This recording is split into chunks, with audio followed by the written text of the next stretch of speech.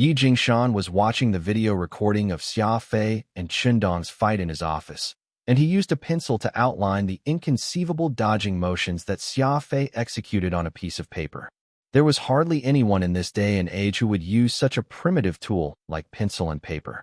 It was much easier to use brain imaging or computer-assisted drawing than to do it by hand, but Yi Jingshan still maintained this tedious and inefficient habit of hand drawing. He was convinced that it was the act of manually drawing things that could increase his personal understanding of the moves. Yi Jingshan's hand-drawing method was simple yet effective, and a combination of a few lines was all it took for him to very clearly depict the crux of Xia Fei's movement. Tapping his pencil on that quarto-sized notepad in his hand, Yi Jingshan fell into deep thought, dense wrinkles gathering on his forehead. Xia Fei's movement could be described as strange and weird, completely incomprehensible with common sense. Aside from understanding the subtlety in those moves, Yi Jingshan was still unable to comprehend how the youth had been able to move his center of gravity as he did. Rising to his feet, he imitated Xia Fei's movements in the middle of his office, experimenting it many times. Even though he was able to mimic every move made, he was unable to control his center of gravity, and the same move Xia Fei had used to evade Chundong's torrential assault time and again only caused him to haphazardly fall to the ground time and again. The moves could be split into form and intent, and crafty approach, which came from Phantom's discipleship, belonged to their secret Shadow Kill series. It was not something outsiders could easily grasp. Yi Jingshan had only come to understand the form of crafty approach, but was ultimately unable to fathom the intent behind the moves. Actually, Yi Jingshan was not the only one who wanted to comprehend these moves of Xia Fei. The task of trying to crack these moves was already being vigorously undertaken by the entire Indero Star region in secret. These moves Xia Fei had demonstrated possessed great practical application to actual combat, and there would be a profound impact in major organizations if any succeeded in unraveling it. Xia Fei was merely an intermediate star-based speed ability user, and after learning crafty approach, he was able to fight toe-to-toe with a star domain ranked Chundong, who possessed a nature special ability. Such a level of actual combat efficacy was tempting to others, while of course Xia Fei's firm resolve also played a crucial role, and either was indispensable to each other. After experimenting with it a few more times, Yi Jingshan helplessly shook his head and got back to his seat. He flipped through his notepad again, but was still unable to gain further insight. How was he supposed to know that Phantom had so daringly taught Xia Fei crafty approach, expecting him to use it so publicly? Evidently, it meant that he had absolute confidence in the secrets to crafty approach not being grasped so easily. Even Xia Fei himself would have a very tough time describing clearly why he had been able to do all the difficult moves he did. Phantom had not taught crafty approach in full to Xia Fei, only hinting from the sidelines and not once inculcating the mindset behind it. That was why Xia Fei could only be considered a practitioner of crafty approach and not one who could impart it to someone else. He was even incapable of expressing the profound mystery behind the approach, which just went to show the extent of consideration Phantom had undertaken in order to keep the secret. The communicator on his desk suddenly rang, and Yi Jingshan reached out for it and tapped on the button to answer. A display appeared, showing an old man in his 70s to him. Indubitably, this was the president of Indero Star Region's Adjudicator Union, Robert. Chief Yi very courteously greeted Robert. Though Yi Jingshan was no longer a deputy department chief in the headquarters, he remained as respectful toward him. Yi Jingshan furrowed his brows. President Robert, I'm merely the camp commander of Heaven Execution Training Camp. Your subordinate. It's best if you drop the honorific. Just calling my name will do. Robert chuckled. It's fine if you don't want me to call you chief, but you won't call me president from here onward too, and we can just address each other using names. How does that sound? Yi Jingshan impassively nodded. Is something the matter? It's like this. I want to send 2 young men over to your boot camp for further training, and I wish to hear your opinion on this. Robert spoke, still as polite as ever. Robert was Yi Jingshan's superior. All the former needed to do was give an order to the latter regarding any decision he made, and it would be done. There was no need to consult the other, yet he put himself in a position wherein he would immediately rescind the idea if Yi Jingshan disagreed. Who are they? Do I know them? Robert rubbed his chin and gave a hint. Not only do you know these two young men, I'm afraid the entire Star region knows them, too. They are, of course, Xia Fei and Qindong, the pair who fought for 21 days, which ended in a draw. Oh, Yi Jingshan nodded, his finger tapping his desk lightly a few times. I've watched the match of those two. Were it not for Xia Fei, Qindong would most definitely be first in that assessment.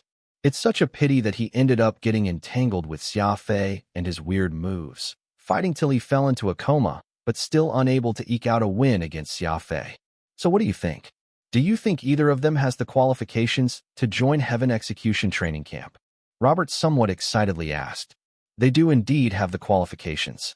Just from the dedication they've shown toward achieving victory, it's enough for them to join the training camp, though Xia Fei will be a little troublesome, stated Yi Jingshan. Oh, what problems does Xia Fei have? Robert curiously probed. Yi Jingshan told Robert about the incident in which his 3 supervisors had fought with one another to get Xia Fei specially enrolled, and he responded with uproarious laughter when Yi Jingshan concluded. To think it's because he is too popular, and here I was thinking that Xia Fei failed to make the grade some way or another. After a moment of thought, Robert asked, So how do you intend to deal with this? Getting Xia Fei to join our training camp is a must. Those strange moves he demonstrated have already gotten the attention of the whole Star region, and we mustn't let the Hermit Syndicate poach this talent. I've got a few possible solutions up my sleeves, but let me mull on it for a couple of days first to find a more appropriate way to deal with this, Yi Jingshan suggested. At the end of the day, he was still an ex-deputy department chief from the headquarters, so there was no reason he would be unable to handle such a small matter, considering he had the experience and aptitude for the role. Robert very happily mused. I feel reassured hearing you say that. I'll be holding a press conference right now, announcing Xia Fei and Qindong's special enrollment to the Heaven Execution Training Camp, awarding them their Apprentice Adjudicator badge. Robert terminated his call to Yi Jingshan and poured himself a cup of tea. Only he himself was aware of the great stress he had experienced after that episode with the missing candidates. Very few people were privy to its occurrence. Thanks to the confidentiality policy he had imposed surrounding the matter, the classified investigation was still ongoing, though it was unfortunate that they had not discovered any trace of the culprit even now. Knock, knock, knock. A series of knocks came from the other side of his office door. Come in, somberly called Robert. The chief monitoring officer of Crisis Grade Assessment, Robert's trusted aide Sean, came in. Shutting the door behind him, Sean quick-stepped to the front of Robert and spoke in a hushed voice. I've just uncovered a few problems. Robert's face froze. Sean was the team leader of the Adjudicator Union's classified investigations team. His report must be related to the kidnapped candidates. What problems? Have you uncovered any trail regarding the kidnapped candidates? Robert anxiously asked. Sean shook his head. No, I discovered that the main computer had been secretly tampered with. Xia Fei's opponent in the first round should not have been Qindong, but rather a candidate by the name of Chang Yuaning. Someone swapped their names out. Robert was stunned. The lots for the tournament this time had automatically been computer-generated. Tampering with the computer's ballot results required at least a 4-star access clearance. And presently, there were only 5 individuals who possessed 4-star access clearance to the assessment command: Robert himself, Sean, and the 3 key examiners for the assessment. Robert could eliminate himself and Sean, which left only Xiao Haili, Keiraz, and Bozingwa. Xiao Haili was his student, while Bozingwa and Keiraz were people whom he knew very well, or else he would not have asked Team 13 to run such an important assessment. Robert wrinkled his forehead. Are you certain about that? Sean nodded. Absolutely. The tamperer was thorough, but he still left a few barely noticeable traces behind. Robert leaned back, a ghastly expression on his face. He had not once imagined that his most trusted Team 13 would be the one causing trouble. Continue your investigation. Inform me if anything crops up. Robert's eyes were staring at the ceiling, a sheen of liquid forming. On a scenic island near the Great Barrier Reef, Eastern Australia, Xia Fei was lying on a lounge chair, basking in the sun. A round table was to his right, and bottles, which seemed to contain dark beer, were on it. These were all the secret rejuvenation potions Xia Fei had concocted following Phantom's instructions. This assessment had utterly drained Xia Fei. The 21 days of continuous battle, be it physically or mentally, had pushed him to the very extreme on either front. He would need proper, long rest to avoid permanently damaging himself. Reaching out for one of the bottles, Xia Fei uncorked it with his mouth and drank its content at one go. This beverage was highly effective in replenishing his physical energy and in regulating his body, though it was acrid in taste, similar to Chinese herbal medicine. Drinking too much of it would cause his tongue to lose his sense of taste temporarily, and the only flavor that remained was its astringency, which lingered in his mouth. Both Xia Fei and Chun Dong were given exceptional admission, something no one questioned when it was announced, greatly increasing the reputation of the adjudicator union as a result.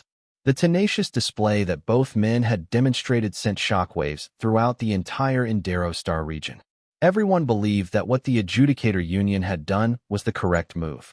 Both youths were indubitably eligible to join the Heaven Execution training camp. How long do I have to drink this for? My mouth is almost dying from this bitterness. I'm sure I can hardly stomach even the most decadent delicacy out there, complained Xia Fei as he placed the jug down. Phantom, who was lying not too far away from him on the beach, responded, 3 more days should do. You need to completely recuperate your body, or else it will cause future complications. Xia Fei picked up a bottle of mineral water and guzzled it, hoping he could rid his mouth of the taste, but the result was far from satisfactory. We're going to a place in a few days' time, said Phantom. Where? You're about to take your first steps into the cosmos, and the cosmos is different from land.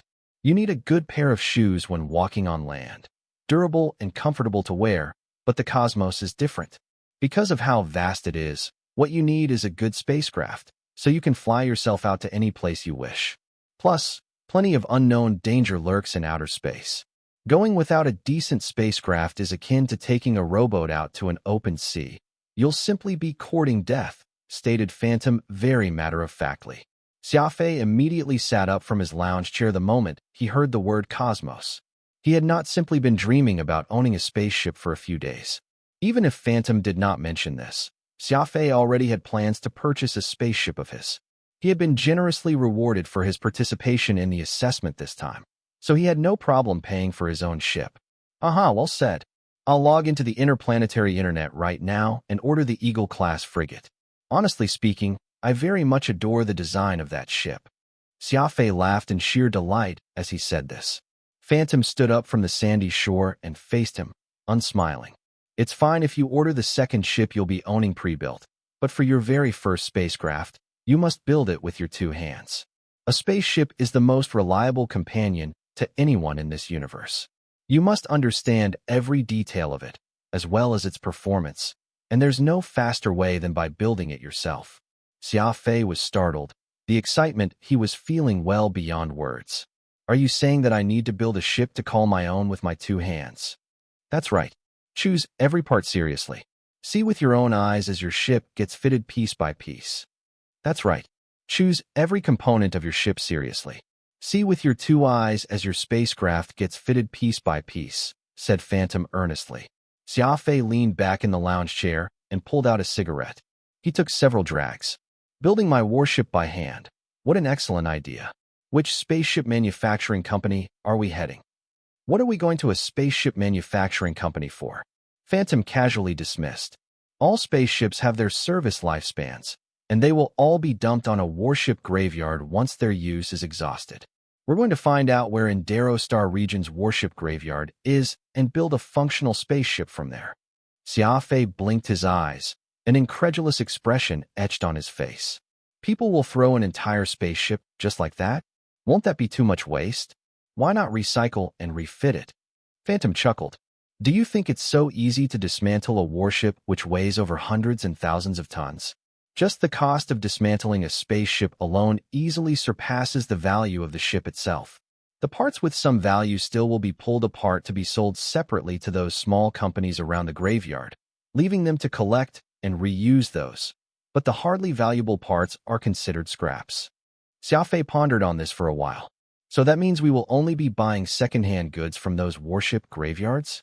Phantom shook his head and solemnly explained. The most important aspect is that this motley pack of small factories can give you the chance to get hands-on experience with building your own spacecraft. You won't get such treatment if you go to the 4 major warship manufacturers. Knowledge is what's most important to you right now. If you must know, there are plenty of people who pilot spaceships their whole lives, but aren't even able to assemble one after seeing them with their 2 eyes. Besides, the warship graveyards often buy from the Army or purchase top-grade spaceships abandoned by prominent figures. Spaceships made from second-hand parts of such quality sources will be far more outstanding than the average newly crafted spaceship. In fact, they will even let you fashion a vessel according to your wishes so that it can look however you want it to. You'll be able to supervise the entire assembly process and guarantee that it will be top quality as well. The warship graveyard is your only choice if you wish to spend the least amount of money on the best possible spaceship. Only a true expert will opt to head over to a warship graveyard and construct space vessels for themselves. After all, even a normal Eagle-class frigate will cost you around 80 million, and if you wish to fit it completely with quality parts, expect to spend upward to 3 billion star coins. The points Phantom had raised were all very reasonable. Which would be faster, a brand new Jetta or a second-hand Jetta that had a Ferrari engine fitted inside? The answer to this was evident in itself. The greatest expenditure on a warship would not be the hull, but rather its engine, electronic equipment, weaponry system, etc. If they were able to pick some good parts from a warship graveyard and fix up a spaceship, even though it would be a second-hand aircraft, its performance would no doubt be better than a newly made spaceship. Besides, he was already hugely drawn to the idea of being able to watch in person as his spaceship got fitted part by part. And since there were still several months before he was scheduled to report to Heaven Execution Training Camp, it would not be a bad idea to use this time to understand more about spaceships. I remember you saying that I need to reach Star Domain rank in terms of cultivation before I can have the qualifications to own a spaceship. I'm still quite a distance away from reaching that rank at the moment. Phantom guffawed. You should really give that member's handbook the Adjudicator Union had given you a good read. Indeed, your cultivation is slightly lacking, but you're already a cadet adjudicator now, and that's just one of the perks of being the organization's member. This was when a blue helicopter appeared in the sky with a blast of its roaring blades. Landing on the far side of the beach, 3 widely smiling men stepped off it. Wulong was the first to rush forward, hollering loudly, "Xia Fei, I heard that you'd qualified as an adjudicator. Congratulations." Xia Fei waved his hand as he got up from the chair to greet them. "Hey, actually I didn't pass the assessment, so I have no idea what they did to especially enroll me in the camp." A special enrollment isn't bad, either. I want to be specially enrolled, yet they won't want me. Wulong reached out his large 2 arms and engulfed Xia Fei in a firm hug. The man was strong, so much so that Xia Fei felt pain in his bones just from the embrace. The 4 then lounged on the beach chairs. Wulong wanted 24 bottles of cold beer, but Xia Fei was unable to drink during his medication, so all he drank was a glass of cold water. Charlie was shyly sitting by the side, drinking his drink.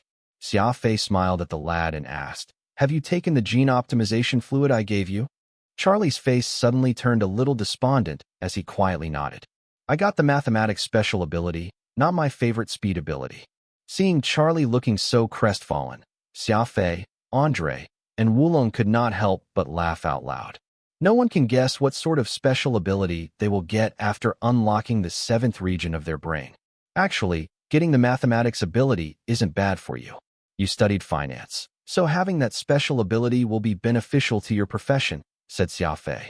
Charlie sighed. "But I wanted to be as fast as you." Andre smiled as he patted Charlie's head, his eyes filled with concern and care. "Andre, what special ability did you get?" Xia Fei asked. The old man shook his head and calmly answered, "I didn't get anything." "Oh, that's too bad." Xia Fei felt a little sympathy for the man. He took another bottle of medicinal concoction and drank from it. He needed to drink a bottle of it every hour, and it just so happened to be time for his hourly dose. Xia Fei's body still had some drug residue, the bit that had not been completely absorbed from the last time. Adding the large amount of body improvement medicines he had taken during his fight with Qindong, the drug residue count in his body was fairly high presently. As such, only by taking many small doses of medicine could he slowly recover. I've thought about it too. What use would acquiring a special ability be at my age, anyway? This is all destiny. Andre chuckled. bearing a fairly optimistic outlook in life as he expressed his thoughts. Xia Fei pulled out papers and handed it to Andre and Wulong. I plan to establish a holding company which specializes in introducing technological advancements from other civilizations to Earth, then cooperate with the major companies in the Earth Federation by investing in technology. This talk of investment had immediately piqued Andre's interest. He promptly scanned through the business proposal, his expression growing more excited the more he read. Xia Fei, this is a great idea. Right now, the various major companies have been stressing over their inability to pioneering advanced technology here on Earth. If you collaborate with them and provide the technologies they lack, they will most definitely be happy to do so. This will be a huge boon to the Federation as a whole, sincerely opined Andre. Wulong was not the sort to involve himself in something like investments, so he could not make heads or tails of what he was reading no matter how much he did. Though I have no knowledge of investments, I do feel that your idea isn't too bad. Since you're going to do it, I'll jump into it with you. Wulong patted his chest as he gave his word. Andre handed the document to Charlie. What are your thoughts on this? Charlie conscientiously read the document containing Xia Fei's initial idea carefully. He spoke only after he was done reading the pile and had placed it on the table. Earth is now only at the initial stage of civilization and lacks the power itself, but we do have cheap labor, and a base salary of 6,000 federal dollars a month is no more than 60 cents in star currency. Such labor costs will simply be too low. The development model you're proposing here is very similar to what the Japanese did after World War II, utilizing low-cost labor to seize control of the market, then waiting until the necessary funds have been gathered to initiate the second and even third industrial upgrade, and establishing a powerful industry in the process. This is best suited for the Earth Federation at its current stage of development. I do believe establishing such a company will not only bring in considerable profits, but also greatly accelerate Earth's progress itself. Still, based on your drafted proposal, we'll need a large-scale investment to get started. How much do you intend to invest? Charlie truly lived up to his name as a finance genius, able to comprehend Xia Fei's intention just by going through the document once. 100 million star coins, softly answered Xia Fei as he lifted a finger. The three men nearly fell off their chairs from the shock they got. 100 million star coins were equivalent to $1 trillion federal dollars. Such an astronomical sum would even cause someone who was used to seeing such large figures like Andre to feel their hearts leap out of their chests. Do you really intend to invest 100 million star coins? Asked Andre, buzzing in his excitement. That's right. Xia Fei nodded. Upon recalling that Xia Fei had once spent 10 million on a flower, the three were no longer that shocked to hear him say that he would invest 100 million star coins just to set up this holding company. Andre laughed bitterly. I originally intended to use my family funds to participate in this project of yours, but it seems that this plate you've got is simply too big, and the Rothschilds presently don't have the power to do so. Xia Fei did not share this sentiment. I'll need your help in managing this company of mine, so you and Wulong will hold 10% of the stocks. Andre immediately shook his head. What sort of joke are you pulling? That's an 800 million star coin project you're talking about. 10% of that will come at about 10 million star coins. Xia Fei lit a cigarette, looking all serious. I'm not kidding. I only plan to invest, so you guys have to manage it for me. Trust me, 10% of the shares isn't overkill. Andre remained skeptical. I've got plenty of friends in the investment bank, and they are all experts with rich experience in the field. If you lack a manager, I can introduce you to some talents that I know. Xia Fei laughed. I definitely won't entrust my back to someone I don't know. That, you don't have to worry about. They are all professionals, so their character isn't in question, insisted Andre. Xia Fei shook his head. I don't see it your way. I can only trust those who have gone through a life-and-death experience with me. In our search for Atlantis, that dangerous expedition that we embarked on together is the only reason why I'm willing to trust you guys. No matter how much you praise those men's character before me, I'm sorry, but I won't have any confidence in their capabilities. There were two levels of consideration why Xia Fei was so adamant about Andre and Wulong being his co-shareholders. While he indeed trusted these two, it was also because he had gotten plenty of benefits from that search for Atlantis. So this was a disguised compensation for them. Andrew nodded his head slightly.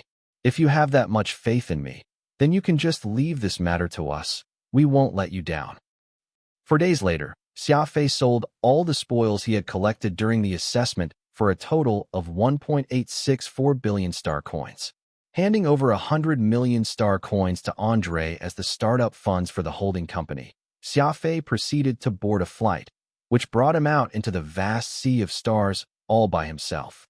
Indero Star Region's warship graveyard was on a planet called ACG-21, the site where all the decommissioned spaceships were scrapped and abandoned. There were no direct flights leaving Earth to ACG-21, so Xia Fei had no choice but to fly to the metropolitan planet of Brolin first before taking another flight from Brolin to the warship graveyard. Because the Earth Federation had recently joined the Pan-Human Alliance, it was still considered a backward civilization. There were only 2 flights that passed through Earth. Both ships originating from the edge of the star region were bound to the premier planet, Brolin. The Federation's interstellar spaceport was built on the southern outskirts of Del Mar, Delaware in the North American continent. This was a vast area, which was largely uninhabited, possessing a suitable climate for spacecraft takeoff and landing, making it a good choice for them to build an interstellar spaceport. Xia Fei stood in the spaceport terminal, peering through the floor-to-ceiling windows. It was empty all around him, and he could very clearly make out the distant horizon. Spaceships would all land and take off vertically, so there was no need for a runway in the spaceport. All it had was a huge concrete parking apron, which took up roughly about several dozens of square kilometers. Further away, a larger and grander main terminal was currently under construction. It would cover an area of well over 2 million square meters, able to transport up to 1 million passengers a day. There were even 4 extremely large parking aprons that were being built around the terminal, allowing assault-class warships to land and take off with ease upon completion of their itineraries. It was fairly ironic. The Earth Federation would barely receive 10,000 or so interplanetary visitors a day currently, yet they had spent an astronomical amount to construct a spaceport that could handle 1 million passengers a day. Xia Fei felt that the federal government had only done so to save face, demonstrating a level of unfounded blind optimism toward the planet's future. "Mr. Xia Fei, would you like a glass of champagne?" A very sultry female voice could be heard from behind him. Behind him was a whole row of flight attendants, all dressed in their uniforms. Because Xia Fei was the only passenger on this flight, the entire staff in this spaceport had been circling him the entire time. Xia Fei smiled awkwardly and rejected her kind offer. He was not used to this overly friendly reception, feeling as if he were being watched the whole time. After some time, he saw a small shuttle in the sky flying closer and closer. The warp engine thundered as the blue flames it spat glowed near luminescence, which made for a beautiful sight. Xia Fei picked up his backpack and made his way down the terminal to board a small shuttle under the escort of several employees. This shuttle was especially suited for picking up and dropping off passengers, so there was only space for a dozen of seats, while the larger passenger space cruiser was parked in space. Xia Fei sought a seat near a porthole and placed his backpack on his lap. There was a young steward in a blue uniform on board who seemed to be no older than 20 years old. "Welcome aboard Connection Airlines. Please show me your ticket." The young steward spoke with a smile as he approached his side. Xia Fei pulled out his ticket and handed it over. The young chap glanced at it once, then returned it to him. He pushed a button on the onboard intercom to inform the pilot that they were cleared for takeoff. "Mr. Xia Fei, are you reporting to the Adjudicator Union?" The young man sat beside Xia Fei and struck up a conversation with somewhat familiar ease. Xia Fei was a bit shocked. "Do you know who I am?" The young man laughed lightly and very politely replied, "But of course. Practically everyone in the Star region has seen your fight with Chundong. Truth be told, I found it somewhat hard to believe when I saw your name appear on the passengers list." Xia Fei mulled over this for a moment. "Are my looks easily recognizable?" The staff looked at the plain clothes that he was wearing and shook his head. "I never imagined that you would be someone so low-key."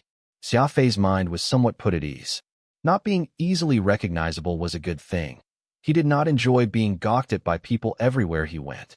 Soon, the small shuttle left Earth's atmosphere and entered space. A huge space cruiser loomed in the distance, parked beyond Earth's orbit. It was over a dozen of kilometers long, shining brightly from the lights of the many portholes on the side. "That spaceship is huge. How many passengers can it carry?" Xia Fei was taking in the sight of the massive spaceship. That's a mid-size, long-range spaceship, Dragonfly, with a maximum capacity of 176,100 passengers and 8,322 staff, as well as 25 small shuttles which are used to ferry passengers. There are 162 restaurants, 37 nightclubs, 14 casinos, as well as a pool, a gym, and all sorts of amenities on it. I dare to guarantee that you will fall in love with that luxury liner. The steward gave Xia Fei an introduction of the space cruiser as if he had recited it by heart. A bay door opened near the tail end of Dragonfly, and the small shuttle automatically guided itself to dock inside, landing on the parking apron within the passenger ship. The bay door closed, and the sound of rushing air was heard. It was evident that this bay they were in was being rapidly filled with air. Several minutes passed, and a green light from within the shuttle lit up, indicating that the berth had been filled with air and people could now breathe freely. The flight employees opened the doors and led Xia Fei off the shuttle, going down a long and narrow corridor before they reached an elevator. After some time, Xia Fei appeared on the 17th floor of the spaceship's residential section. The steward helped open the door for him. "This is your cabin. If there's anything you require, feel free to utilize the communicator inside to contact a crew member. We'll be reaching Brolin in 47 hours. In the meantime, take care and rest well." Xia Fei nodded and entered his cabin. The cabin only covered an area of roughly 20 square meters. It was a spartanly decorated room that just had a bed, a desk, a chair, and a simple rectangular porthole looking out into space. Xia Fei tossed his backpack onto the bed and moved the chair over to the porthole. Lighting a cigarette, he smoked the stick as he gazed out into the starry sky outside. Space travel was not cheap. Just a 47-hour ride had cost him 92,000 star coins. Xia Fei booked a Type A cabin overlooking the space. Aside from providing him with a beautiful view of the endless space beyond, there was hardly any difference from a 60,000 cabin that did not provide a view. Though it was more expensive, Xia Fei felt that it was well worth the price. It would be too much of a waste if he traveled through space and did not take in the beauty of it. The universe sure is marvelous. Xia Fei gazed at the starry void beyond the porthole as he muttered this to himself. Everyone says that when they first get into space. Wait till you stay in space long enough. Then you'll realize that there's hardly any fun looking at this cold and gloomy space. You'll even get nauseated from the sight after staring at it so long, refuted Phantom. Xia Fei smiled and ignored Phantom. He sat by the porthole all alone as he soaked in the mystifying allure of the universe yonder. His journey from Blue Sea Star the last time had been very short, and he had not been able to see the scenery at all while riding that cramped and shabby spaceship with very small portholes. Besides, a trip with him apprehended and imprisoned required a completely different set of emotions. This should be considered as Xia Fei's first time traveling into outer space. The warp engine propelled the massive space cruiser, moving slowly and inelegantly in the vacuum of space. The warp engine and spacecraft comprised two components, the propulsion engine and the warp drive. The propulsion engine enabled spaceships to propel themselves forward in space, but it was unable to make them travel past light speed. Attempting to travel to faraway planets would require the warp drive technology. The warp drive technology essentially created a man-made wormhole in space, linking up two distant points through that wormhole. A spaceship would only need to enter a wormhole to reach the destination and would not need to spend a long time traveling in space. It was like drawing a circle on each end of a paper. There might be 20 centimeters of difference between the two, but the paper could be folded, such that the distance would no longer be 20 centimeters and would merely be paper thin instead. The idea behind this theory was also called space folding, and the warp drive was designed in accordance with this very logic. Currently, the furthest wormhole created through the warp drive was 50,000 light-years, calculated by taking the time a spaceship, which could continuously fly at near light speed, would need to traverse the said distance. For such a long period of space travel, by the time a spaceship arrived at its destination, the grandson's grandson's grandson of the original crew would have already died of old age. The discovery of the warp drive changed all that, and a trip which would have taken 50,000 years was drastically reduced to mere 10 minutes. Traveling across millions of light years had all been made simple and with the distance between the stars figuratively made closer, a universal society was able to be established. It was just that each jump a warp drive made required spaceships to expend colossal energy, so several minutes or even hours of downtime were needed to recover the energy used for it. Meanwhile, the duration of this recovery depended on the size of the spaceship, as well as the grade of the reactor powering it. Normally, a single jump would need around an hour to recharge. Just as Xia Fei was mulling on this, Dragonfly entered a wormhole and initiated the jump. The instant it went into the wormhole, the starry sky around disappeared without a trace, as countless blazing meteors appeared all around. These streaking meteors had variegated trails. Xia Fei watched through the porthole as they disappeared just as quickly as they appeared, making it seem as if a large meteor shower was raining down in front of him, a gorgeous spectacle which dazzled him. Such a scene lasted for 10 whole minutes, and when the spaceship exited the other side of the wormhole, he found himself in a completely different galaxy altogether. A flaming red nebula could be seen, and the starry sky was surrounded by this indescribable nebula, its redness basking the entirety of the spaceship to a nearly boiling degree. Xia Fei's 2 eyes sparkled as he stood up from his chair. He then planted both his hands firmly on the porthole and stuck his nose to the icy cold surface of that reinforced glass. How beautiful! This stretch of red nebula is simply too beautiful. Xia Fei felt that his vocabulary was far too inadequate as he struggled to find the right words to describe what he was seeing right now, which was nothing short of a shocking miracle to him. Phantom pursed his lips, completely unperturbed. What's so nice about a red nebula? You're just making a fuss over nothing. From Earth to Brolin and the connecting flight from Brolin to ACG-21, Xia Fei had scarcely gotten a wink. He had maintained a heightened state of excitement throughout, sitting by the porthole as he admired each and every magical scene that passed through. Dear passengers, please be advised that we'll be arriving at planet ACG-21 in 30 minutes. May all those headed to this planet immediately make their way to the landing shuttle, announced the ship's emotionless broadcast system. Xia Fei looked at the black planet outside his porthole and could not help furrowing his brows. How did this planet end up looking like that? Planet ACG-21 was shrouded in a thick, black fog. Only after the landing shuttle had made it through these Stygian clouds did Xia Fei finally get a good look at the entirety of the warship graveyard. The surface of the planet was littered with an uncountable number of spaceships, which came in all sizes. Spaceships of different shapes and colors were all piled up and lay in heaps across the ground.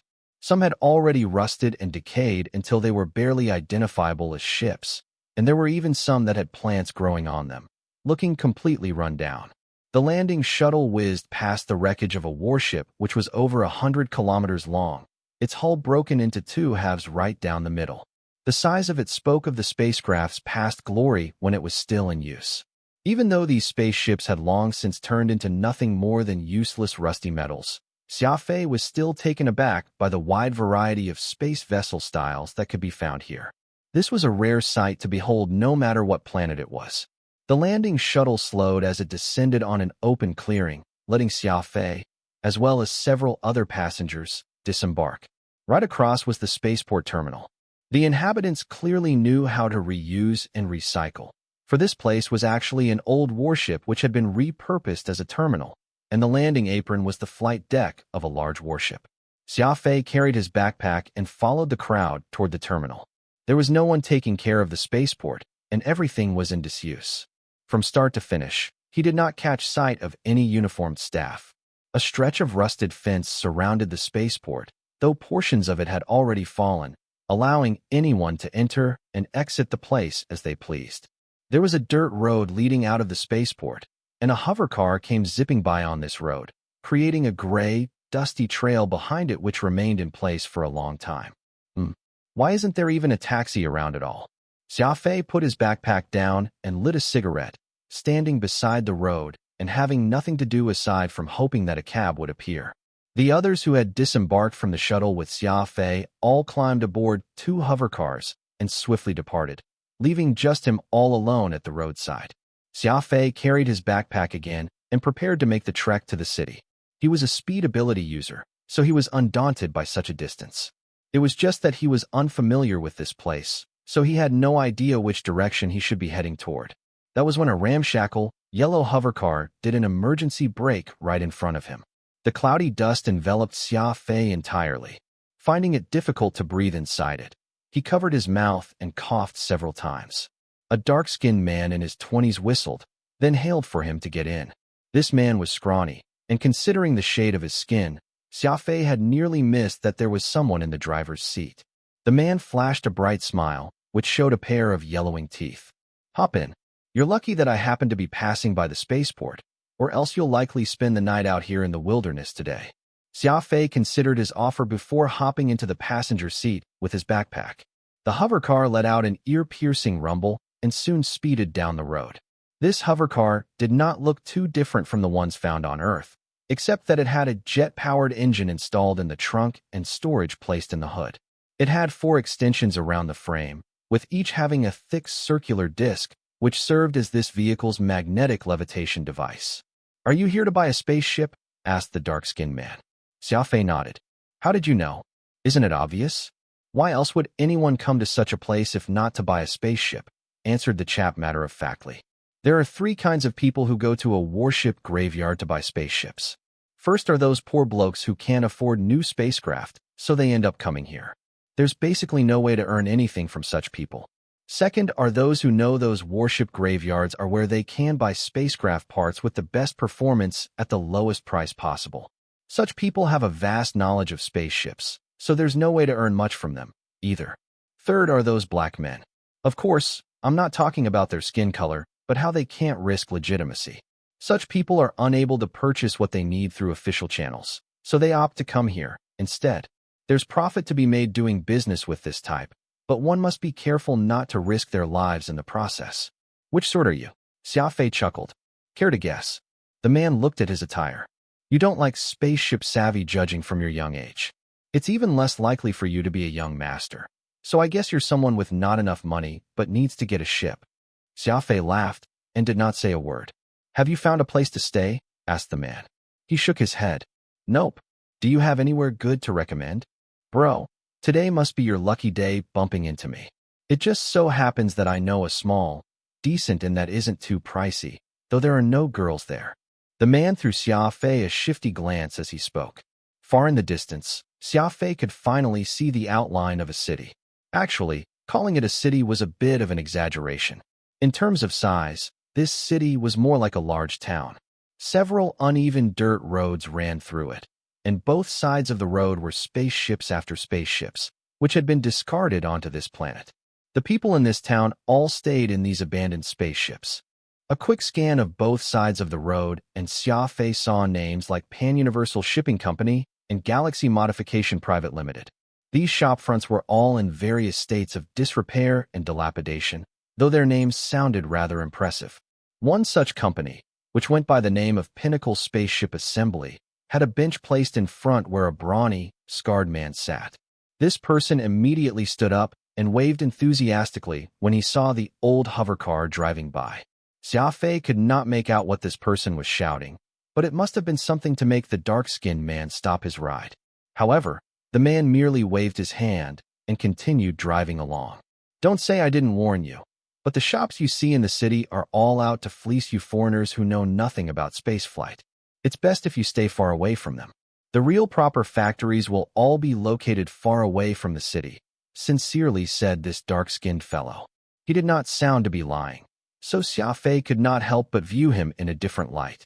Though he had a face which looked like he was up to no good, he was not actually a bad person.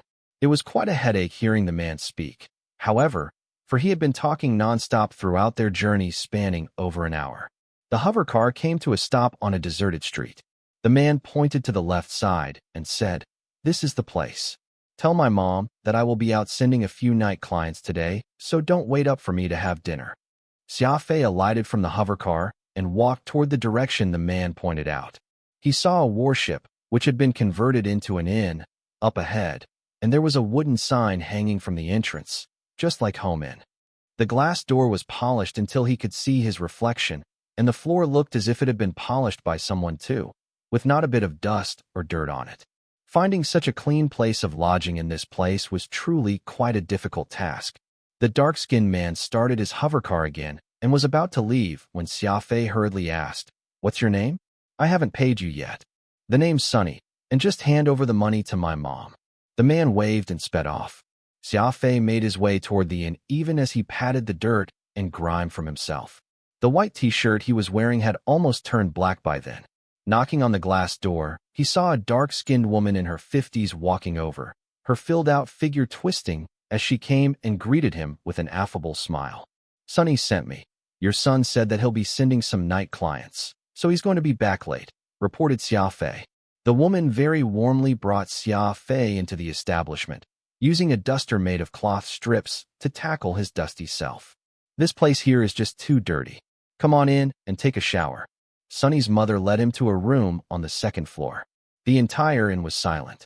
There did not seem to be any other customers aside from Xia Fei, which clearly showed that this inn did not enjoy very good business. The room was very small, providing just a single-sized bed and a metal cabinet. There was even an unknown green plant placed on top of the table. Xia Fei was already content with such conditions. He was not particularly picky when it came to his food and lodging. All he needed was just a bed to sleep in and a warm meal to eat. After taking a shower, Xia Fei lit a cigarette. He was sitting on the head of his bed, smoking, when he heard knocking at the door. Opening up, he saw Sonny's mother standing outside with a laundry basket. "Hand your dirty clothes over. I'll wash them for you." Xia Fei quickly shook his head. "There's no need. I'll wash them myself." Without saying another word, Sonny's mother pushed him aside, entered the room, and placed the clothes he had tossed to the ground into the basket. Even his undergarments were not spared. Men ought to do important things. Leave things like washing clothes to the womenfolk. Not giving him any chance to get a word in, Sonny's mother turned and left. She reminded him even as she walked off, "Dinner will be served at 7 p.m. We're eating bacon and potatoes tonight." Xia Fei helplessly watched her leave, feeling grateful for this warm-hearted aunt. Sonny's household looked to be fairly trustworthy. At 7 p.m. sharp, Xia Fei made his way downstairs and saw that a bowl of golden yellow potatoes had been placed on the dining table. The steam coming from this dish looked particularly inviting, especially next to a plate with fatty yet lean streaks of bacon. After the bumpy ride from the spaceport to his destination, Xia Fei had long since worked up quite the appetite, and seeing that there was no one around, he picked up a whole potato with the intention of shoving it right into his mouth. No stealing a bite. Xia Fei had no idea where Sonny's mother had yelled from, but the potato in his hand had already entered his mouth by then, and it happened to get lodged in his throat. Xia Fei's face went red as he choked on his food. He kept patting his chest before finally managing to spit out that potato. That was when Xia Fei realized that there was a young child of around 10 years of age standing beside him, staring at this strange foreigner with uncertainty. Why swallow it whole instead of biting it? The youngster wondered. Ahem. Xia Fei was rendered speechless and could feel his cheeks flushing warmly. During dinner, he learned that the youngster was Sonny's brother, Nemo. Xia Fei had wolfed down his meal, patting his stomach in satisfaction as he pulled out a cigarette from his dimensional ring and began to smoke. "You may look thin, but you've actually got such a big appetite. It's good to eat plenty. Boys ought to eat and sleep more so that they will have the strength to do the heavy lifting." Sonny's mother was full of praise for Xia Fei's appetite. The sound of a hovercar coming to a halt could be heard from outside, and hearing the almost train-like commotion it created, it was apparent that Sonny was back. The man stepped into the dining room, sat himself down without another word, and started eating with much gusto. By the looks of things, he was not feeling very happy. "Didn't you say that you'd be driving some night clients?" asked his mother. Sonny inhaled a large piece of bacon as he answered. "Those people went back on their word and hired Fatty Luo's car instead." "Oh, that's good too. It's best if you avoid doing business with such night clients. None of those people are dependable. Who knows? You might just end up losing your life in the process," remarked his mother. Xia Fei abruptly understood that the night clients that they had been referring to were actually criminals and bandits who avoided seeing the light of day. Thinking about this a bit more, Xia Fei suddenly spoke. "Sonny, would you be interested in making a deal with me?" Early the next morning, Xia Fei got out of his bed on time and did some simple tidying before he headed downstairs for breakfast. Planet ACG-21 was about twice Earth's landmass, so it took 36 hours for a full day's revolution. With thousands of spaceship assembly factories scattered all across this planet, finding a spaceship capable of exceptional performance on a planet of this size would not be an easy task, and he would have to spend plenty of time and effort searching. Sunny's mother had baked some fresh bread and some onion and egg soup. Seeing Xia Fei coming downstairs, she kindly ladled a bowl for him, as well as a whole basket of little round bread rolls. Eat as much as you want if you're able to. You and my son will be setting off for a long drive, and I've prepared plenty for you two to eat, so you can bring it along with you for the trip, said Sunny's mother even as she brought out 2 plates of snacks similar to seasoned pickles. Xia Fei ate his fill, asking thereafter, "Is Sunny not up yet?" She chuckled. "My son already finished his breakfast and left. You'll be going to many places today, and that hover car of his is too worn down to get you to your final destination." As such, he went out to rent a shuttle. Xia Fei nodded. Last night, he offered a job of ferrying him to the various major spaceship assembly factories here to Sunny, and the latter readily agreed. Sunny's whole family was of good character and trustworthy. Besides, it was always better to have a guide rather than randomly making his way around in a foreign land like here. After finishing his breakfast, Xia Fei brewed and drank 2 more cups of tea with the leaves he had brought with him. This was when he heard a huge racket coming from the backyard. Xia Fei looked through a nearby window and saw Sunny driving a small shuttle which vertically landed. This was a small shuttle of no more than 6 meters in width. It was somewhat shaped like a bullet, though it had a stubby wing on each side and could fit 4 passengers at most. Sunny parked the shuttle and pulled out wiping cloth to clean the fuselage adoringly. Xia Fei made his way over while holding his cup of tea. "How much did you spend renting this shuttle?" Sunny was very conscientiously wiping the fuselage as he answered, "I'm very familiar with the guy who rents out shuttles, so I got a discounted price of 3,000 star coins a day." "Oh," Xia Fei nodded. "And how much will it cost if you buy it?" "This little guy will need 300,000 star coins. Look at just how pretty it is." Sunny stopped wiping its body and stood to the side to admire the shiny red shuttle. "All right, let's head out." He tossed the cloth to the side. Xia Fei nodded and got on board the shuttle. That was when Sunny's mother came out from the abode holding a basket. "Son, there's food inside for the both of you. The sausage and ale are for old Porter, so don't forget to bring Xia Fei over to his factory to look. He will always have some strange but good spaceships on hand." She handed the basket over to her son along with this instruction. Sunny took the basket and placed it in the back seat. Though Uncle Porter's spaceships are really good, his stuff is also the most expensive. Besides, it's not like you don't know about that weird rule of his. His mother was unfazed by this. "Porter's factory is the best on this planet. Since you've already agreed to help Xia Fei, you ought to bring him to the best factory to look. Remember not to bring him to those shabby and indecorous places." Sunny helplessly waved his hand. "Got it, Mom. I'm not a child anymore." The sky of the warship graveyard was shrouded in constant dark gray fog, appearing to be gloomy and overcast even if it was daytime. The red shuttle very quickly lifted off the ground and appeared like a long streak of fire that shot through the clouds. "What sort of spacecraft do you plan to buy?" "An Eagle class," answered Xia Fei without a moment of thought. He had seen that model while he was using the interplanetary internet and fell in love with it. The Eagle-class frigate is a pretty top-grade spaceship out of all the frigates. There are a few in stock here in this warship graveyard, but it probably won't be easy finding the best, and it will be priced astronomically as well, said Sunny. Xia Fei thought about this. Just how many assembly factories are there on this planet? So many. Just those that I know numbered up to several thousands. It's going to take us a whole month at least if you wish to visit each of them. Xia Fei nodded. Then, let us first head to the very good ones. What I need is a space vessel with exceptional performance, able to fly far and fast out in the cosmos. Not only must it be of quality, more importantly, it needs to possess outstanding assembly skills. Sunny nodded, chuckling. Understood, boss. The shuttle was able to achieve a speed of 4,000 meters per second, so they quickly arrived at that first factory. Sunny slowed down his speed and circled around the factory. Xia Fei saw over hundreds of spaceships in different shapes and sizes all neatly parked at the compound. All these had already been polished and waxed by the workers so that they looked as good as new. There were several workers on the ground wearing tattered work clothes, busy with the tools in their hands as they worked on a mid-sized spaceship. Look, There's an Eagle class here. Xia Fei looked over to where Sunny was pointing and spotted an Eagle class frigate, which seemed almost new, lying quietly on the ground, likened to a steel eagle that was about to spread its wings. This was actually the first time Xia Fei had laid eyes on an Eagle-class frigate in person, though he had this feeling that there was something off about it, as if its newness was overdone. This gave him a sense of distrust. This won't do. It's a refurbished model, so while its exterior looks new, its interior has actually already corroded to a problematic degree.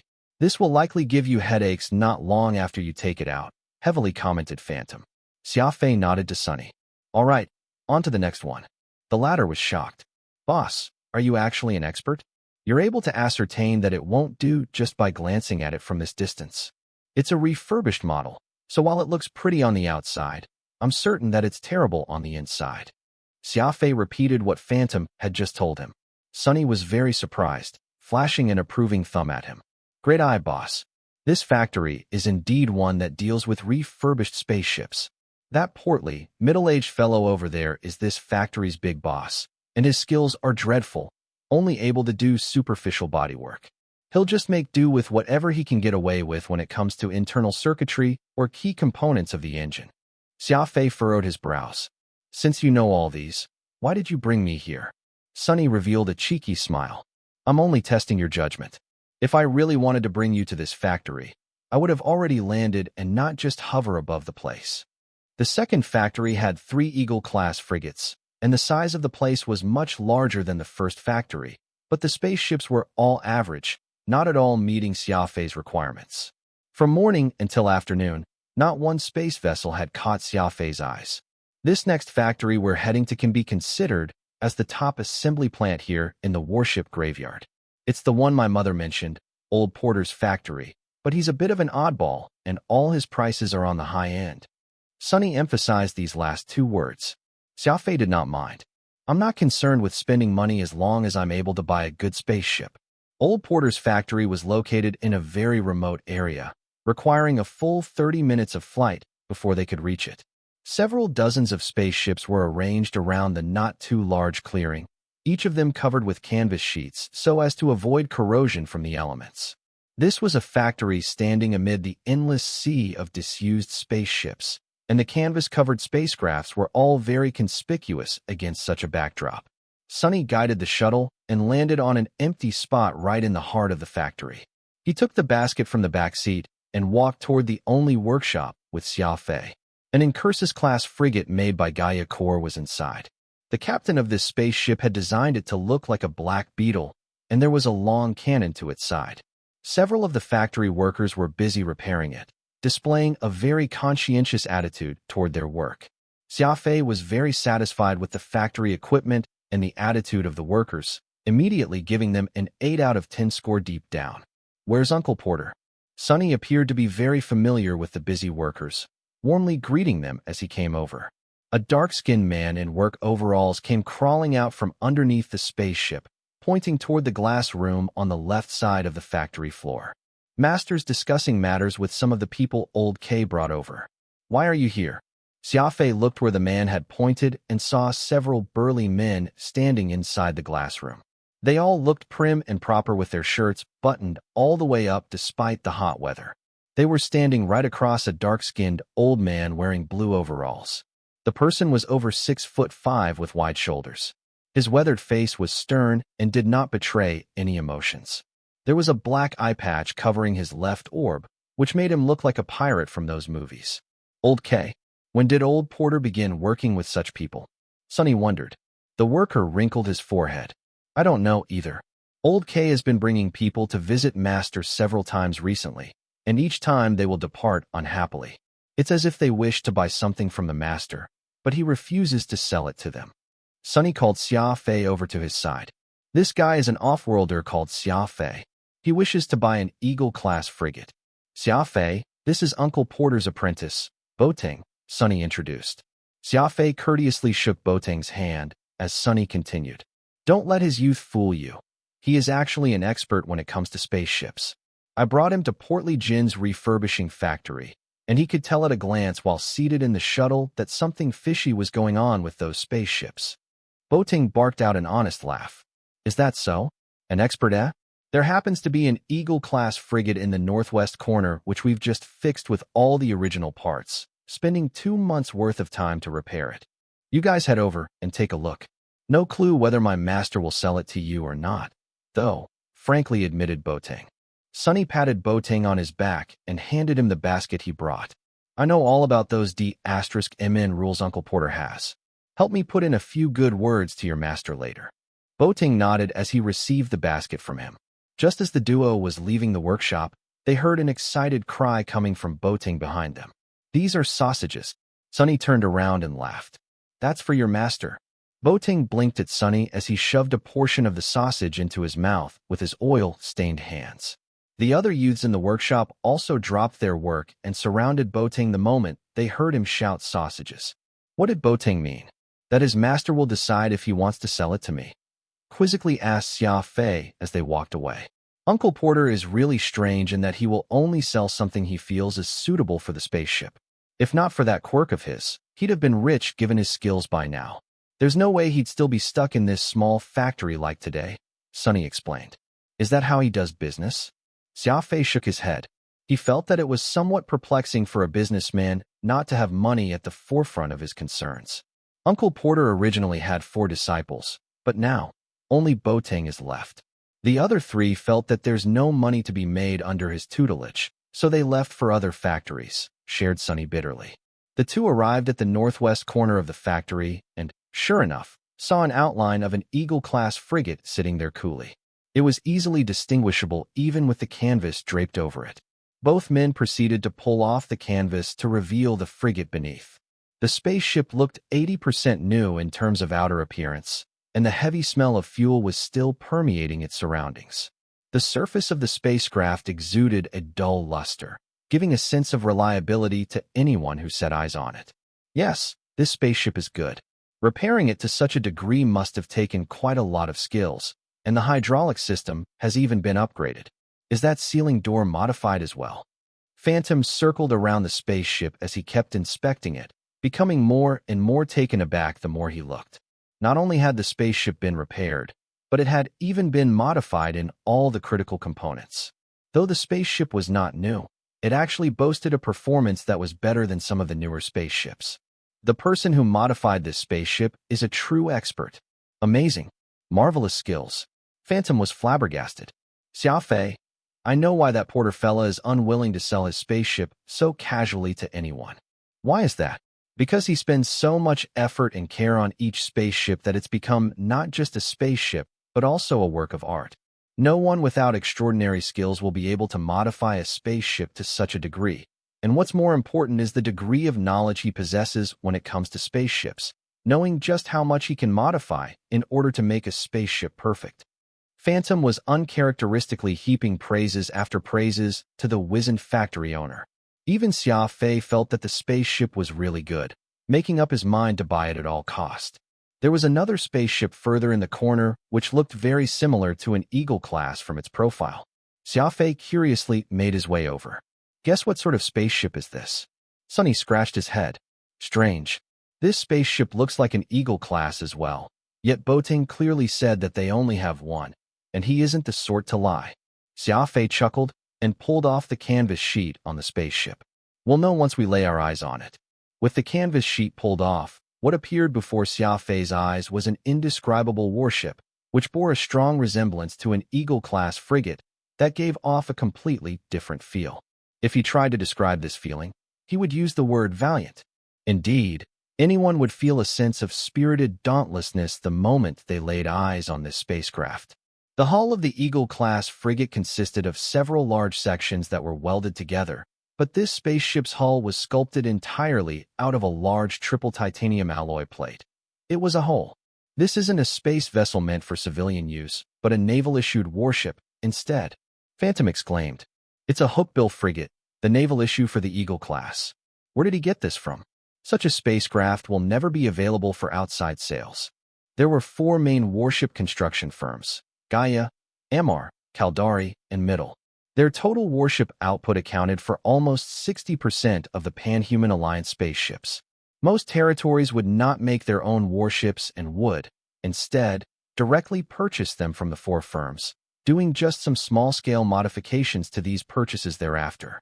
After all, the design and cost control of warships for the Big Four were the best in the business, and buying the finished products would be much cheaper than building them from scratch. However, there were also territories that would buy a few special models from the Big Four for safety reasons or to fulfill certain specialized tasks. This naval-issue hook-bill frigate was one such special model, not cutting cost by utilizing a complete triple titanium plate as its hull, along with extensive improvements to its structure, armor, shields, and internal electronic systems. Compared to the usual Eagle class, this hook-bill frigate had a 30% increased performance rating in terms of attack, defense, and mobility. In other words, this naval-issue hook-bill frigate represented the technological pinnacle of frigates manufactured in this era and was considered the king of all frigates. Xia Fei could not resist walking over to that spaceship and touching that cold exterior with his hand. This spaceship was smaller than the standard Eagle-class frigate, appearing to be a lot more rugged, which only added to its aggressive look. That was when a commotion broke out from somewhere behind him. Xia Fei looked in the direction of the workshop and saw old Porter seemingly arguing with a short, old coot. The stocky man, in a short-sleeved green shirt and a pair of sunglasses, looked to be in his 60s with that patch of white hair left on his head. Xia Fei was positioned quite far from them, so he could not make out what they were saying. After a while, that short, old coot led his underlings out of the factory, and Uncle Porter immediately made his way to where Sunny and Xia Fei were standing. Xia Fei, this naval-issue, Eagle-class frigate is a rare find. If you're able to, you must buy it, excitedly reminded Phantom. Xia Fei nodded. I understand. Porter was still a short distance away when, without warning, he burst into a raucous laughter. Though he was showing a happy countenance as he made his way over, Xia Fei realized that there was a shade of uneasiness and worry behind his smile. Sonny, is your mother doing well? Loudly asked Porter. My mom's doing fine. She specifically asked me to bring some sausages and ale to you, though I think Boateng and the others have already finished stealing bites off of them by now. Sonny returned his smile with one of his own. Porter turned around in the direction of the workshop and yelled, Don't finish the sausages. Save some for me. Sonny and Porter were now standing in front of Xia Fei, as Porter pointed toward that standard Eagle-class frigate and spoke with that same smile. So, do you still like that Eagle-class frigate? Xia Fei nodded, walking over to the front of the spacecraft and saying, This isn't a spaceship. Porter immediately furrowed his brow, the look on his face turning somewhat unpleasant. Sonny was anxiously trying to signal and make eye contact with Xia Fei, afraid that he would say something inappropriate. Xia Fei ignored him, merely smiling as he continued. After its hydraulic system was completely overhauled, it's more durable than the original, while the rubber strips on the door seal were changed to a more lasting and dense soft metal. Not to mention the choice to swap out the original 4-layer, reinforced glass for the premium 6-layer glass. Xia Fei observed Porter's expression as he spoke. Sure enough, as Xia Fei pointed out each modification to the spaceship, Porter's face began to show a smile of sheer delight. As for the internal mechanism and the electronics of this warship, I can venture a guess without even taking a look inside. It must have improved upon the weaknesses of the Eagle-class frigate. Such a spaceship will be far better than a brand-new Eagle-class frigate. This is no longer a spaceship, but rather a work of art by a maestro, declared Xia Fei firmly, making a point to flatter Porter with some choice words. Porter's two eyes sparkled as he chuckled. What maestro? It's not exactly a work of art, but I did indeed make all those modifications as you've just described. The Eagle-class frigate's attack power is more than satisfactory, but its defense system is somewhat lacking. Even using inferior material for something as important as the door seal, I simply did some modifications in accordance to what I envisioned as necessary. The Big Four only know how to reduce their manufacturing cost, yet a spaceship doesn't only require sufficient firepower. I'm not sure if you know, but a warship will run into plenty of unexpected problems in space, and it's never a good idea to compromise on a spaceship's safety capabilities just so they can cut costs. Xia Fei feigned surprise. So this warship is actually from this great maestro? I won't lie, I've already fallen in love with it the moment I saw it. I'm sure you've spent a great deal of time and effort repairing this spaceship, haven't you? Old Porter scratched his head somewhat awkwardly. We did spend a great deal of effort on it, but it's truly worth it. A true maintenance mechanic will never ignore any details of a spaceship. Sunny pursed his lips from the sidelines. Never did he expect Xia Fei could turn into a flatterer within a blink. So much so that even he felt somewhat embarrassed just by hearing it. Actually, Xia Fei's real intention was not that modified Eagle-class frigate. He had merely been laying the foundation for him to get the foot in the door. What he really had his eyes on was still that naval-issue hookbill frigate. Xia Fei's expression suddenly turned serious. Maestro Porter, aside from that Eagle-class frigate, I also discovered a hero in your factory. A hero? Sunny and Porter were baffled as both wondered about this remark. Xia Fei walked over to the naval-issue hookbill frigate, looking all serious, and lightly stroked its hull. It's this? This is a true hero, proclaimed Xia Fei with panache. A rare Eagle-class frigate that was custom-made for the Navy. An outer hull intricately fashioned out from an unaltered plate of alloy, reinforced shields, armor and structure, an electronic system boasting superior precision. Xia Fei rubbed the spaceship as he rattled on about its many advantages. Porter nodded his head repeatedly. I could never guess that, despite you looking to be no more than 17 or 18 years of age, you would actually be such a connoisseur. Truly, that is the Eagle-class frigate custom-made for the Navy. Back then, the Sutton Empire Navy specially commissioned 18 of these frigates for their elite guard squadron for them to perform special tasks. It has a smaller frame, which allows it to make even more agile turns and achieve more top-notch speeds.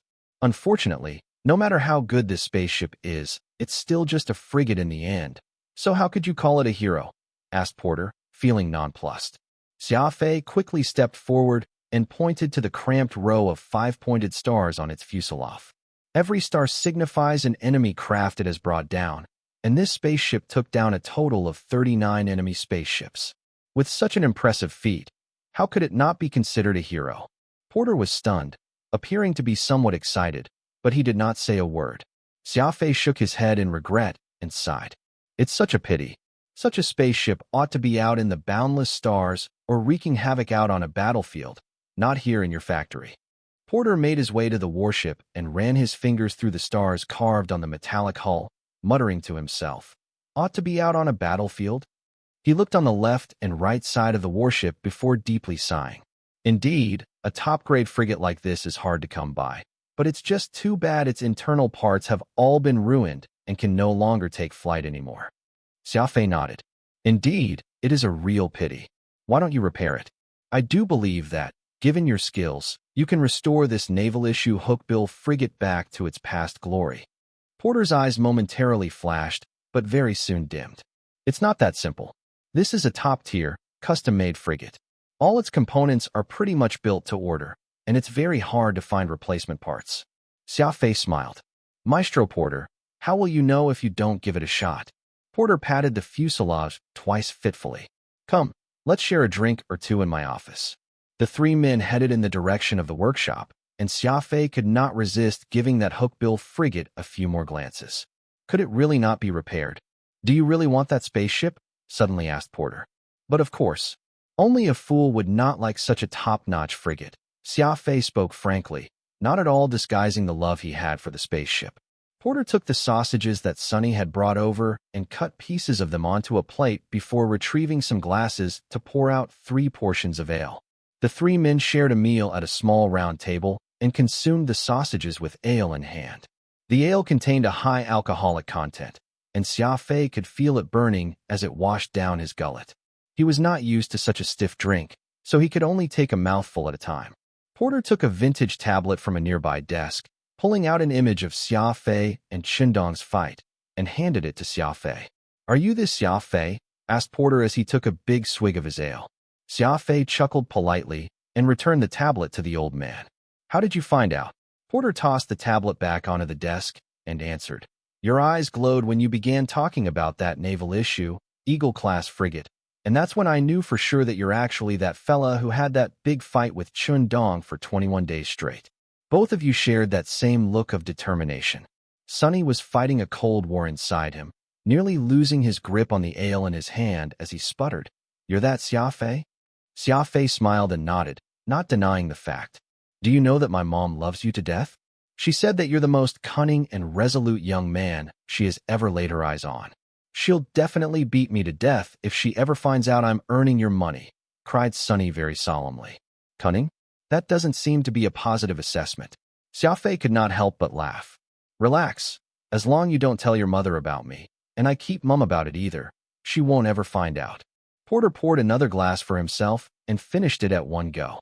If you want, you can take that hook bill off my hands, but I can't guarantee that you'll be able to repair it, Porter slowly said, the tone in his voice hiding a hint of sadness. Xia Fei was delighted hearing this, asking, Uncle Porter, are you really willing to sell that spaceship to me? Porter sighed. That spaceship was left to me by my best friend that I was originally unwilling to part with it, but I gave your words some thought. Truly, that spaceship should not be left in my small factory, but should continue soaring through space, instead. Though that spaceship is from a bygone era, its armor and structure are still as good as new. In fact, it is even sturdier than the new ones. As long as you are able to repair it, it can still be considered as a top-grade frigate in this universe, proudly proclaimed Porter. Xia Fei nodded vigorously. I definitely believe that. Just what components does it still lack? Porter saw that steely determination in Xia Fei's eyes and broke out into a smile. He took that vintage tablet from the desk and handed it to Xia Fei once more. Take a look for yourself. Xia Fei stared at the screen for a moment before taking a sharp intake of breath. Oh my God! This Navy-issue, Eagle-class frigate encountered an electromagnetic storm back then, ultimately causing severe damage to its circuits. 30% of its mechanical components were ruined, and the 4 crew aboard it then lost their lives, one of whom was that best friend I mentioned. Porter took another large swig of the strong ale as he recalled that painful memory. Xia Fei nodded and set the tablet down. It was no wonder why the repair list had been so extensive. The spaceship had been subjected to an electromagnetic storm. Thinking about it in another sense, the fact that the outer hull of the frigate remained completely intact after experiencing such a deadly storm, while only 30% of its mechanical components ended up ruined, it was a clear testament of the hook bill's durability. I wish to begin repairing this spaceship tomorrow. Xia Fei eyed Porter, his voice resolute when he stated this. You've already decided? Do you know how much money you'll end up spending? Xia Fei flashed a mild smile. This is a top-grade frigate. Its worth isn't something that can be measured in money. Old Porter rubbed his moist eyes and slapped the table heavily. Okay, as long as I can speed through the stars again, I can give it another shot. Porter stood up and made his way to the window, yelling to the mechanics who were still in the middle of their work. Boateng, temporarily halt your repairs on that Incursus. Get everyone to take a rest. We'll be starting on an important job tomorrow. Boateng put down the tools in his hands and asked, somewhat puzzled, Master, we're 10% away from completion of our work on it. It'll take 3 more days at most. Why don't we finish this up first before we get started on a new job? Porter laughed uproariously. What are you asking so many questions for? I'm giving you guys the day off to rest. We'll be starting promptly tomorrow morning. Boateng shook his head and returned to the workers' dormitory with the others. Porter returned to his seat and told Xia Fei, What are your thoughts on repairing the spaceship? Xia Fei and Phantom had a quiet conversation before he answered. I plan to abandon the comfort of the spaceship and focus on increasing its overall performance. Fit in the best warp drive as well as a high-capacity reactor. Its radar and fire control system must be changed to the most advanced components possible, too. If that's your intention, then the crew capacity of this spaceship will be greatly reduced. We'll only be able to keep 2 crew cabins at most, which totals to 4 people, and there won't be much space to hold cargo, either, Porter commented. Refurbishing the spaceship with a larger and more powerful equipment would mean that they had to eat into the cargo and living spaces of it. The Hookbill originally had 5 crew cabins, each accommodating up to 2 people. Adding the captain's quarters, it was a spaceship that could hold 11 individuals. If they were to go along with Xia Fei's line of thought and focus entirely on improving the spaceship's performance, the frigate would only be able to hold a crew of 5, living and working on the spaceship, at most, and the cargo space available would also be reduced by more than half. Xia Fei chuckled. It's not like I'm going to be participating in smuggling operations, so what use do I have for more crew or cargo space, anyway? Regarding the modification of the spacecraft, it was important to first ascertain the direction they were leaning toward. There was plenty of equipment that they could fit into the spaceship, and each of them possessed different capabilities, but a spaceship had limited space, so it was impossible to fit everything together, which was why they needed to first pick out the suitable equipment in accordance with the spaceship's purpose. After several hours of discussion, Xia Fei and Porter finally nailed down the final blueprint for the spaceship's modification, creating a most balanced and efficient framework. It was already late into the night by the time their discussion ended, and Xia Fei decided to stay for the night so that he could begin working with old Porter early the next morning.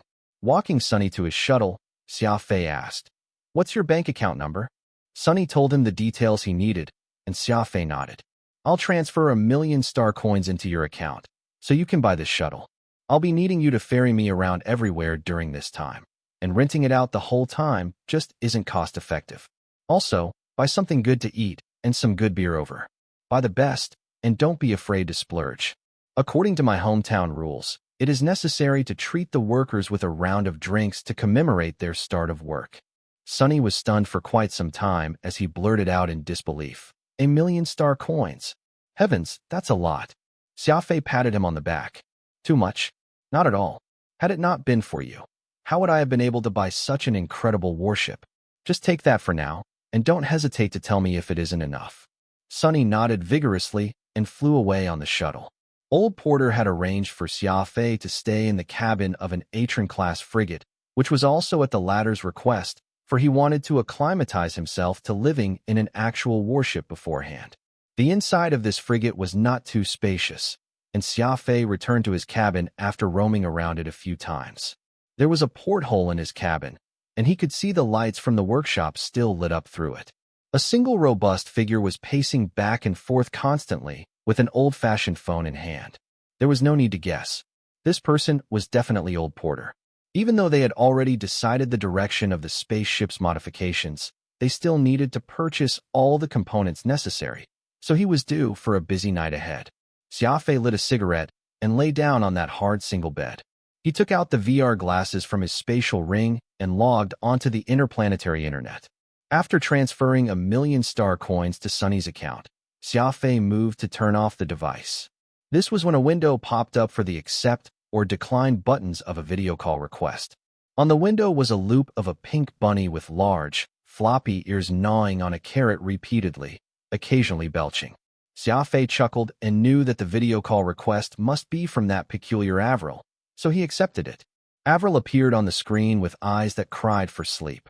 Dressed in pink pajamas, her head of hair cascaded messily past her shoulders. Covering her mouth as she yawned, Avril did her best to perk up. "Why are you only logging in this late? It's almost about to be morning.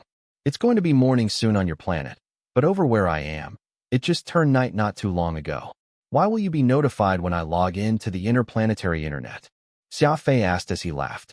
Ever since he impulsively caused Avril to cry the last time, Xia Fei had felt somewhat apologetic to the little lady, so he no longer did all he could to hide from her like before. As long as she wished to chat, Xia Fei would not reject the offer, and he also changed back to his original account, with his anonymous account no longer being safe. But of course, don't you even know who this lady is? I made some individualized settings, so I will be informed the moment you log in." Avril pouted as she responded to his question. Xia Fei thought about it for a moment. "Even if you did do that, there's no need for you to climb out of bed just to speak to me, was there? Unless, of course, you've got something you wish to talk about." Avril walked over to her nightstand and drank a glass of water, complaining somewhat resentfully. "It's been several days since you last had a chat with me. I wanted to ask if you've bought a spaceship yet. I heard that places like the warship graveyard are filled with bad people, so you have to be careful. Actually, there are good and bad people anywhere in the universe. I happened to bump into some really nice people over here and even managed to get my hands on a naval-issued, Eagle-class frigate." Xia Fei very excitedly told her. Avril was still a girl at the end of the day, so she did not have that same level of passion for things like warships and spacecrafts. She walked over to somewhere to the right of her computer. Her fingers could be heard flying across a keyboard for a while, as if she were looking up information about it. After some time, Avril turned to Xia Fei and said, "That spaceship isn't too bad, but it, unfortunately, can only hold 11 people at most. That's too small. Anyway, since you've bought yourself a spaceship, when do you plan to report to Heaven Execution Training Camp? Xia Fei chuckled. The spaceship's already damaged, so I'm in the process of repairing it. So I'll need 3 more months before I can leave this place. Avril pulled a funny face on him. Just what kind of restoration company did you find? Why would they need 3 whole months just to repair a frigate? Xia Fei gravely replied. The restoration company I'm working with is definitely the best of the best. It's just that the spaceship is a Navy issue, so plenty of the components we need would not be easy to come by, and we'll have to make it ourselves. Besides, I plan to do a very thorough modification of the spaceship as well. After all, this is my very first warship. Avril did not seem bothered as she nonchalantly asked, "What components do you lack?" "So many things. Basically, everything except the hull of the frigate would be replaced." "Oh." Avril shook her head and sighed. "If it's so troublesome, why not just directly buy a new one? This is a naval-issued, Eagle-class frigate. It isn't something you can buy on the market. It's simple. I'll just—" Avril suddenly changed what she wanted to say mid-sentence. "I feel that you should be able to buy it." Xia Fei shook his head slightly. "You can't. Besides, I intend to use this opportunity to learn spaceship maintenance properly. It'll be the training of sorts, which can be very helpful to my future." Xia Fei was being very serious. Avril propped her chin in her palms as she beamed at him. "Hee, you're like a completely different person when you're being serious. I think you look much cooler this way and a little like my dad." Xia Fei spread his arms as he mischievously smiled. "Come, give Daddy a hug." Avril's head suddenly lowered, her expression turning slightly disturbed. Why do you look like a pervert when you're not being serious?" Before dawn broke the next day, the mechanics had all anxiously begun their work. That naval-issued, Eagle-class frigate was brought into the workshop, and Boateng led 8 other workers to begin inspecting every component of it, tearing out all the damaged parts they came across. This was the first step in modifying a spaceship: inspection and cleanup. Xia Fei asked for a pair of universal modification pliers from Boateng, rolled up his sleeves, and joined them all in their work, his attitude completely serious. The universal modification pliers were about 0.5 meters, weighing over 10 kilograms. It was shaped like a large pipe wrench, with a densely packed mechanical structure on its top half. This tool was very advanced, pretty much able to dismantle any mechanical structure when used without needing to be replaced frequently. Xia Fei began learning from the most basic skills of dismantling screws, lying underneath the fuselage as he tried to remove the pneumatic steering gears, which were more awkward to disassemble. After a while, he finally managed to remove the pneumatic valve. Sticking the universal modification pliers into his waist belt, he walked over to Boateng and wiped the sweat on his forehead as he asked, "What else needs disassembling?" That was when a thick and rumbling voice called, "Next, you'll bring along your bank card and follow me." Xia Fei turned around to find old Porter with his 2 arms folded in front of him, laughing as he looked at Xia Fei. "Heh, Uncle Porter, you're up." Xia Fei approached the older man and greeted him. His eyes were bloodshot, evidently a sign that he did not get enough sleep last night, just so he could plan out the modification of the spaceship. Porter's pair of calloused hands clapped Xia Fei's back. "You really do have the look of someone intent on picking up spaceship maintenance. If you truly wish to learn, I can teach you all that I know later. But for now, I need you to join me on a trip to the black market." "Black market?" "That's right. A place that sells contrabands. I contacted several old friends of mine last night, and guess what? I've gotten my hands on both the control and anti-control modules. I'm going to bring you over there right now to take a gander."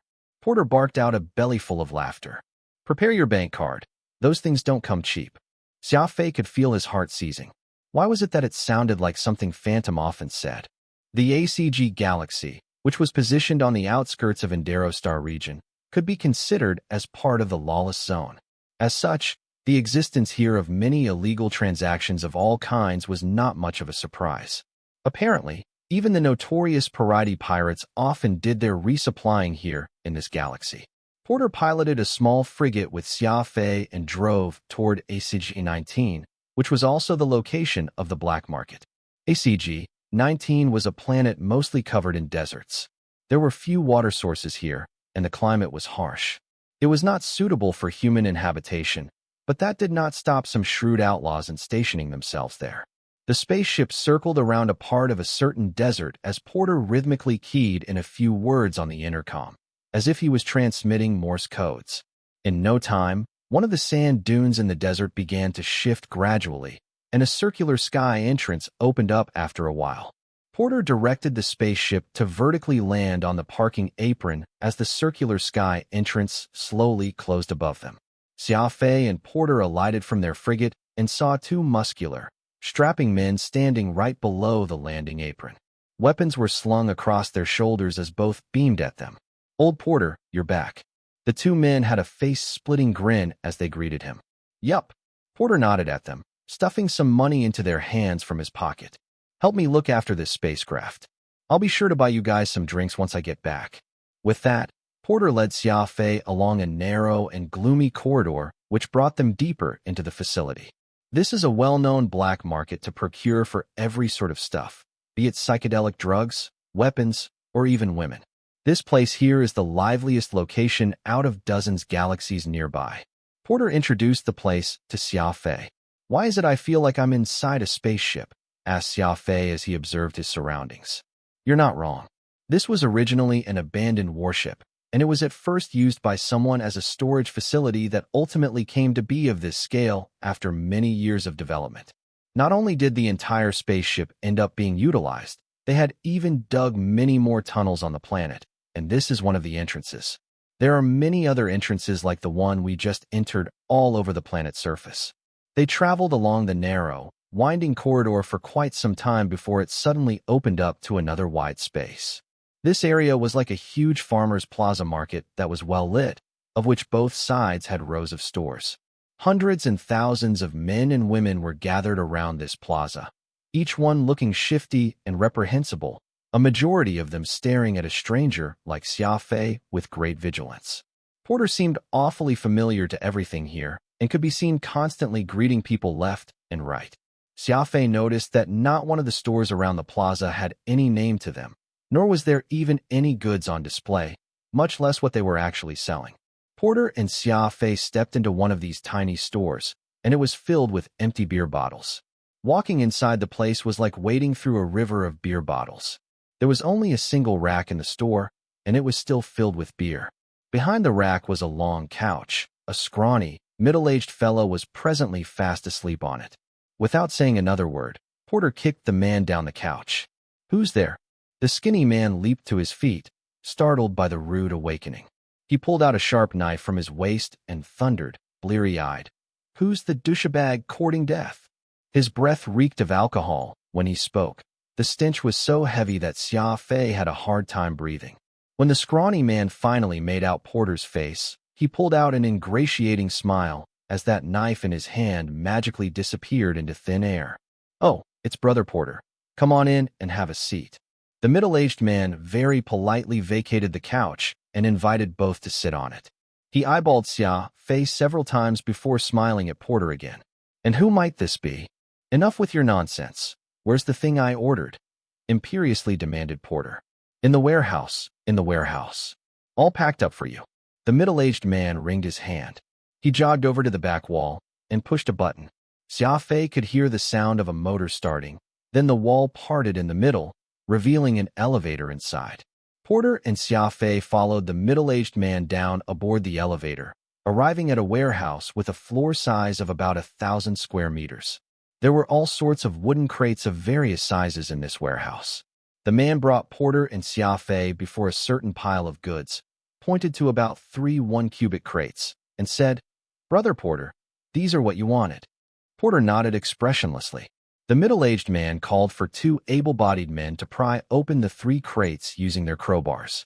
Inside were 3 very intricate equipment. The 3 pieces of equipment were a warp disruptor, a traction control module, and a warp stabilizer respectively. When 2 warships engaged in combat, if either spaceship ended up at a disadvantage, they could utilize their emergency warp drive and escape far from the battlefield at the last minute. A warp disruptor could interrupt such maneuver by transmitting a high-frequency interference, preventing the warp drive from being engaged. The enemy would, thus, be unable to run away even if they wished to do so. leaving them with the only option of staying there and facing their destruction. A traction control module allowed a spaceship to unleash a traction beam, and enemy spaceships ensnared would see a 90% decrease in speed at the very least. A traction control module was essential when going up against spaceships capable of achieving high speeds. Such spaceships would have near light-speed propulsion power, able to rely on its superb mobility to evade attacks and retaliate against their targets easily. Just like an annoying fly buzzing around. Even if they were unable to defeat their targets, they could most definitely leave them annoyed to death. A traction control module meant a spaceship would have the ability to catch such buzzing flies before delivering a fly-swatting attack, which could put an end to the annoyance. Furthermore, a traction control module still had great practical value, as it was able to secure suspended objects floating in space and drag it nearer to the spaceship for salvaging. There were an innumerable amount of treasures, be it an ancient spacecraft wreckage or a chunk of highly valuable ore floating in the cosmos. With a traction control module, a spaceship would be able to pull those spaceships or minerals near it, even able to contain those in the cargo hold and claim such for itself. If a traction control module was used in conjunction with the warp disruptor, enemy spaceships would be completely ensnared and unable to escape, leaving them in a situation where they would be on the back foot and have to take the beating. It was a truly diabolical method of warfare. The warp stabilizer worked exactly the opposite of a warp disruptor. It protected a spaceship from high-frequency disturbances and short-wave invasions of the enemy, allowing the spaceship to safely make a jump upon bumping into danger. The two shared a relationship like spear and shield. A disruptor was like an offensive spear, while the stabilizer was a defensive shield. Engaging against an enemy with a spear and shield, a spaceship could prevent the enemy from attacking using similar means. A civilian spaceship would rarely have these three abnormal, electronic weaponry fitted, first, because of how pricey these components were, and, second, because there were very few manufacturers out there capable of producing them, making it difficult to obtain a steady supply of such items. Porter inspected the three electronic components. There don't seem to be any problems. Send these to my spaceship, number 1022 landing pad. The middle-aged man hastily nodded, hurrying the two strong men to transport the three crates to the mentioned spaceship, all the while instructing them to be careful.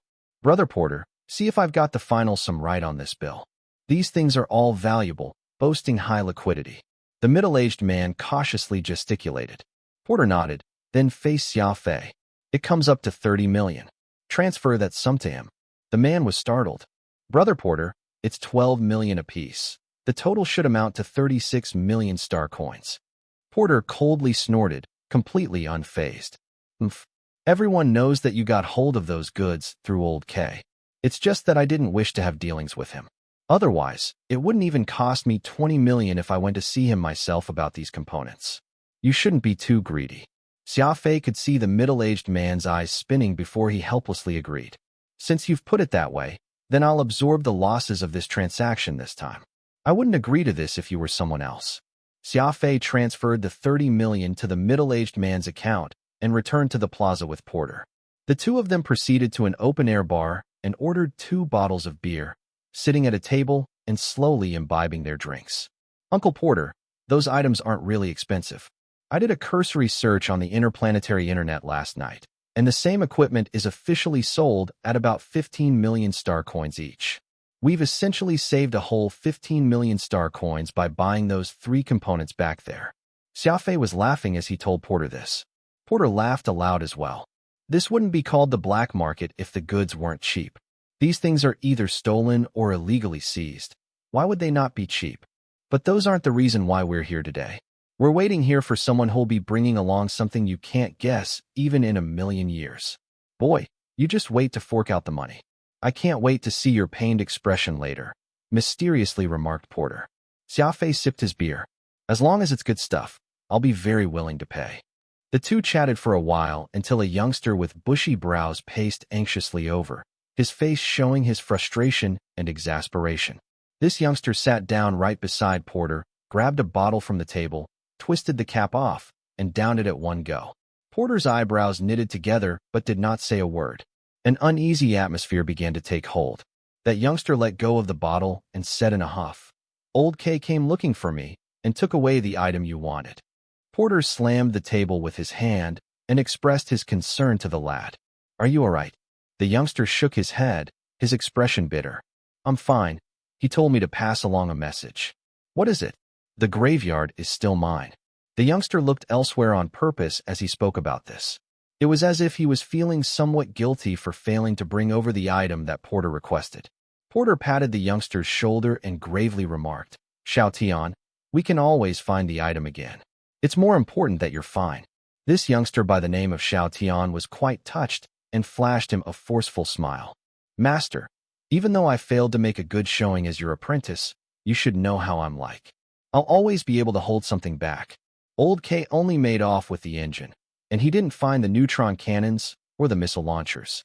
Weapons system needed an ample power source and spaceship capacity. The Navy-issue Eagle-class frigate had a total of 4 power source ports, which could install weapons, and Xia Fei had decided to fit his hook bill with 2 of both the small neutron cannons and small missile launchers. A neutron cannon was presently one of the strongest cannons available on the market. It did not have a quick rate of fire, shooting roughly 120 shots per minute, but it had an exceptionally high penetrative strength, able to puncture an enemy spacecraft's thick armor, and its power consumption was much lower than that of thermal weapons. A frigate could not fit a huge power source, so it was important to strictly control power consumption. The advantages of a missile system were evident in this. It could actively track the more agile enemies with decent firepower. More importantly, a missile system would not need to tap into the power source as its power was dependent on its inbuilt jet system. Neutron cannon and missiles complemented each other. Not only did they provide a high damage output, they could also handle all sorts of enemies. Saving so much power meant they could devote all the resources towards strengthening the spaceship's maneuverability and defense capabilities. Plus, top-grade electronic equipment often had a heavy power consumption. "Master, I suspect that Old K has your phones tapped, and that's how he learned of what you're looking for this time. I have a military-grade encrypted phone with me. It's best if you use that next time." With that, Xiao Tian shoved a satellite phone, which was about the size of a matchbox, into Porter's hands. Both pairs of neutron cannons and missile launchers cost Xia Fei a total of 24 million star coins. Xia Fei made the transfer, and Xiao Tian nodded to the 2 of them before striding off like a gust of wind. Taking several drags of his lit cigarette, Xia Fei could not help but ask, "Xiao Tian is your apprentice?" "Yes, he's the youngest among my apprentices and also the most talented. He's in urgent need of money for his younger sister's eye treatment, so he left my factory to become an arms dealer. I only learned of this after the fact. To think I even gave him a severe scolding that day. Recalling it now, I truly regret doing so. That twerp's too stubborn. If he had only told me about it earlier, I could have helped him raise funds, even if I had to break pots and sell scraps. But he had entirely kept me in the dark about it." Old Porter said that while rubbing his temples, the wrinkles on his face became more pronounced as a result. Xia Fei wanted to say a few words of consolation, but he had no idea how to go about it. "Who's Old K?" asked Xia Fei instead. Porter took out a Hongtation cigarette from Xia Fei's cigarette case and lit it up like him. Cough, cough. "Just what in the world is this thing? Why is it so hard to smoke?" Porter coughed twice as his face contorted bitterly, tears forming in his eyes. Xia Fei smiled and did not comment. None of the extraterrestrials Xia Fei had come across smoked. Tobacco seemed to be unique to Earth. Porter took a swig of his beer and said, "Old K was a pirate in his prime, washing his hands off the business once he gained on in years. Instead of robbing others, he started to assemble spaceships. Recently, he's been hoping to buy something from me, which I refused to sell to him. As such, we aren't too happy with each other. Actually, I'm fine, though it's a real pity about that Black Mamba engine I ordered for you." Xia Fei was momentarily stunned as he urgently asked, "What engine did you say it was?" "Black Mamba engine, the 130 model." Porter sighed. The engine was a core component of a spaceship, akin to a human's heart. Without a healthy heart, there was no way a body could sustain high-intensity work. All the components which were going to be used in the restoration of the naval-issued Eagle-class frigate must be of the highest standards, so the engine of course was no different. The Black Mamba 130 engine was built by one of the top components manufacturers in the alliance, Dark Sky Serpent Corporation. The standard frigate engine could generate a propulsion force of around 100 standard units, while a Black Mamba 130 engine could generate up to 130 standard units of propulsion force through an optimized mechanical structure and power system, a 30% increase compared to the standard frigate engine. Given how science had developed to its current point, plenty of technology out there was already pushed to their extremes, so even just improving performance by a teeny bit would be extremely expensive. Though a Black Mamba 130 engine's performance was only 30% higher than the conventional engine, the technical difficulty to achieve this was well beyond what an ordinary human could imagine. Apparently, in order to improve engine performance, Dark Sky Serpent Corporation had done tens of thousands of modifications to a standard engine, spending over 100 years just to produce a top-grade engine. Precisely due to the complexity of such top-grade equipment in terms of the creation process that it had a very low production rate. Rarely could anyone buy it on the market, and when one or two Black Mamba 130 engines appeared for sale, the price would invariably be many times higher than the standard models. There was a conventional praxis among the top manufacturers to provide service for the privileged class in the universe with their products first before making them available for purchase to the average galactic citizens. Xia Fei was very clear what it meant to miss this chance of acquiring such a top-grade engine. He was silent for a good while before smiling. "Uncle Porter, you shouldn't be too disappointed. We can find a solution for this matter with the engine. Considering how vast the universe is, I refuse to believe that we won't be able to get our hands on another top-grade engine." Porter nodded, and the two made their way back the way they had come. The atmosphere was somewhat heavy on their journey back. Xia Fei was thinking about the matter with Old K this whole time.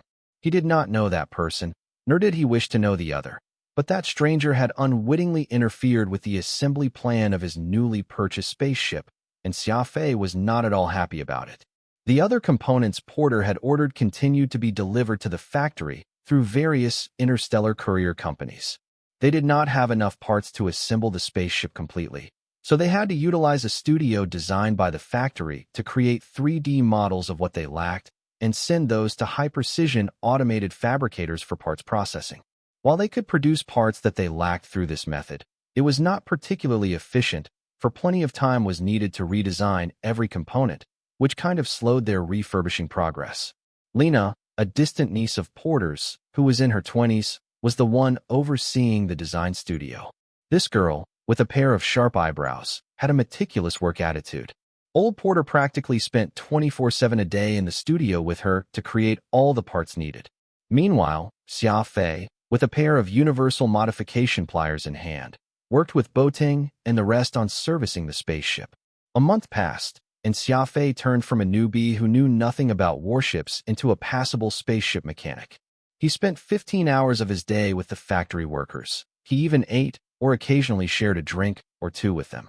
No matter how tiring and strenuous the work was, Xia Fei had never once complained. When the others would retire once night fell, Xia Fei, on the other hand, would persevere for another 6 hours in honing his skills. He would sometimes satisfy Avril's curiosity by chatting with her about the progress of the spaceship building, while also hearing her complaints about her music teacher or art tutor. He spent each day hectically and fulfillingly. Soon, with Boting being the first, the workers in the factory all began to take a shine to Xia Fei. They often gave him some of the local snacks, and he likewise shared his tea leaves and cigarettes to them. A majority of them really liked the tea leaves, but practically everyone would shake their heads at the mention of cigarettes. They simply could not understand why anyone would willingly subject themselves to choking on it. And seeing how Xia Fei would always light a stick and take a drag whenever they took a break, all started referring jokingly to this act as Xia Fei spending money to suffer. Xia Fei could only smile in response, completely unperturbed by their wisecracks. He could not deny that Old Porter had successfully trained all these workers into becoming elite mechanics. Each had their area of expertise, be repairing electronic systems or doing maintenance on the air filtration system. Slowly, Xia Fei had another task on top of his day-to-day maintenance work, and that was to learn the skills all these different people possessed. As his knowledge towards spaceships' maintenance and repairs increased, Xia Fei began to try posing his questions, even implementing some of the ideas that he came up with himself.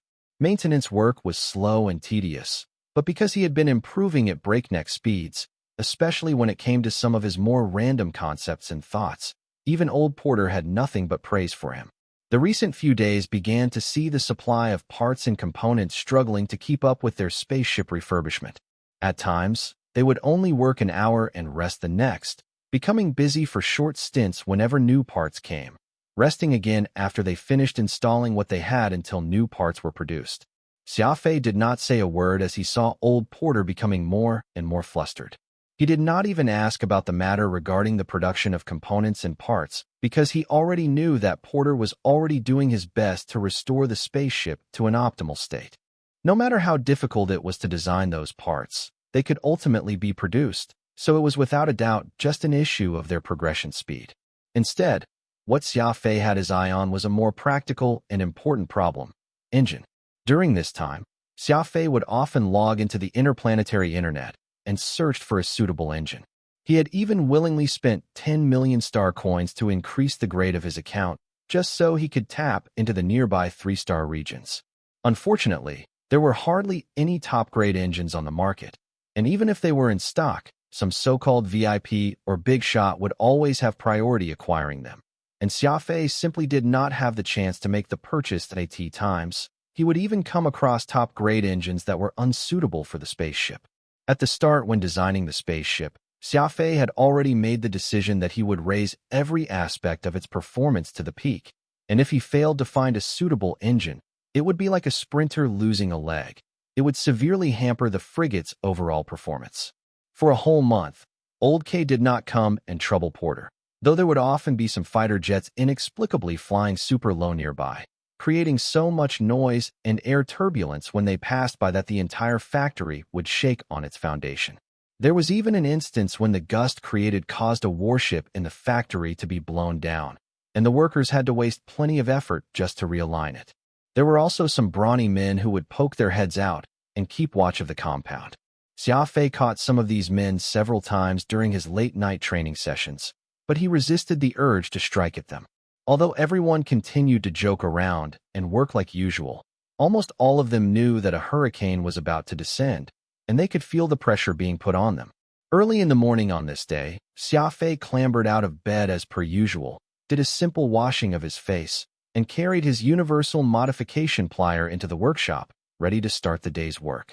This was when he saw Boting sitting on the ground by himself by the workshop entrance, looking helpless. Xia Fei smiled as he approached the guy, asking, "What happened? Did you quarrel with your wife again?"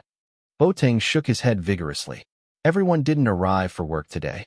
Were it any other day, they would already be starting work. Xia Fei was slightly shocked and looked at his microcomputer watch for the time. He had chatted with Avril until late last night, which was why he had gotten up at the usual time that he was supposed to start work. Old Porter's workers all observed punctuality. They would all turn up at work 15 minutes before they were expected at the very least. So if this were as per usual, all should have started to get busy with their respective tasks by now. Lighting a cigarette, Xia Fei sat beside Boting and looked up at the overcast sky. "Does Uncle Porter know?" Boting quietly nodded, not saying a word. Xia Fei looked around and noticed that there seemed to be a lone figure far in the northwest corner of the factory, using the equipment in his hands to observe what was going on in the workshop. Humph! Xia Fei's nostrils coldly flared up. Then he got up and slapped Boting across his back. "Someone's watching us. Let's get to work like usual, or else someone might think that we're afraid of them." Boting abruptly got to his feet, a grave expression etched on his face. "You're right. The more they wish to make a joke out of us, the more we should persist." Quietly picking up their tools, Xia Fei and Boting began their work for the day. The work, which would usually take 9 men to accomplish, was only being done by 2 today. Anyone could just imagine how much pressure Xia Fei and Boting were under right now, but neither felt pressured. Instead, they worked harder than before, sweating heavily as they pushed themselves more. Old Porter came by twice from the design studio, and seeing both sweating profusely as they worked without break, he could only sigh heavily and shake his head before heading back with weighted footsteps. By noon, Xia Fei and Boting were sitting on the ground with their lunchboxes in hand, wolfing down their meals ravenously. There was no need to mention just how tired they were after doing such high-intensity work the entire morning. But there was a limit to the strength two men possessed, and even if they had painstakingly pushed themselves past their endurance, they only managed to finish half of what they could usually get done by lunch. In the sky, a yellow shuttle hurriedly landed on the factory compound. Schneider, who was in charge of the electronic circuitry, stepped off the shuttle in a panic, half jogging and half running as he made his way to the workshop. "Uncle Porter?" anxiously inquired Schneider. Boateng mercilessly gave Schneider a hard look and continued to eat his lunch, as if he were resentful of him. Schneider lowered his head miserably, embarrassment written all over his face. Xia Fei smiled, put his lunchbox aside, and walked to Schneider. "He's in the design studio as per usual. Have you eaten lunch yet?" That was when Schneider looked past Xia Fei and shouted, "Uncle Porter." Xia Fei turned and saw old Porter standing behind him. Schneider stammered for a long time, unable to find the words he wanted to say, looking so dejected that he appeared to be on the verge of tears. Old Porter took out an envelope from his pocket and handed it to Schneider, patting the latter lightly with his wrinkled hand, as if he were consoling a child. "This is all your salary plus a bonus. None of you should have any trouble finding work given the skills you guys have. You all hardly earned much following me all these years, so I'm giving you guys 3 months' worth of pay. Take this as my way of compensating you all," melancholically said old Porter. No. I'm not here for our wages. I just feel that, after working under you for so many years, I ought to say goodbye at least, or else I'll never be able to forgive myself," said Schneider as he began to cry like an aggrieved child. Old Porter shoved that envelope with the wages into Schneider's hand, turning around to head back into the design studio. Schneider crumbled to the ground, slapping himself with his 2 hands. His face, thus, very quickly swelled up. Xia Fei wanted to stop the man, but could not bring himself to do so. What Schneider needed now was to vent, or else he would surely be suffering deep inside. "Uncle Porter, we seriously can't bear it anymore. Their methods," Schneider's voice cracked. "I'm sorry. I'm the bastard. I'm not worthy." Old Porter swiftly strode over to stop him, his voice trembling as he spoke.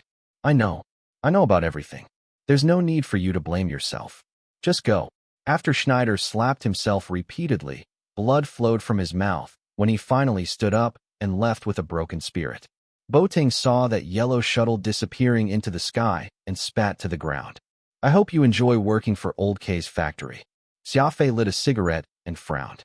"Boateng, why didn't you leave?" Boateng gritted his teeth and answered with vehemence, "I won't leave, master." All of a sudden, an old-fashioned phone rang in Boateng's pocket. He pulled the device out and gave it a cursory glance before getting up. "I'm going to take this call." He brought the phone to a corner of the factory floor, and after a moment of consideration, Xia Fei used his breath control technique and quietly followed him. He heard a woman's voice on the other end of the call, most likely Boateng's wife. At the moment she was sounding hysterical, yelling frantically at Boateng through the phone. Boateng stood still like a wooden dummy, letting his wife cry and screech at him as he remained motionless, not saying a word in return. This dumb man was presently enduring an insurmountable pressure. Xia Fei did not know why, but what Boateng said next deeply touched him. "Then, let's get a divorce. Send the paperwork to the workshop, and I'll sign it." Boateng spoke in a hoarse voice. "No matter what happens, I'm not going to leave my master's side." With that, Boateng hung up. He agonizingly grabbed his hair with both hands and let out a low moan. After a long while, Boateng stood up, tidied himself, took several deep breaths, and made his way back to the workshop with red eyes. It was already very clear what had just happened by then. That person called Old K had been exerting constant pressure on the factory mechanics in order to get hold of what Porter had. None of them said a word about this the entire time, and, instead, silently tolerated it as much as they could. When this pressure became greater and greater until they could no longer bear with it, some chose to yield, while those who remained resolute like an unmovable boulder ended up sacrificing something to a certain degree. What had originally been a fairly boisterous factory was reduced to an empty shell, leaving just Boateng, Old Porter, the cripple Song-san who cooked their food, Lena in the design studio, and Xia Fei himself. There was also that old hound, Inert Star, guarding the gate. Inert Star was so old it was unable to move any more from its position. It had even already shed half the hair on its body. It spent its entire day lying on the ground, basking in the sun, neither eating nor drinking. It would not be long before the animal left its mortal coil. Xia Fei leaned on a warship and smoked several sticks as he pondered on several issues at once. Finally, he flicked his final cigarette but to the ground and pushed the communication button on his microcomputer watch. "Sonny, I have some things I need you to do." Xia Fei spoke in an icy tone. After ending the call, Xia Fei returned to the workshop. He worked like what he did that morning. His face barely betrayed any bit of emotion, showing an expression that was as calm as ever. Xia Fei was certain that old K's men were nearby, watching each move in the factory, so even if he had even the slightest emotion, he knew that he must not show it here. The universal modification pliers danced in his hands. Boateng and Xia Fei continued to work hard in the workshop, while Old Porter and Lena remained in the design studio, the fabrication of parts progressing as per normal. None of them even slowed their pace of work. When working with the team of 9, Xia Fei never felt that repairing spaceships was a tiring task. In fact, they would even have time to sit together to brag and bluster, bantering, and killing time as they talked about their partners. Now that it was just Boateng and him, he finally felt that repairing spaceships was actually a very strenuous job. His arms were beginning to numb, while he could feel his 2 legs becoming heavy like lead. He brushed his spatial ring lightly and took out 2 white dew, handing Boateng one as he ate the other. Boateng was an honest man, almost to the point of denseness. He received the white dew from him and swallowed it without even asking any question. He was delighted when he felt his body recovering strength, flashing a thumbs up at Xia Fei as he continued to bury himself in their work. Ever since that grueling fight with Qindong, Xia Fei would always bring along a good amount of snake-eye berries and white dew with him wherever he went. Had he not had these items in his possession during the assessment, there was no way Xia Fei would have been able to last for 21 days. Another shuttle appeared in the sky, and it landed on a clearing in the factory compound. A tall and plump dark-skinned man exited it. This person was essentially a younger version of Old Porter, looking to be in his 40s. He was over 6'5" and had a rather conspicuous distended belly as well. He even had a slight limp when he walked, but unlike Old Porter, he did not have just one eye. Xia Fei stopped his work, poured out 2 glasses of water, and walked toward Boateng. Nudging Boateng with his elbow, he gestured with his chin in the direction of that large man walking over and asked about the identity of their visitor. "He is Master's oldest apprentice, Murray," whispered Boateng. Xia Fei had already heard about Old Porter actually having 4 apprentices, but 3 of them had ultimately chosen to leave for different reasons. Just what was Murray doing here at this time? Murray waddled to where Xia Fei and Boateng were with his giant beer belly, his 2 hands rubbing against his hands constantly, out of seeming nervousness. Slam! Boateng placed his glass heavily on a steel plate and, with a cold snort, buried his head into his work again, completely ignoring Murray's existence. Murray balked at his unfriendly actions, sweating nonstop as he stood there like a statue. Many times, he tried to open his mouth, but always ended up closing it without saying a word. In the end, Xia Fei smiled and approached Murray himself, stretching his left hand.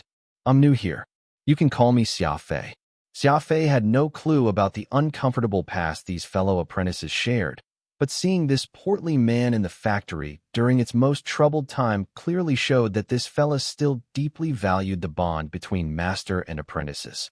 There was no reason to be overly unkind to the man, so he took the initiative to greet the other. The new arrival's expression revealed a great degree of gratitude, softly saying, "I'm Murray. H here too."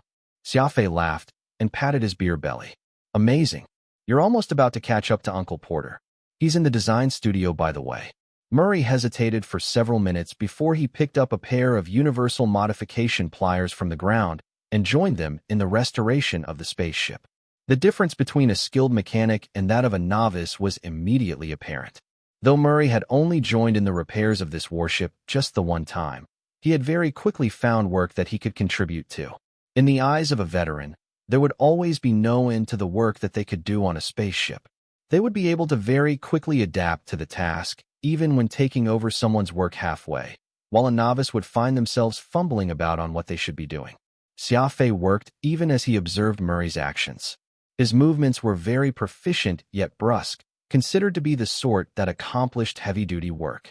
What would have taken anyone half a day to tighten a long-shafted safety screw, Murray only needed a short time to accomplish. Boateng and Murray were completely different from each other. The latter was the kind that worked slowly, doing everything unhurriedly no matter what the task was, just like a Tai Chi expert, calm and elegant, while the former was like Tongbei Fist, quick and efficient. A good mechanic could work the job of two men, and with Murray's aid, Xia Fei and Boateng had a much easier time doing their respective roles. It was unknown when old Porter had appeared in the workshop, his eyes staring at Murray while he was hard at work as a reflective sheen visibly accumulated. Murray noticed old Porter's presence and quickly stopped his work and stiffened, hiding the universal modification pliers in his hands behind his back. Murray was tongue-tied for the longest time before he finally managed to finish his sentence. I've sent my wife and child back to her mother's. Old Porter was slightly taken aback by this. He eventually slightly nodded, then turned to go back inside the design studio. Boateng set his tool aside, sighed, and asked Murray, "How's your wife?" The expression on Murray's face went through a series of changes at once. He was abuzz with excitement, glee, and guilt as he nodded deeply. "Yes, we're expecting another child soon." Boateng gave a friendly chuckle before resuming his work. Murray used his sleeves to wipe his eyes and went back to take on this fight beside Boateng. It was apparent that Murray had first made arrangements for his family's safety when he heard about the troubles at old Porter's factory, before resolutely making his return to his master's side in order to help out. This was probably what the saying, "seeing truth in adversity," meant. What Xia Fei found even more unexpected was that, about an hour later, another shuttle landed on the compound, and a middle-aged man wearing a baseball cap emerged from it. A parted pencil mustache hung on his philtrum. This man was old Porter's third apprentice, Collins. Like Murray, he had also taken off his shirt and immediately dove into the work nervously. The efficiency of the four men working together was evidently much greater than two. Besides, Murray and Collins were great examples of what it meant to be good mechanics. Seeing the two men enjoying themselves greatly as they got their hands dirty, slowly but surely, they were able to make good progress with the repairs until they were almost on par with the parts currently being fabricated. Before dusk arrived, a frigate landed on the factory company, and a young man with thick eyebrows walked into the workshop, looking to be in his 20s. This was the same person Xia Fei had met before in the black market, Xiao Tian, the youngest out of all old Porter's apprentices. Xiao Tian was no longer in the line of spaceship maintenance and repair, but he still had the work overalls from when he had been working there, starched and clean. Wearing it, Xiao Tian joined the other apprentices and very quickly got involved with the work. In just a day, when a crisis happened at old Porter's factory, all four of his apprentices found their way back here. No matter what their reasons were for leaving back then, the fact remained that, though they had not been around for a long time, their hearts stayed. Xia Fei and Boateng were sitting on the ground, a glass of water in their hands. Of course, Xia Fei also had his lit cigarette as he watched Murray, Xiao Tian, and Collins work. A rare smile, coupled with an excited look, appeared on Boateng's face.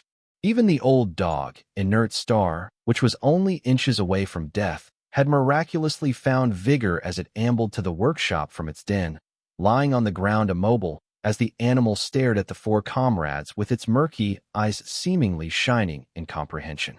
Many years back, Inert Star had also watched the four men work every day, and now that it was at death's door, being able to witness such a scene from the past should also be something worth being happy over.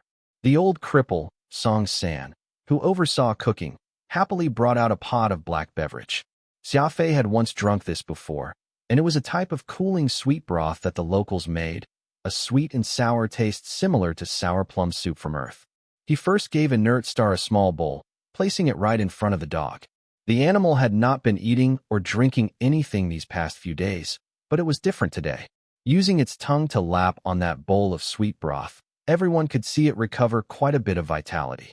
"Come, everyone, have some sweet broth," called Song San with a face-splitting grin.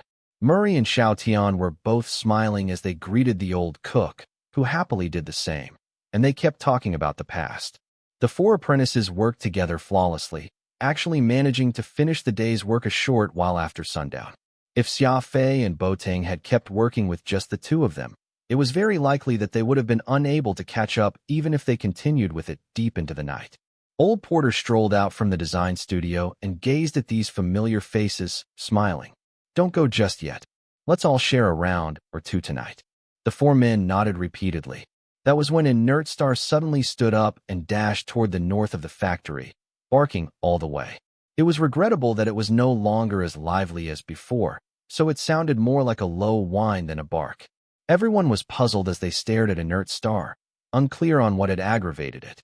All of a sudden, boom! A huge explosion came from the north like a raging blaze shot to the sky. A spaceship, which had been parked due north, suddenly exploded. The sound that came as a result of the explosion shattered several glasses in the workshop. Quite a few spaceships on the compound had been knocked over due to the force of the blast. Everyone hurried over and grabbed fire extinguishers to put out the fire. Fortunately, the fire was not too large, and it was very quickly extinguished, though the strong, burnt smell lingered all around them. Xiao Tian threw the fire extinguisher in his hands to the ground and ground his teeth while he made a run for his spaceship. "This must be old K's doing. He's too much. I'll go and screw him back." Collins could not stand it, either. Rolling up his sleeves, he followed Xiao Tian while yelling, "I'm coming with you. Worst case scenario, we'll put our lives on the line and fight it out with them." "Stop right there," boomed Porter at the top of his lungs, his face emotionless. Xiao Tian and Collins froze in place when they heard him, their eyes filled with dissatisfaction. "It's been so long since we last saw one another. Let's just talk about all this tomorrow morning," said Porter after a short pause. Xia Fei was not really listening attentively to what they were saying, for he had noticed that Inert Star was lying on the ground, unmoving. He quickly approached the old dog and touched its snout. It was cold to the touch, and no longer releasing faint puffs of breath. Shrapnel from the explosion had pierced its heart, and in the end, this pitiful old hound had died as a result of its loyalty, not getting the peaceful death it deserved. Giving that almost hairless head of Inert Star a pat, Xia Fei quietly said, "You're already out of strength, so why did you still run over so quickly?" Everyone crowded around its body, silent. Even the introverted Murray quietly wiped away his tears. Outside the workshop, everyone dug out a grave at where Inert Star usually stayed before, burying it in that spot. Burying their canine companion, the surrounding atmosphere was stately and solemn. After the ceremony was over, old Porter patted Xia Fei's shoulder. "Let's go head back to my office." Xia Fei looked exhausted, rubbing his shoulder. "Uncle Porter, I'm a little tired today. I think I'll turn in a little earlier." Porter nodded. "That's good, too. You did a lot of work today, and you've already done well just by holding down the fort." Returning to his spaceship, Xia Fei took a shower and changed into his Windshade Mark IV combat suit. He then secured the chasing light tightly on his left arm. There were still 2 hours left until Xia Fei's meet-up scheduled with Sunny. He folded his hands behind his head as he lay in bed, looking up at the ceiling as he muttered to himself, "Old K, why would you not even spare an old hound which was nearing its death?" Under the cover of night, a shuttle activated its stealth function and quietly landed on a hill 100 meters or so away from Old Porter's factory. Sunny opened the sealed cabin and glided down the shuttle. He did not turn on any of the lights throughout his journey here as per Xia Fei's instructions and landed amid this blanket of darkness by relying on the vehicle's automated navigation system. Xia Fei made his way over without making a sound from a spaceship wreckage and spoke in a hushed voice. "Sunny, I'm over here." Sunny shuddered and held his hand to his chest. "Boss, how are you not making any sound when you move? You've given me quite the fright." Xia Fei made his way to the shuttle and boarded it. "Let's leave this place before we continue our conversation." The shuttle silently took off slowly from this spot. Sunny only turned off the stealth function after they got far from Old Porter's factory. The shuttle's engine let out a series of sputters before speeding off into the night sky. "Where are we going?" asked Sunny, somewhat puzzled. He did not know why Xia Fei had asked to be picked up this late at night, and he also had no idea where they were heading to. "Do you know where Old K resides?" asked Xia Fei instead. Sunny's wrists shook, and the shuttle abruptly lurched in the air for a bit. Old K was once a pirate. He's done stuff which involved murder and smuggling. Though he's since retired from that life, he still has plenty of his underlings at his beck and call. He's the most powerful person here in the entire warship graveyard. Just what are you planning to do? Xia Fei shook his head. I don't care about what he's done before, or what he's dealing with right now. I only wish to know where he's staying. The entire population across the warship graveyard knew about Old Porter's situation, and Sunny was no exception. He could vaguely guess what Xia Fei was intending to do, but he did not dare to confirm it. After about half an hour of flight, Sunny activated the stealth function once more and continued to flit across the sky for another 20 minutes before finally landing on the deck of an abandoned warship. This is as far as I can send you. Old K's abode is 150 kilometers due south. His entire residence is lit by searchlights, so you can easily spot it, said Sunny. Xia Fei observed their surroundings and pointed to a valley in the west. Head over there and wait for me. If I'm not back at daybreak, fly your shuttle back home. Sunny did not dare to ask questions and just nodded his head. Okay, I'll go wait for your return on that spot. Xia Fei smiled, patted him on the back, and jumped off the shuttle. He kept his body low as he headed south at a speed of 150 meters per second. Soon, a well-lit mansion appeared ahead. In this barren warship graveyard, such a massive structure was undoubtedly unique, with it being entirely made out of white stone blocks and encompassing a land area of 20,000 square meters. A 16-foot wall surrounded the property. There were towers, built at a measured distance from one another and manned by armed personnel, along this wall. Dozens of big spotlights not only shone upon the snowy white interior of this palatial abode, they also swept the perimeter of the wall on a set path. Xia Fei calculated on his mind and figured out that he only had a 9.3-second gap for the next scanning process of these spotlights. Though the time frame was very limited, it was more than enough for someone like Xia Fei who had the speed ability. Xia Fei pulled on the full-face mask of the Windshade Mark IV, which left just his mouth and 2 eyes exposed. Using the many old and disused warships around the area as cover, Xia Fei began to make his way over the mansion swiftly. There was no cover around the area in front of the wall, so Xia Fei hid behind a small warship and began to count down the seconds inwardly. A beam of light swung past just before him, and he darted past when a gap in the scanning lights happened. In the blink of an eye, he found himself right by the wall. Pressing a button on his waist, hair-thin barbs suddenly extended out his gloves and boots. Like a gecko, Xia Fei deftly climbed the top of the wall and did a quick scan of the inner area. He saw a large garden teeming with verdant greenery. Several security personnel were lazily patrolling along a path not too far from him, whistling as they made their rounds. Xia Fei went over the wall and silently got himself in the garden. His one hand held the ground for support as he began to search for an entrance to the mansion. The pristine mansion had 3 floors, and the square building had clear and defined corners, with a watchtower constructed on each of these 4 corners. Xia Fei could make out the presence of a guard on night shift inside. There were glass doors in the north and south wings of this building. The underground garage entrance was in the east, while an empty clearing was to the west, which had an Amar execution-class frigate parked on it. Pressing a very small button on his full-face mask, a thin, red eyepiece appeared on his left eye. This was the Windshade Mark IV combat suit scanning gadget, which also provided the user with a night vision. The gadget immediately began doing its job and soon projected a faint beam onto Xia Fei's retinas, which gave an analysis of the situation. The front, back, and garage doors all had security devices installed, and Xia Fei could very clearly make out a colorful scanning beam moving at high speeds from these entrances. Anyone would be discovered the moment they passed through those.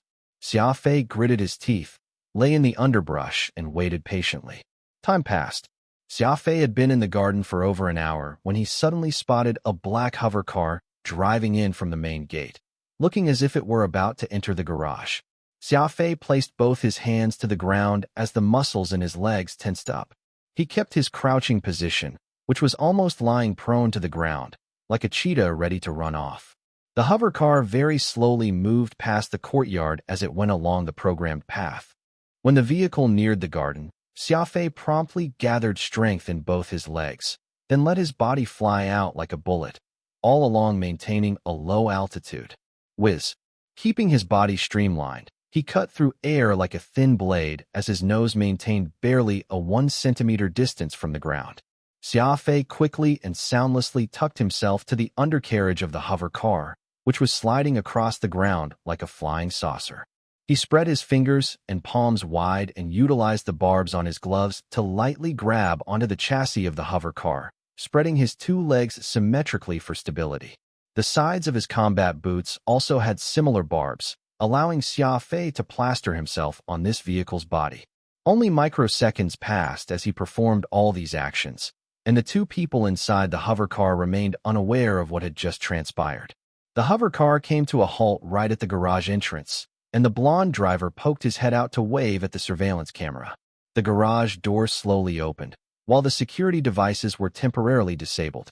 The car drove into the garage and parked beside the other luxury shuttles. The vehicle would abruptly fall in place once the hover system was turned off, so if Xia Fei failed to separate himself in time, the shuttle's several tons of weight would likely crush him into a meaty paste. Xia Fei softly pulled both his hands away as his body did an implausible twist before crawling away from the vehicle without creating a noise, which also happened to be the driver's blind spot. With quiet footsteps, Xia Fei managed to hide behind the back of another vehicle. The blonde-haired driver turned off the engine and hopped out of the hover car to open the backseat door. "Mr. Qin, please follow me. Old K is waiting for you on the third floor at this moment." A man in his 40s stepped out from the back seat. This person, with a portly figure, was wearing a pressed suit. His nose was red from alcohol, and his pair of beady eyes were glimmering slyly. The blond man led Mr. Qin up the stairs, and when the sound of their footsteps faded, Xia Fei studied his surroundings with great wariness, only standing up after he had confirmed that there were no intruder detection devices installed in this place. The defense outside of Old K's abode was near flawless, yet there was hardly any camera of the ilk inside. Most likely the man disliked being watched while in his home, so the internal security of this mansion was rather lax.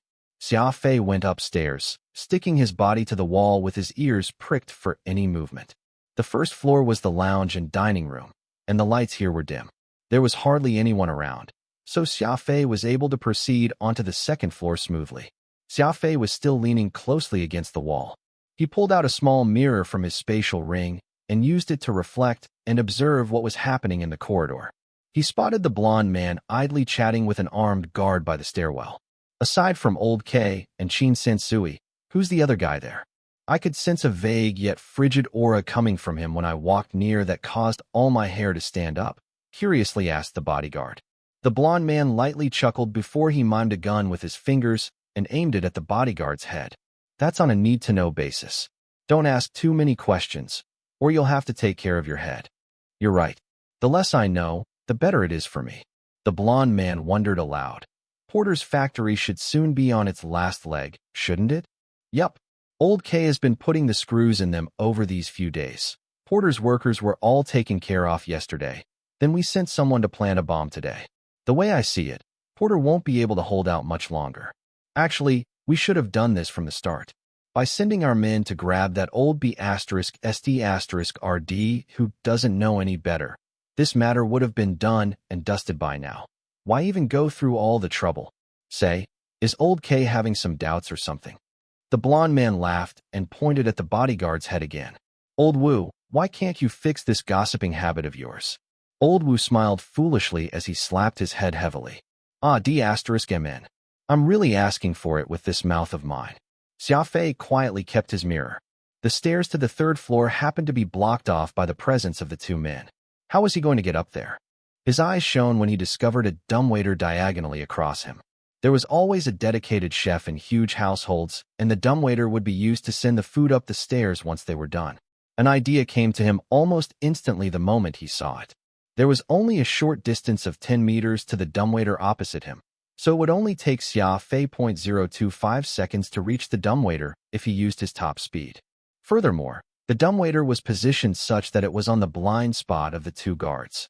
Xia Fei took a deep breath and searched for the opportune moment, zipping past and diving into that open dumbwaiter. It was a small and narrow dumbwaiter, barely enough to fit in a person. Using two hands to prop himself against its walls, Xia Fei quickly climbed up the shaft to the third floor. Using his fingers to pry open a crack, he took a peek around. The third floor was not partitioned into separate rooms, like what Xia Fei had seen on the first and second floors, but was an entire chamber itself. Instead, in this brightly lit room, he saw two men sitting on the sofa, having a discussion. Xia Fei was angled somewhere behind them, so all he could see was their backs.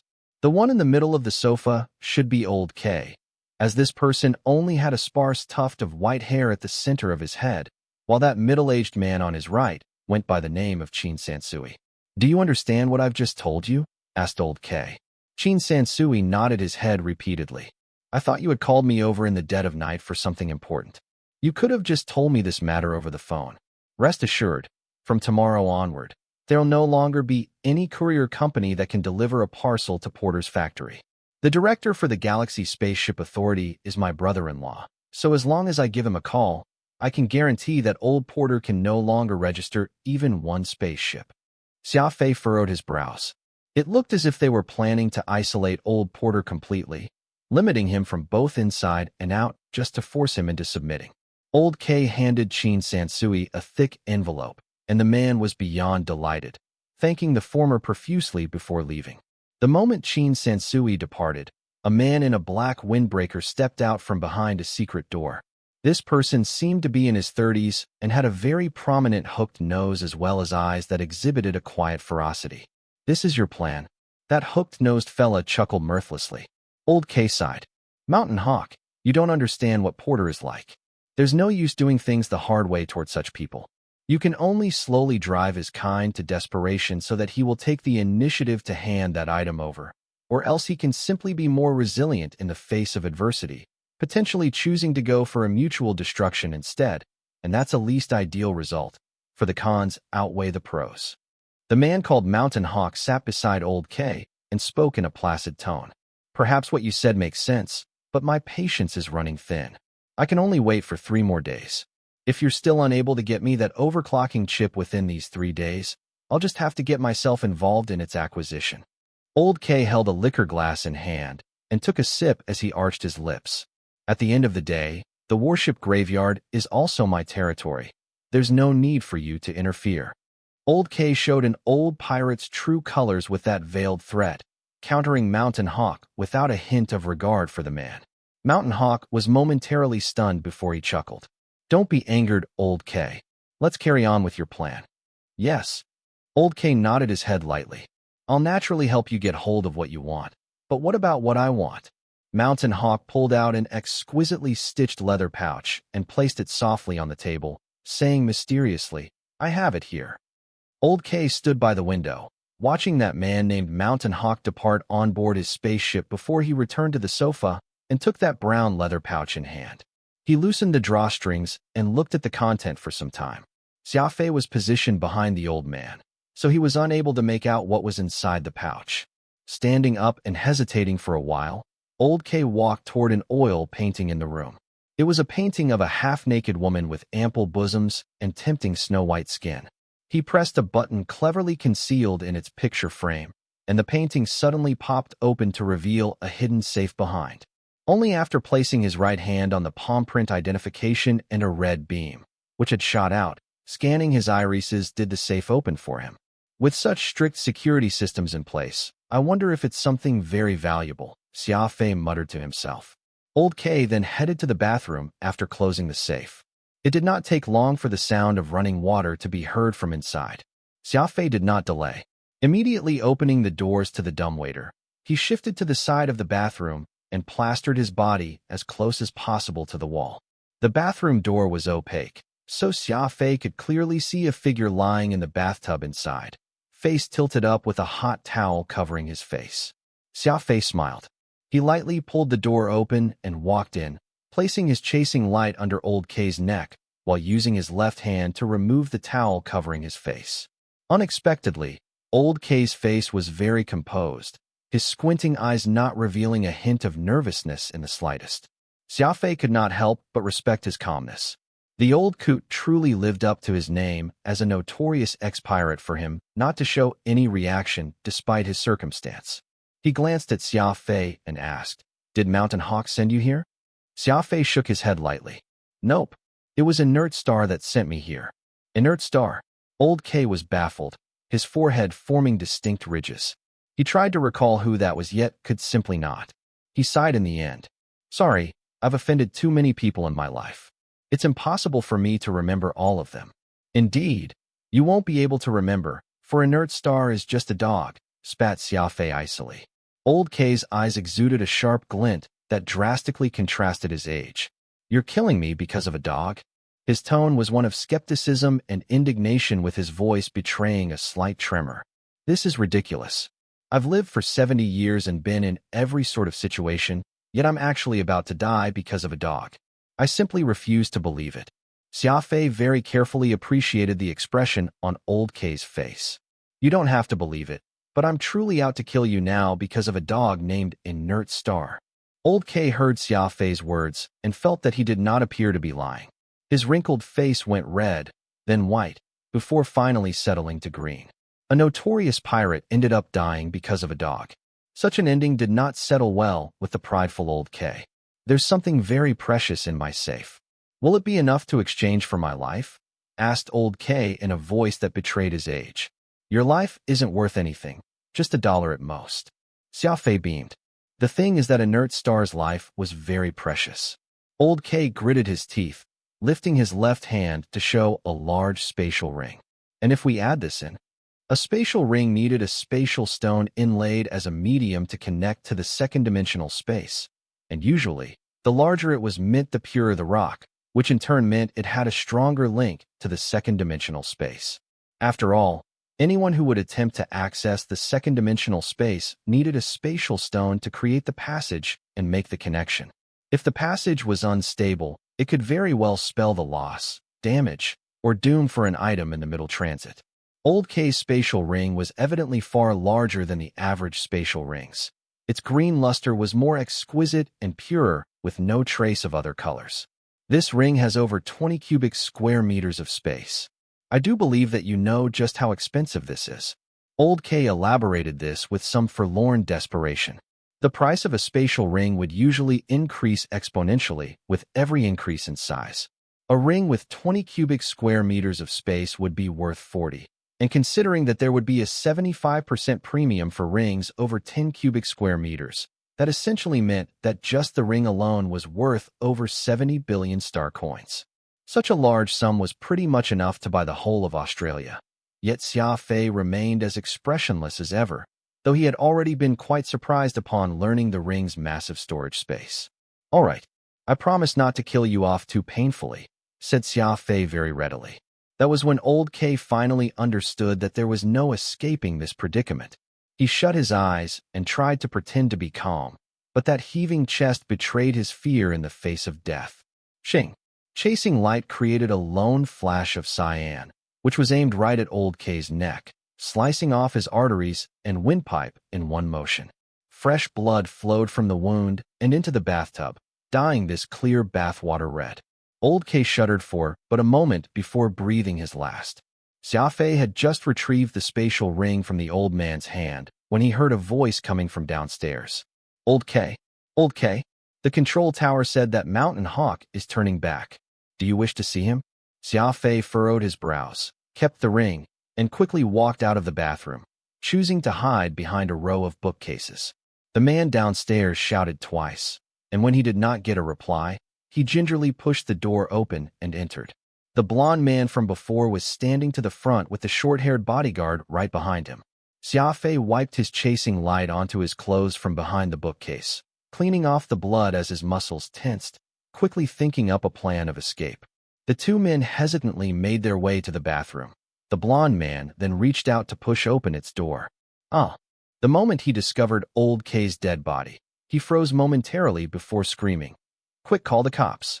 There's an assassin on the loose." That was when something strange suddenly happened. Xia Fei saw that short-haired man behind unexpectedly reaching out to grab hold of the blond man's neck, and, with the strength of just that one hand, he crushed the other's neck. The blond man's neck was crushed just like that.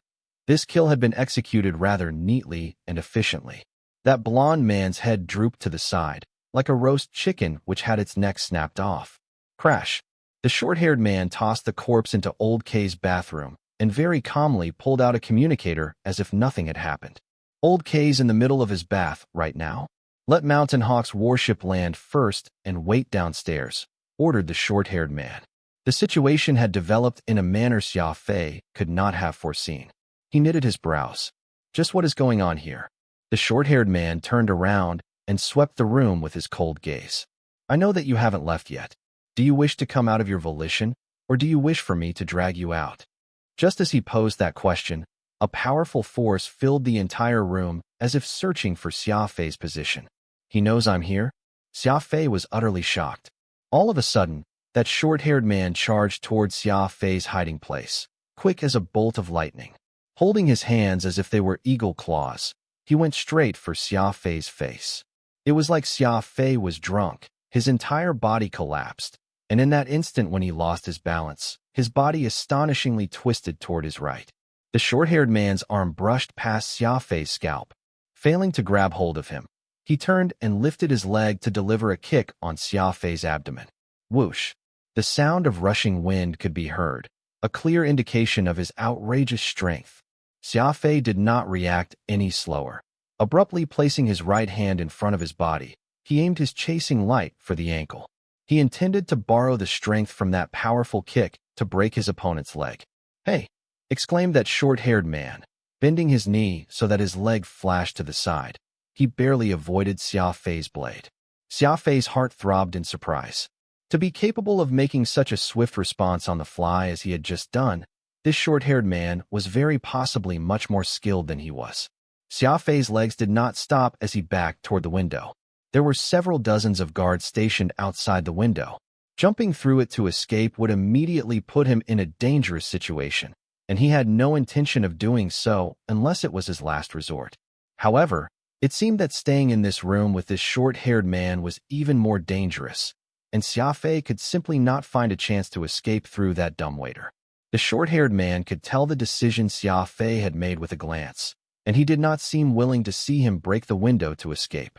He took 2 steps backward and called in his deep voice, "This is monastic's business. Anyone not involved can scram." Xia Fei froze. Monastic? Is he someone from the monastic order? Monastics and adjudicators were members hailing from 2 of the strongest fighter organizations in the Panhuman Alliance. But unlike the adjudicators, monastics were rather low-key. Few of them would take the initiative to appear in public. The 2 organizations had a competitive relationship, and while they appeared to be united and peaceful on the surface, they were actually actively fighting each other from behind the scenes. If this man was truly a monastic, why would he choose to appear here? Without relaxing one bit, Xia Fei got into a defensive stance. He maintained his vigilance toward this short-haired man. When the short-haired man saw that Xia Fei refused to believe what he had said, he pulled out a silver shield-shaped badge from his spatial ring and waved it before his eyes. A scimitar and a short bow were carved on the shield, with some wiggly lines right at the bottom. It was indeed the badge that a monastic would have, and from the number of wiggly lines, Xia Fei could tell that he was of a decent tier, probably a mid-rank. "Who are you? Friend or foe?" the short-haired man asked in a grave voice. Xia Fei considered it for a while before brushing his spatial ring and taking out his cadet adjudicator badge. The short-haired man inspected it for some time, almost laughing as he asked, "An apprentice adjudicator? Did your adjudicator union actually send you on a mission?" Xia Fei did not give any indication of agreement or otherwise, keeping his eyes trained on the short-haired man. That was when the roar of a warp engine could be heard above. Following this, Mountain Hawk's Executioner-class frigate descended on the landing apron. The short-haired man somewhat anxiously glanced outside the window, then somberly said, "I don't care what your adjudicator union is up to. All I want to know is one thing. Did Mountain Hawk hand a brown pouch to Old K?" This short-haired monastic had a higher level of cultivation than Xia Fei, and at the moment, he was also in the most advantageous spot of this room. Xia Fei would have to face his attack head-on first if he wished to escape through the dumbwaiter or the stairs. If he decided to risk it all and jumped out the window, he would likely end up trapped by the hundreds of guards manning this place. There might even be control or speed ability users among the personnel, so the danger he would be in could be no lesser than facing this short-haired monastic. Without realizing it, Xia Fei had actually been forced into such a quandary, caught between a rock and hard place. Suddenly, A slightly strange smile could be seen on his face. His finger furtively tapped his spatial ring and took something out.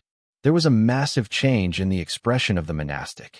Placing his two hands before his chest, he asked in his deep voice, "What's that you're holding there?"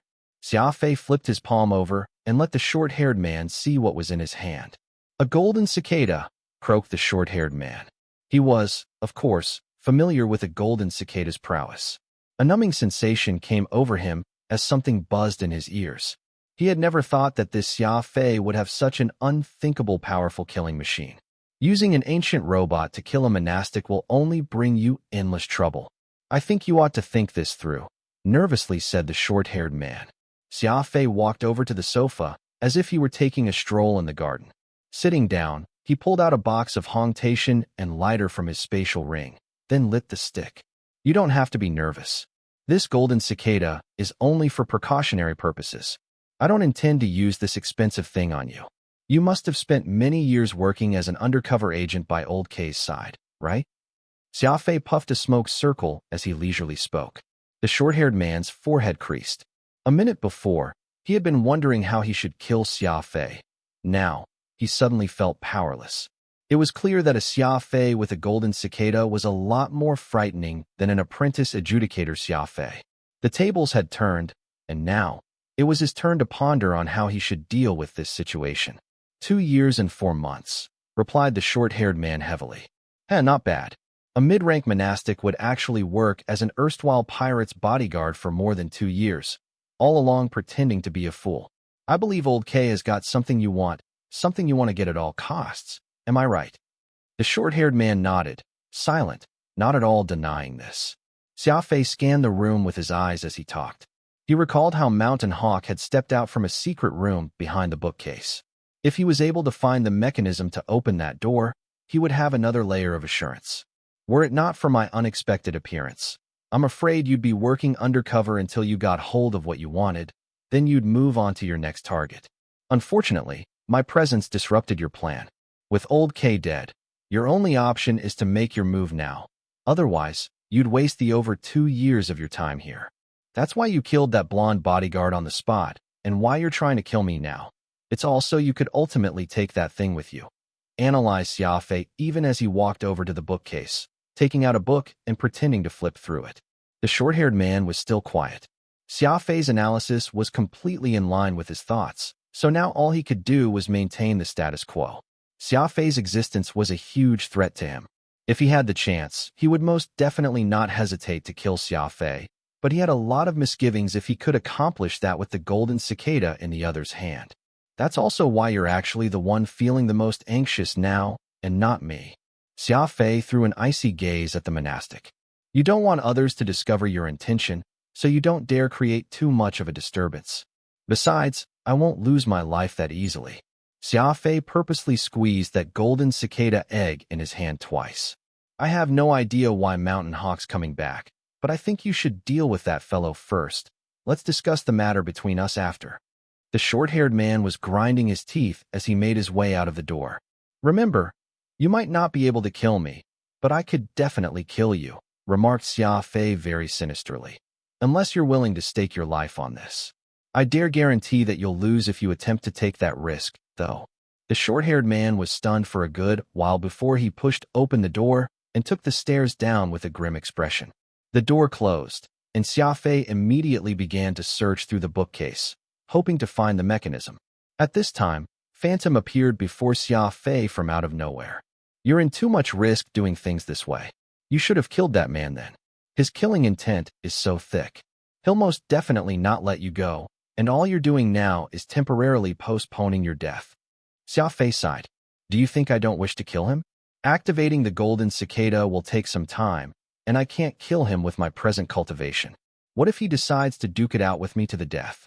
Though amazingly powerful, he still needed 30 seconds to activate the golden cicada.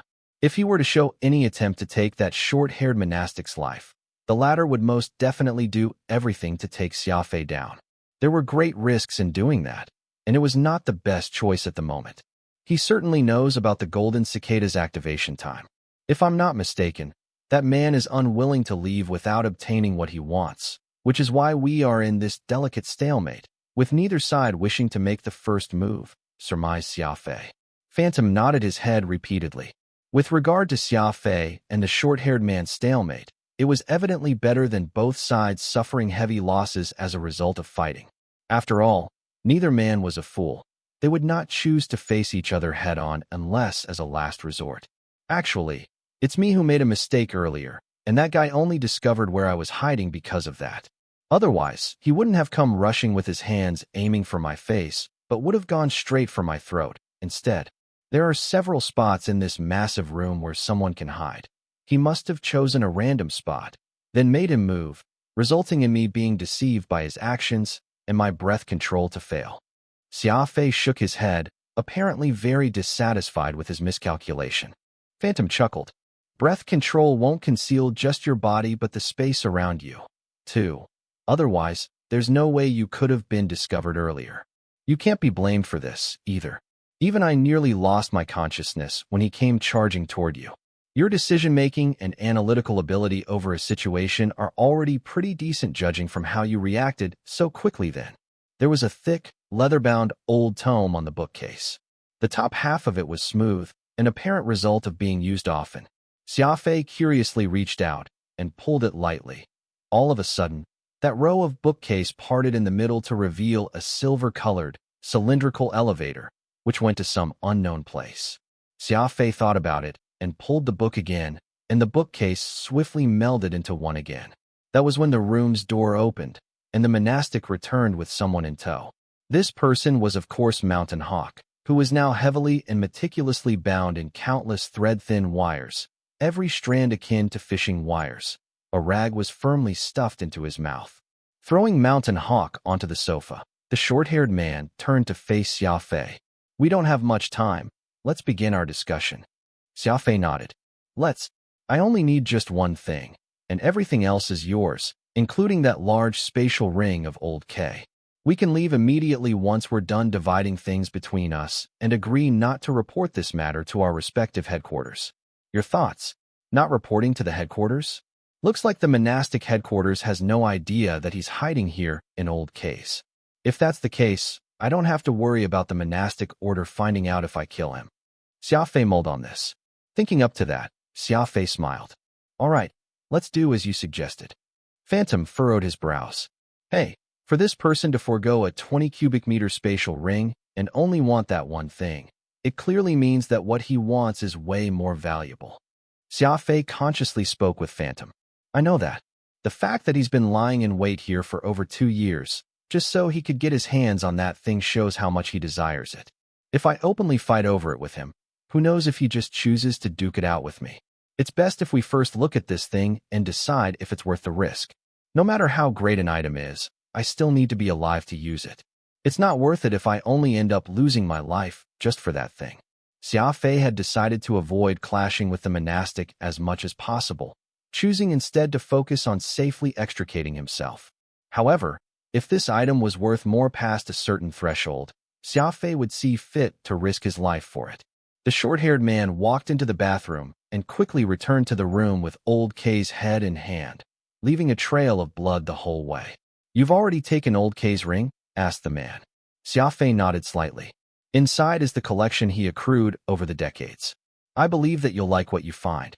Though he adopted a tone of nonchalance, Xia Fei still felt that there was something off about it, but he was momentarily unable to pinpoint what it was. The man used Old K's eyes and hand to open the safe, very carefully pulling out an exquisite metal case and a brown leather pouch from within. Putting the two items on the table, the short-haired man proceeded to loosen the pouch and took out a black sphere. The sphere was around the size of a billiard ball. It was crystal clear and would shine when placed under the light. The room was suddenly filled with this eerie and gloomy sensation, making Xia Fei feel utterly discomfort. The 18 stars of nocturnal disaster? Cried Phantom, his expression changing drastically. Xia Fei's forehead wrinkled heavily, unsure why Phantom would be so agitated upon seeing the item. This is an ominous object. Even the golden cicada is ineffective against it. There's no time to explain. Get ready to run, screamed Phantom in distress. Xia Fei was taken aback. For this sphere to make Phantom this nervous clearly meant that it was something truly abnormal. He immediately gathered all his thoughts in preparation for dealing with the worst-case scenario. The short-haired man palmed the black sphere as two flames ignited in his eyes. His expression turned manic as he reached out to open the metal box, and inside was a set of 18 blood-red beads. These blood-red beads were slightly smaller than the black sphere, and upon closer inspection, it was as if the liquid inside the beads was constantly flowing blood, a sight that could make anyone shudder. The short-haired man paused for a moment, as if he was very confused. He gingerly picked up one blood-red bead and placed it with that black sphere. All of a sudden, it was as if Mountain Hawk, who was tied up like a dumpling, had gone mad, struggling recklessly and wanting to escape. The thin wires bit into his skin and cut into his veins, but he did not seem to care. His eyes were filled with despair. "Quick, quick, quick!" urged Phantom frantically. "Escape right now?" Now, Xia Fei did not hesitate and triggered the mechanism on the bookcase, revealing the elevator inside when it parted. Xia Fei darted right in and reached out to push the close button. He swept a final gaze at the bead and sphere from the corner of his eyes, and all he saw was that red bead glowing bit by bit until its blinding glare resembled a miniature sun, while that short-haired monastic looked to be even more confused. This escape elevator was designed for emergency use, so it would be lightning quick when it came to either speed or operation. Only a second had passed from the moment he opened the door to the elevator, and he turned around to shut it. After all, the top priority would be a quick escape in case of an emergency. Kaboom! A loud explosion could be heard, followed by the entire floor blowing apart. The elevator shook violently before it began its unrestrained dive. Xia Fei reckoned that the steel cable holding the elevator had snapped as a result of the explosion just then, which was why they were on a free fall now. The smart elevator detected danger, and a large amount of foam shot out from a corner, which covered Xia Fei completely. The white foam did not dissipate after this. Instead, it morphed at a fast speed into something with great elasticity, making Xia Fei feel as if he was wrapped in a thick layer of cotton. Boom! Some 30 seconds after, the elevator came to a forceful crash to the ground. This cylindrical elevator was made of rigid metallic alloy, so it was abnormally sturdy. It did not cave in or even show dents after suffering such a heavy impact, remaining to be in good shape. Xia Fei, who was wrapped in that elastic foam, did not suffer any injury, though the foam also cut off airflow to him, making him have difficulty breathing. This foam is specifically designed to ensure the passenger's safety, so you don't have to worry. They will melt in a few more seconds, and you'll be able to breathe again, reassured Phantom. Indeed, 3 seconds later, the foam melted into liquid and slowly slid down his legs. The elevator was in free fall for over 30 seconds, so Xia Fei had no clue how many meters deep underground he was now. What had just occurred was a close shave.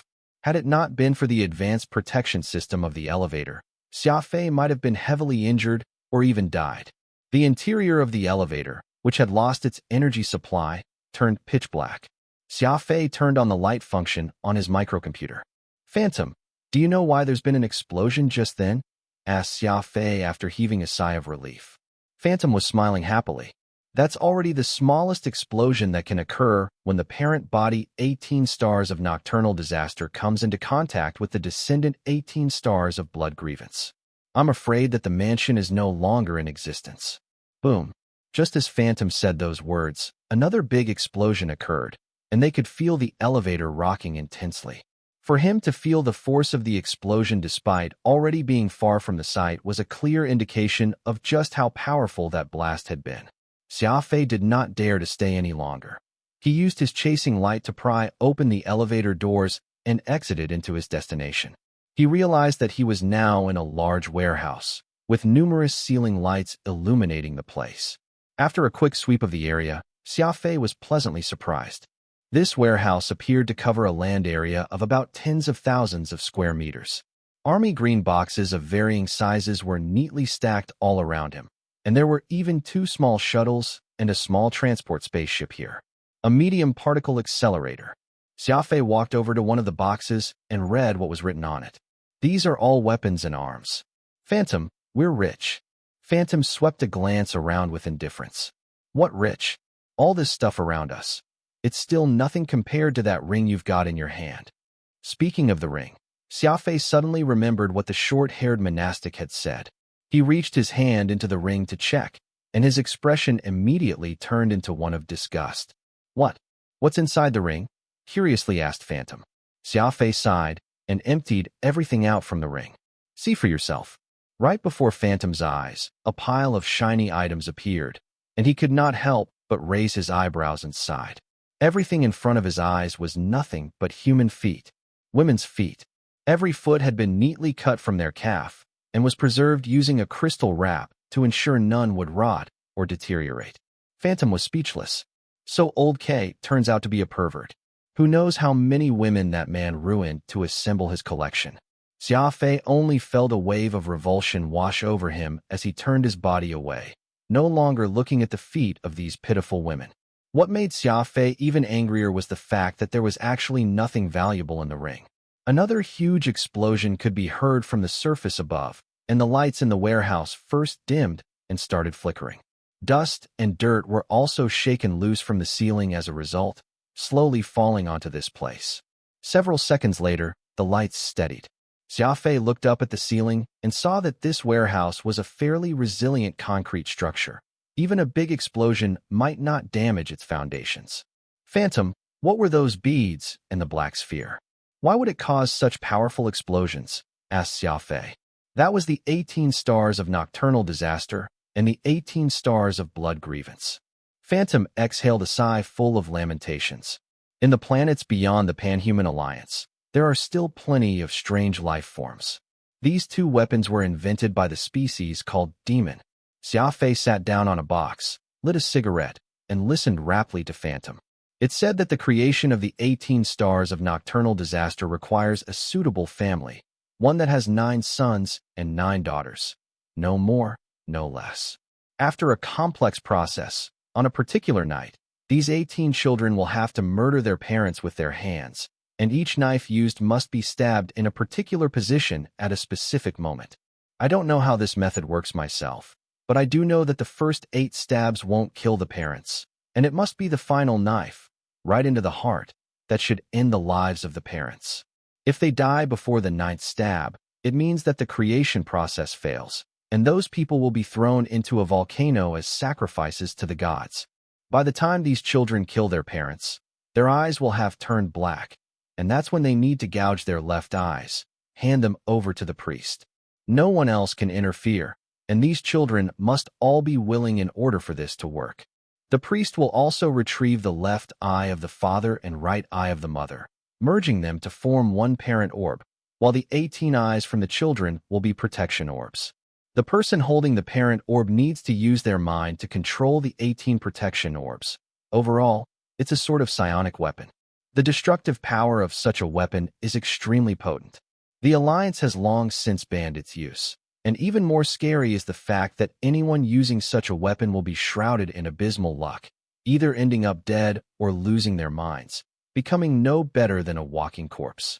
Xia Fei could only feel his scalp go numb as a creeping tingle made its way up to his back. To think that there would actually be such an evil weapon. He truly had no idea why that monastic would risk everything just to get hold of it. Without even realizing, the burning ashes of his cigarette touched his finger, and Xia Fei hurriedly threw the butt to the ground and extinguished it with a stomp. Boom. That was when another huge detonation rumbled, and the lights in this ammunition warehouse went out for several seconds before lighting up again. Xia Fei gritted his teeth. This demon race is far too vicious. To have the children kill their parents just to obtain a weapon, it's truly shocking to hear. That's actually nothing. Given how vast this universe is, there are plenty of things that are far more shocking. Phantom shrugged nonchalantly. Wait till you explore the universe. You'll be accustomed to such things then. The madness and gloom of the universe far surpass what you can imagine. What do people from the demon race look like? Asked Xia Fei. It's said that they are tall and big with green skin. They enjoy puncturing as many holes as they can on their ears and nose, hanging all sorts of trinkets and adornments on them. A very backward culture. The demon race is only a very small life form in this universe, already on the verge of extinction. There are plenty of small, undiscovered species like it in the universe, so there's nothing too weird about it. For that species to do such messed up things, it will be a wonder if they aren't on the path of extinction. Xia Fei pursed his lips. Anyway, why would there be such an explosion when the red beads touched the black sphere? The red beads are called 18 stars of blood grievance. I have no idea how they are made. All I know is that those things are evil.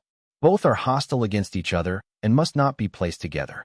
To think that Monastic actually wanted to use the parent orb of the 18 stars of nocturnal disaster to control the protection orbs from the 18 stars of blood grievance. Talk about courting death. The explosions on the surface were still ongoing, and 6 explosions had occurred thus far, with each blast sounding frighteningly powerful. Xia Fei was feeling slightly worried, uncertain if the continuous explosions would affect the ammunition underground. Xia Fei got up and began to search for valuable ammunition. Since the 20 cubic meter spatial ring was now emptied, taking what he could find here was better than leaving without anything. There was a special silver box in the middle of the warehouse that drew Xia Fei's attention. All the other boxes were army green, and this was the only one that was shiny silver, prominently placed in the center to boot. The square box was intricately made, and the silver melded metal shone ever so slightly. Every corner of it had been carefully polished, and there was even a coated lock attached to it. Stepping closer to examine the box, all he saw was a huge black mamba snake spray painted on the box itself, and there was a row of words: Dark Sky Serpent Corporation, Model 130 Warp Engine. Xia Fei was ecstatic. This was precisely the Black Mamba 130 engine that Old K had confiscated from Xiaotian. He had never thought that that man would actually put it here. This was a top-grade engine, which was highly sought after.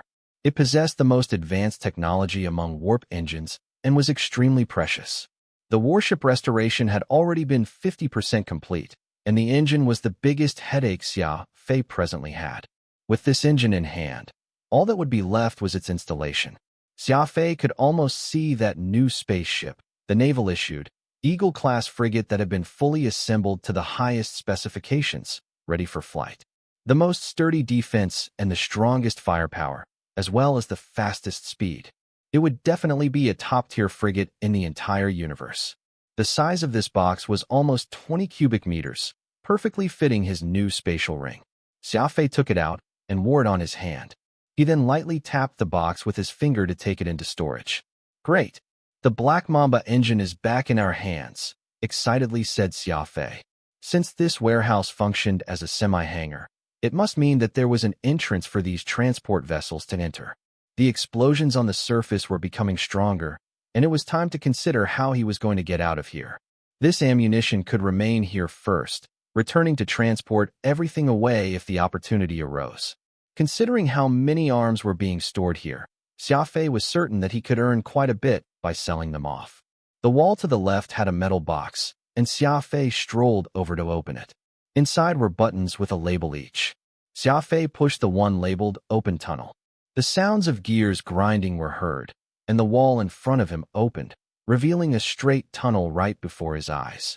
This tunnel was very wide, enough to accommodate 2 transport vessels flying side by side. Boom!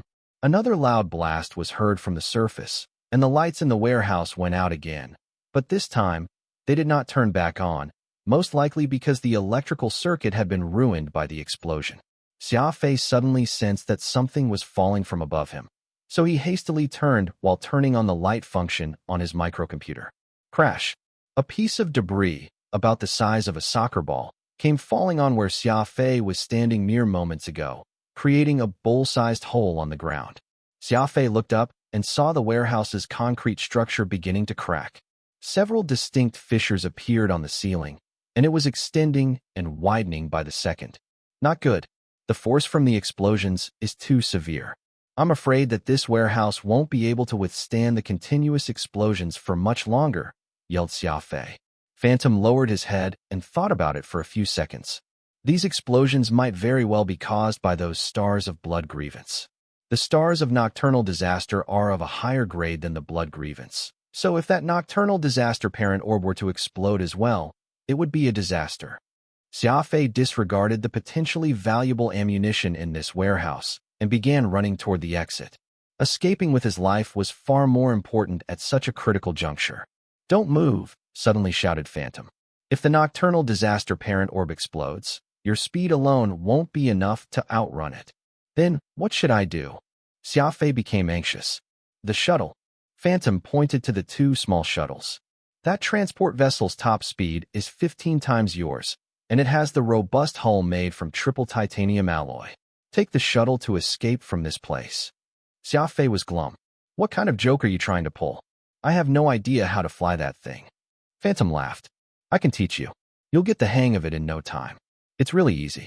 As the warehouse was collapsing while they spoke, there was hardly any time for hesitation. Xia Fei dashed toward the blue shuttle's cockpit. Another explosion rang out at this time. The concrete structure was no longer able to withstand such powerful blows and began crumbling, and countless concrete pieces began falling around them like hail. "Don't panic. Push the start button first, then pull up the speed control handle to the max," instructed Phantom. Xia Fei pushed the button in a hurry, and the engine revved alive with a blue flame shooting out from this transport vessel's tail end. Next, he pulled the speed control upward, causing the engine to roar into life and that blue flame to shoot out well over a dozen meters. The entire fuselage was shaking uncontrollably. This was already the maximum horsepower the shuttle could achieve, but it remained stationary. "What's going on?" urgently asked Xia Fei. Phantom stroked his chin to think. "Strange. Why isn't it moving?" Xia Fei was not amused. This was evidently not the right time for jokes. Had he been running, he might have had a chance to make it out of the tunnel. "Oh, that's right." Phantom slapped his forehead heavily. "Quickly push that gravity button. Shuttles have gravitational devices to keep them on the ground and disable accidental movement." "How could I have forgotten about that?" Xia Fei did not have the time to grumble at Phantom. He promptly pushed the gravitational control, and like a bullet, the shuttle whizzed away. He was finally shooting right out of that place. The strong resistance pressed Xia Fei tightly to his seat, making it impossible for him to move. The engine was already pushed to max speed by him, and now that there was no gravitational pull to tether it in place, the shuttle was like a wild galloping horse, instantly attaining peak speed. Xia Fei's hands grabbed onto the steering stick, sweat accumulating in them. All of a sudden, two explosions erupted one after another. The tunnel was also starting to collapse. The situation had gotten really complex. There were large chunks of concrete falling in front of the shuttle, needing him to steer to avoid them. Everything behind him kept collapsing, like a humongous snake that was rushing to catch up with the shuttle. The shuttle would instantly be reduced into a scrap if it got caught in this. The situation was immensely dire. Xia Fei kept trying to steer the shuttle away from the obstacles. Fortunately, his reaction was several times faster than the average human, so he was often able to dodge the falling chunks of debris and large slabs. The path ahead began to turn up. Xia Fei pulled his hand, and the spaceship began rushing forward at a 45-degree angle. Whoosh! The shuttle went flying out from an opening in a hill while swaying and shaking wildly. The moment the spaceship left the tunnel, the entrance caved in and completely collapsed, even the entire hill shaking. Xia Fei let out a long sigh as he felt his body slumping into the chair behind him. That was when an explosion even louder than any before sounded. The sound was heaven-shaking and rang out of the place. The tremendous sound wave that was created almost shattered people's eardrums. Then, a raging conflagration ensued that shot to the sky.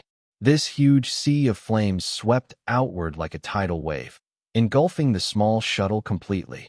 The explosion that came from the 18 stars of nocturnal disaster was catastrophic. Fiery red flames shot up to the sky as everything within a radius of 50 kilometers was enveloped in a tremendous sea of fire.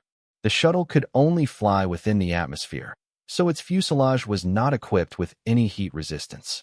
The scorching temperature penetrated the shuttle's hull and could be felt inside the cockpit, rolling waves of heat so powerful that any humans would very well be cooked by it. Whoosh! The shuttle finally escaped the grasp of the intense heat and burst right out of the inferno. Xia Fei had the protection of his wind shade Mark IV, so he was unharmed by the heat. After making a turn in the sky, Xia Fei proceeded toward the valley where he had arranged to meet Sunny. Looking at the sky, it looked like a huge crater had been made from where Old K's mansion had once stood. Over 10 kilometers wide and about 2 kilometers deep, the flames were unabated, while thick smoke belched unceasingly. It was almost as if the place had been struck by a meteor. What a waste. All that ammunition was buried underground. We could have made a killing if we managed to sell that stuff off. Xia Fei sighed. Phantom rolled his eyes at him. You're really a money grubber. Being able to survive, that was already enough. Sunny drove the shuttle and landed somewhere 100 kilometers away from where Old Porter's factory was situated. It was already dawn, and heavy clouds blanketed the land with rain. The skies of the warship graveyard were completely shrouded in black fog, so even the rain was black. The air was cool and damp. Xia Fei leaped off from the vehicle and told Sunny, head home. Only you and I know what happened last night, so don't mention anything to anyone. Sunny nodded his head with severity. Don't worry, boss. My lips are sealed. Xia Fei smiled and made a high-speed dash for Old Porter's factory.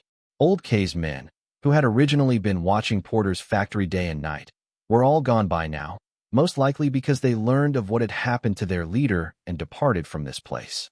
The massive explosion had wiped any trace, so there was no way for anyone to discover Xia Fei's relation to the incident. It was figuratively and literally a clean-cut execution. The most important outcome was Xia Fei's return with that Black Mamba 130 engine.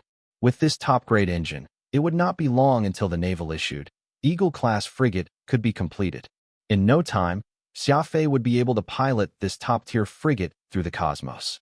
Xia Fei returned to his room and had a shower. Changing into his work overalls, he got to the factory to begin the day's work. There were still 20 minutes until work began, yet Old Porter's 4 apprentices had already started working. All were looking very happy as they laughed and chatted with one another. What's the happy occasion? Asked Xia Fei as he approached. Xiao Tian put down his universal modification pliers and excitedly said, Did you know? Old K's home suddenly blew up before daybreak today. Apparently, several hundred kilometers of the land around have turned into ruins, and most likely, not even ashes of that guy remain. Xia Fei pretended to be surprised. Are you serious? That's indeed good news. It's not merely good news, it's great news. Old K had been a criminal throughout his life, and this was a fitting end for him. I heard the people in the city celebrating early in the morning, and the bars are filled with people. Everyone's in high spirits. Bo Ting happily chimed in. Xia Fei smiled, wielding the tool in his hand to join everyone with the work, not saying a word about what happened last night. It was as if nothing had happened. Several days later, Xia Fei announced that he had managed to procure a Black Mamba 130 engine. Every part of the engine had its own serial number. Xia Fei lasered off the engines so that none would realize that this was the same one Old K had taken from Xiao Tian. Everyone was thrilled to hear this news, though all of them chalked it up to Xia Fei's luck, and none was aware that behind this so-called luck was an unimaginable, death-defying experience. The workers, who had previously left the factory, returned one after another at Old Porter's request. These people were initially forced off from working with Old Porter by Old K's threat, and none of them had been willing to do so. Thus, Old Porter accepted them all back regardless of what had transpired, and they were all deeply grateful. Xia Fei was now very busy with work. Aside from learning about spacecraft repairs and maintenance, he had another course to study, aeropiloting. His timetable was filled to the brim, and every day, he would fall asleep as soon as his head hit the pillow. The progress of the spaceship restoration increased over time, and Xia Fei became more and more skilled in piloting and repairing spacecraft. In the blink of an eye, more than half a month had passed, and on this day, all the workers arrived early at the workshop, but none of them started working. Instead, they surrounded that naval-issued, Eagle-class frigate, admiring the fruits of their labor. A short while, Xia Fei walked into the workshop with a big smile. Old Porter personally handed him a pair of universal modification pliers and a long shaft safety screw. The spaceship is left with this final screw before it can be considered complete. Normally, I will be the one fitting in the last screw, but this time, I think it will be more appropriate for you to be the one to do the honors, said Old Porter as he gave Xia Fei the part and tool. Xia Fei nodded and dove into the spaceship. He placed this final screw into the appropriate groove and used the universal modification pliers to screw it in. There was an unspoken rule in spacecraft maintenance. When dismantling a space vessel, the first screw to be removed must be the middle screw out of 13 counterparts under the captain's seat. Conversely, when assembling a spaceship, that would also be the last screw to be screwed in. It was said that doing so was a show of respect to the captain. Normally, the oldest and most exceptional of the mechanics working on the maintenance and refurbishment team would do this job. For old Porter to give Xia Fei this opportunity meant that he was acknowledging his skills at spacecraft repairs. No more and no less. Just 19.3 rounds would achieve the most suitable tensile strength of the screw. Xia Fei put down the universal modification pliers in his hand and stood at the entrance of this frigate, loudly declaring, "The work is complete. In a while, Sonny will be delivering some delicious food and good alcohol. Everyone, don't stand on ceremony. No one's allowed to leave before they're properly drunk." Everyone cheered and applauded with great enthusiasm, each of them feeling proud of being involved in the restoration of this top-grade warship. After a short while, Sonny arrived with a shuttle stocked full of delicacies and drinks, setting up several tables in empty space outside the workshop. Everyone partook in the festivity, drinking and dining with great jubilation. Xia Fei circled around that spacecraft several times by himself, his eyes filled with joy. What a good space vessel. It's even more majestic than how it was back in the day. Old Porter laughed as he walked over. Enhanced neutron cannons, Ardler missile launchers, a Grade 3 high-capacity reactor, and the Black Mamba 130 engine alongside those CL-5 energy shields. This warship's performance is many times more than how it was in the past. Have you thought of a name for it? Xia Fei nodded. I've put much thought into it, and I'm calling her Lunar Eclipse. Lunar Eclipse. Old Porter repeated the name a few times. Not bad. It's a good name. Is it possible to register this frigate with the Galaxy Spaceship Authority? Asked Xia Fei. Because Lunar Eclipse was a naval-issued warship, though they had deliberately revised its exterior during modification to look like a normal Eagle-class frigate, anyone with discerning eyes could tell that there were irregularities with this space vessel. Porter burst into laughter. You can get any spaceship registered as long as you pay the Galaxy Spaceship Authority. Besides, I've already made changes to the internal code of this spacecraft's computer, so it can be registered as a standard Eagle-class space transport. Porter paused for a moment before asking, "Isn't a Navy issue good? It's more stylish. Plus, you're now an apprentice adjudicator. Having a naval-issued top-grade frigate isn't that big of a deal. There's no need for you to keep it hidden." Xia Fei smiled. It's better to be low-key about this in order not to draw unwanted attention. The elderly man nodded and very mysteriously patted Xia Fei's back. "Come with me." Old Porter led him out of the workshop through the back door, all the way to an old and abandoned warship. Xia Fei was puzzled but did not say a word, merely following right behind Old Porter. This warship looked to be from a bygone era.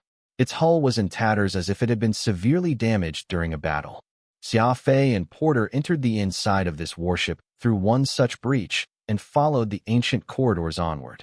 After many twists and turns inside this spaceplane, they arrived at its command deck. Porter got Xia Fei to wait at the entrance as he entered by himself. Xia Fei lit a cigarette out of boredom, and a while later, Porter returned with a golden metal case, handing it to him. This case was rectangular in shape and was quite weighty when Xia Fei received it from the old mechanic. There were even some mysterious markings on the case, looking like it had come from a time eons past. "What is this?" curiously asked Xia Fei.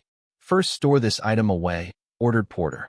Xia Fei kept the case into his spatial ring and walked out side by side with Porter. "Back in the day, I was once part of the army. My eye was lost on a battlefield. Once, some of my war buddies and I got caught in an enemy ambush and left without a choice. We had to activate our warp engine to make an unplanned space jump. At that time, nobody among us imagined that our space jump would actually bring us to an ancient civilization's ruins. That case contains an overclocking chip that we miraculously uncovered then, and I'm giving it to you right now." Xia Fei was completely shocked by this gesture. He knew that Porter had an overclocking chip in his possession, which was precisely what had caused Old K and Mountain Hawk to target him. Never had he thought that the elderly man would easily give him something so precious. An overclocking chip could improve the overall performance of a warship by 15% at the least when facing extremely dangerous situations.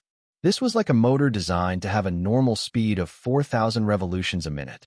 The motor could only achieve 4,000 revolutions a minute was not because that was its maximum speed, but because going over that would lead to motor damage.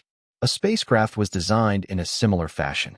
In order to ensure any equipment's reliability and durability, all manufacturers would set an operating range for it, such that the equipment could not operate past its limit. Meanwhile, an overclocking chip was capable of gaining control of the equipment and pushing it to the extreme, fully realizing its potential in the process. Though using it would cause damage to the equipment in question, every bit of improvement to a spaceship's performance could decide the outcome in a critical situation. When two warships of equal defense and firepower encountered each other, the most likely outcome would be mutual destruction.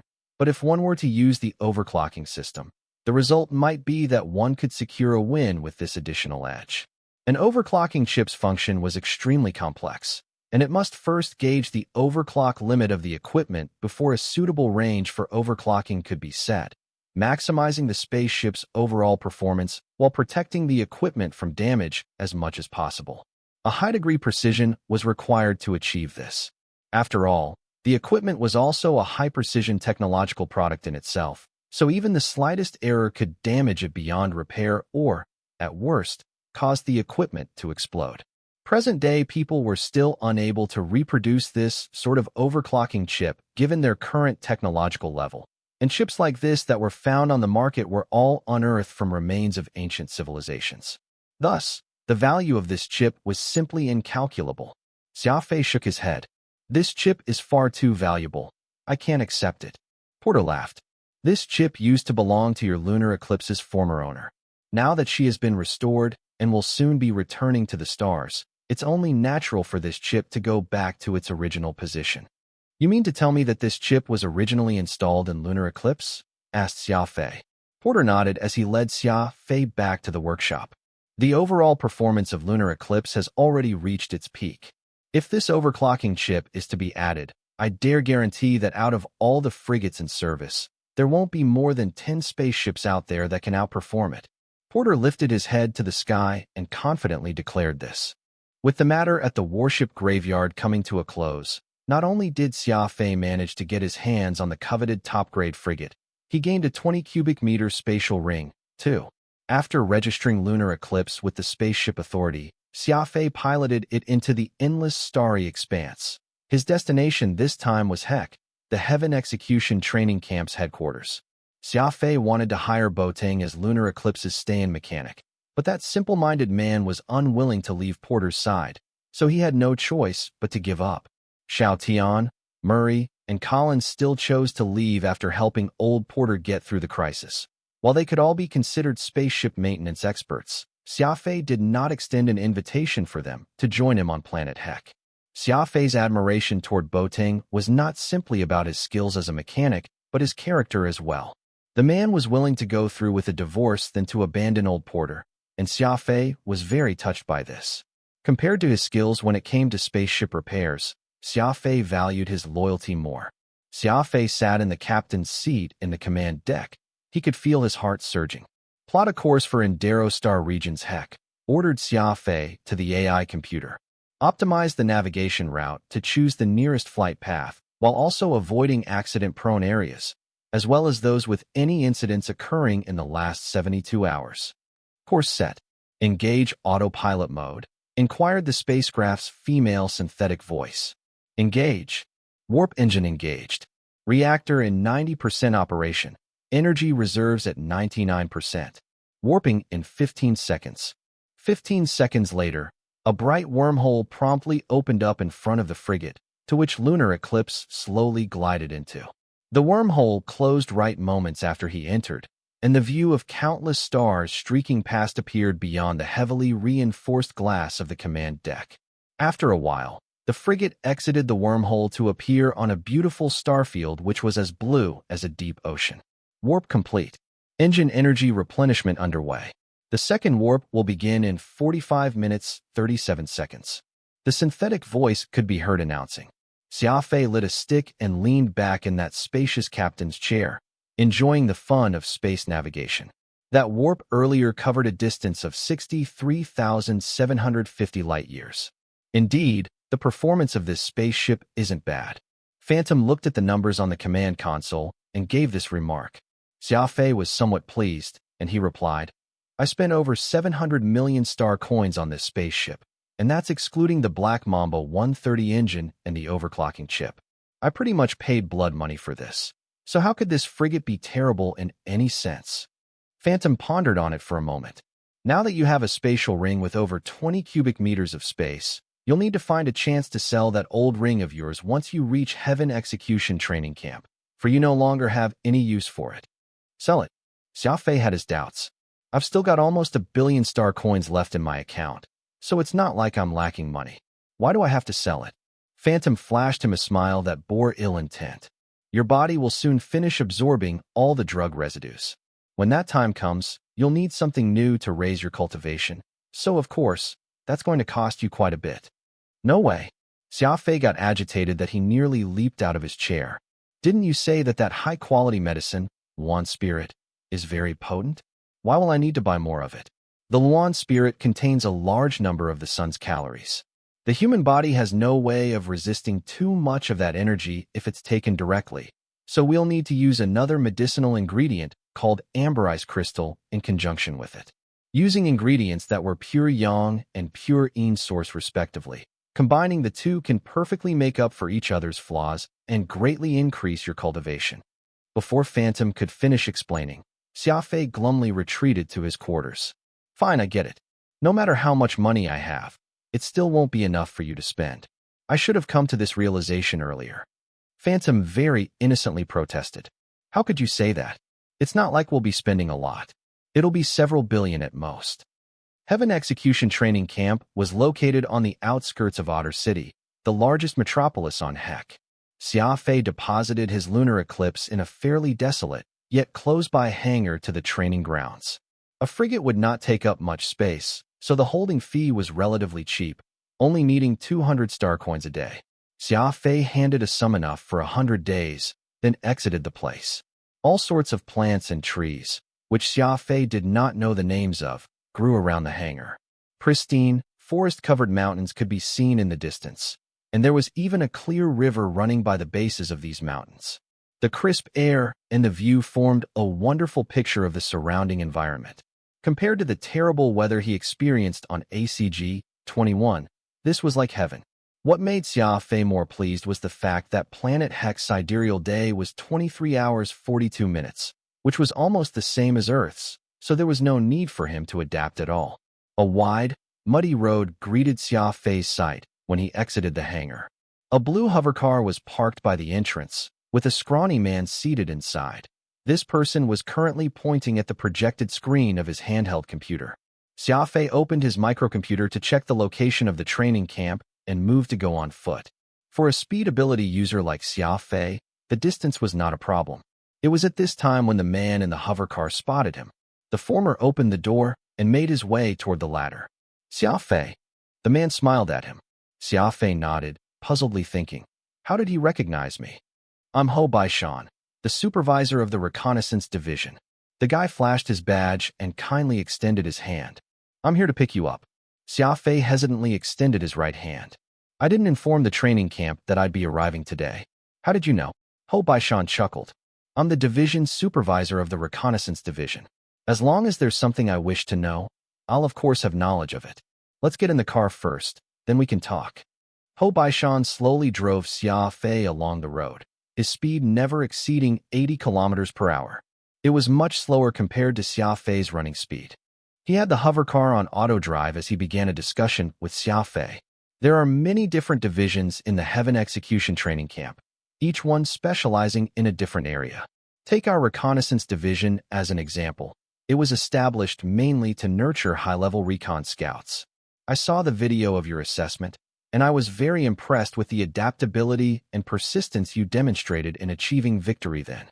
When you arrive at the training camp, the first thing you'll be asked to do is choose the direction of your development according to your forte.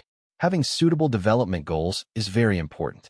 Since you have the potential to be an outstanding recon scout, I hope that you'll consider joining us in the reconnaissance division to learn reconnaissance and anti-surveillance skills. Ho Baishan spoke in a straightforward manner, immediately laying out his intentions while praising his reconnaissance division using veiled words. It was evident that he had practiced that speech before. Xia Fei was quite bewildered by this experience. Xia Fei had not considered which division he would join or what skills he wished to develop. Thus, he simply said that he would seriously consider Hou Baishan's suggestion. Once he was done with his spiel, Hou Baishan did not say anything more. The speed of the hover car also gradually picked up, and soon, they were at the main entrance to the Heaven Execution Training Camp. The main entrance, which was 100 meters in width, had been carved out from a huge boulder. The ground was paved with white stones, and the walls were made from basalt. Overall, it was hardly an impressive sight. There were 2 golden words hanging above the entrance, Heaven Execution. They were enough to fill anyone with a sense of awe. The car stopped before the entrance, and Hou Baishan said, "This is where I'm dropping you off. There's someone here to receive you." Just as he said this, Xia Fei spotted a portly old man in his 60s waddling over, a face-splitting grin on his face. "Hou Baishan, oh Hou Baishan, I had this guess that you would oppose Xia Fei joining my command division and would surely get in touch with him ahead of time." The rotund, old man walked over as he spoke. "It's just that I didn't expect you to have moved so fast." Hou Baishan smiled. "I'm from the reconnaissance division." The rotund man ignored Hou Baishan and very warmly gripped Xia Fei's hand when he approached him. Xia Fei was completely befuddled. He had not even stepped through the entrance of the training grounds, and he had already met 2 division supervisors, one even more courteous than the next. Just what was going on here? There were several solo hover discs parked near the entrance.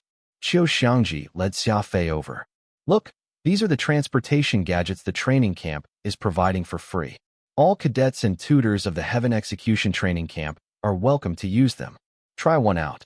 Underneath these hover discs were roughly 0.5 meter white plates, with T-shaped handles, which came out from the center, making them look like scooters without wheels. Qiu Xiangji somewhat clumsily climbed onto one and used his fat finger to push the button. The hover disc immediately lifted off the ground and maintained a distance from it of about 10 centimeters. "Look, turning the handle lets you control the direction. Twisting the right handle will make the hover disc move forward, while moving the left handle will let you reverse. These 2 here are the brakes." Heaven Execution Training Camp roughly covers an area of 5,000 square kilometers. Many students don't possess an outstanding speed ability as you do, so they'll have to rely on these hover discs to get around. Qiu Xiangji grinned as he explained this. Xia Fei was nettled. He was only at the intermediate starbase rank, and he was most likely the first few ranked if they were to count backward. There was no way he could be called outstanding, yet this old man kept praising him as such. Nevertheless, such a novelty item would naturally attract Xia Fei's interest. He got on the hover disc and tried using it. It worked like a motorbike, but it was several times more advanced. It made no sound as it moved, responsive, and fast to boot. It would be quite romantic if he could drive the hover disc with a girl he loved and go for a spin. Qiu Xiangji toured Xia Fei around the training camp. He was so friendly that Xia Fei found it quite hard to accept. Along the way, Qiu Xiangji introduced the facilities and merits of the Heaven Execution Training Camp. Yet he did not mention a word about the command division. Unlike Hou Baishan, this old fox Qiu Xiangji tried playing the sentimentality card to gain Xia Fei's favor and win him over. Along the way, the other cadets pointed and looked in Xia Fei's direction, exchanging words with one another. Xia Fei found the entire situation strange and had a very uncomfortable feeling about it. "Heh, everyone in the training camp is aware of your superb showdown with Qindong. You've earned yourself quite a bit of prestige by now." Qiu Xiangji chuckled. The hover disc stopped at a 3-story spherical building. Qiu Xiangji beamed as he said, "This here is the place for new cadets to get ranked. Get in and register your rank first." Xia Fei nodded, wishing he had more time on the hover disc as he hopped off it. "You need only to remember just one thing. No matter what conditions the Exotic Beast Division or the Reconnaissance Division offer you, we in the Command Division are willing to double it. You're a smart man. I believe in your ability to judge." Qiu Xiangji had a big smile. Xia Fei helplessly watched Qiu Xiangji depart. That was when a thunderous yell could be heard from behind him. "Xia Fei, you're finally here. I've already made arrangements for you to join the Exotic Beast Division. Quickly come and sign your name." Xia Fei felt completely helpless. This man has already finished making arrangements for which department I'll be? Just what kind of reception is this? Ma Jian was the impatient sort. The man took big strides to Xia Fei's side and hurriedly asked, "Do you like animals?" His tone was heavy, not at all sounding like he was asking a question, but more like he was interrogating him. Instead, Xia Fei was stunned for a moment before he gave an ambiguous answer. "All right, I guess. I've seen a few wildlife documentaries before." Ma Jian was beside himself with elation. His two large hands clasped Xia Fei's shoulders, looking down at him. "That's wonderful. Since you like animals, you should come to our exotic beast division.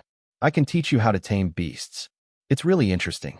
What Ma Jian had said thus far were all positive, yet the tone he used was too forceful, and it instead made Xia Fei feel an involuntary sense of resistance.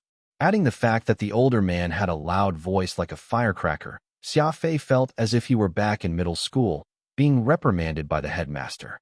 Wrinkling his forehead slightly, he asked, "Liking animal means I must join the exotic beast division? It doesn't sound logical, does it?" Though Ma Jian had quite a mean mug, he was actually very innocent deep down. The man stroked his chin for some time as he mumbled, "That's right. It doesn't sound logical, does it?"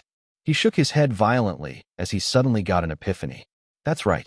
When it is normal to reward beasts often when attempting to tame them. Tell me whatever you desire, Xia Fei. I'll give it all to you if it is within my means."